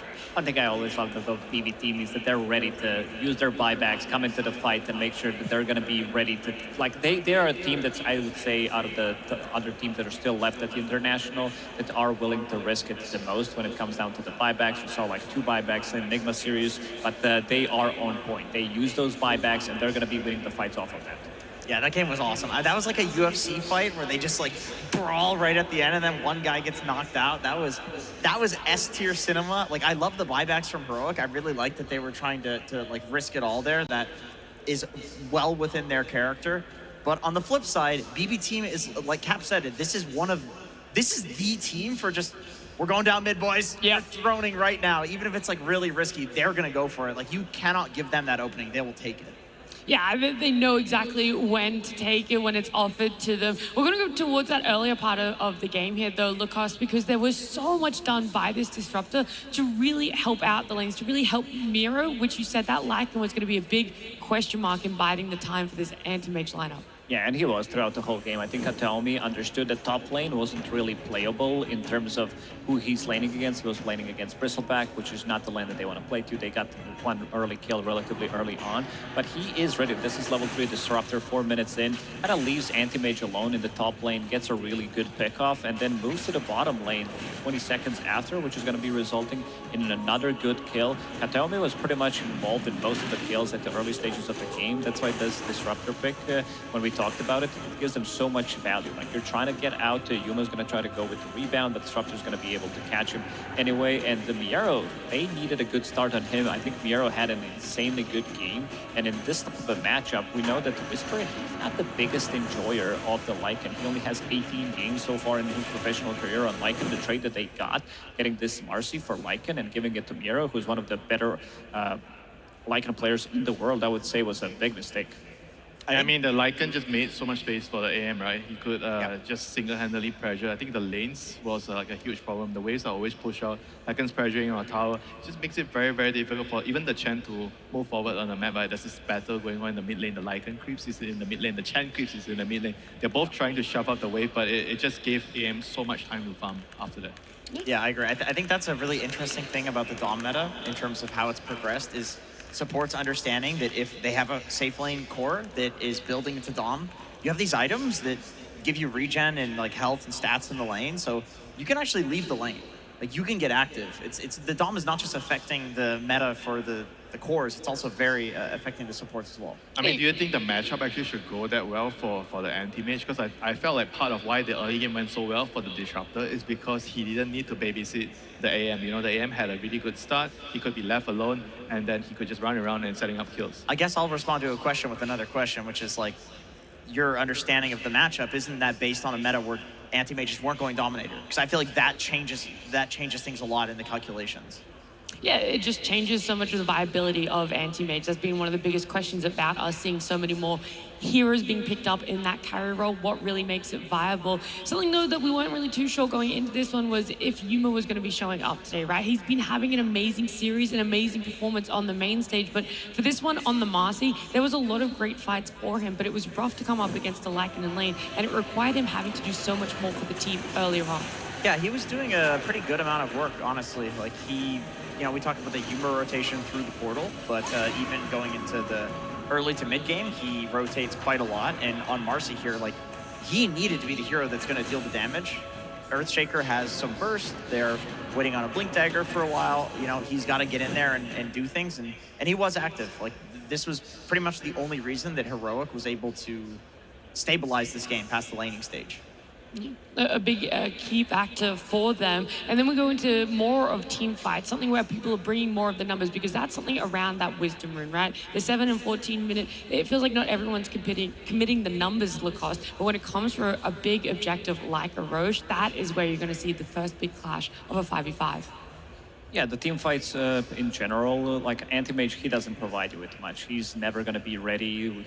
Pretty much he first joined 35 minutes in, making sure that he has his 6 items. This hero pretty much is never ready. One more. Do you need more time? Yeah, just one more big item. And these are very expensive items that he's buying. You know, he's buying the Butterfly, he's buying Abyssal, BKB. He's never going to be ready. And this is the fight where they're going to pretty much get the perfect initiation. Look at what the GPK is doing. He goes in, gets out, and turns him around with the Remnant, and then they're ready to join. You can see that Pure, at this point of the game, he has enough farming. He's going to be blinking in. And there was also a couple of later fights as well where they were unable to get the Echo Slam. I don't think Heroic, they were on the same page. And at this point, you see that Anti-Mage, he's ready to take the fights. He's ready to jump the target with the Abyssal Blade and blow him up instantly. I mean, the reason why he couldn't really find really good Echo Slams is you think about their heroes like Anti-Mage, Void, Spirit, Lycan. They're not going to be next to each other. They're always playing different sides of the map. They're trying to break your formation. So it makes it very, very hard for the Earthshaker to find a good Echo, you know, in the team fights. Yeah. There was a moment that we saw how impactful the Echo was, right? When it didn't actually end up connecting. We have to look at this. I'm curious. I want to look at this very closely because I wasn't sure exactly what clipped Analog here, because he had a really great, like, big Echo opportunity. Look at BB all stacking together at the top right of the screen. What was it that clipped him? Oh, it was Disruptor. The Disruptor Q. Okay, extremely heads-up play from Katomi then. I mean, we talked about how he performed in the early game, making the rotations for his team.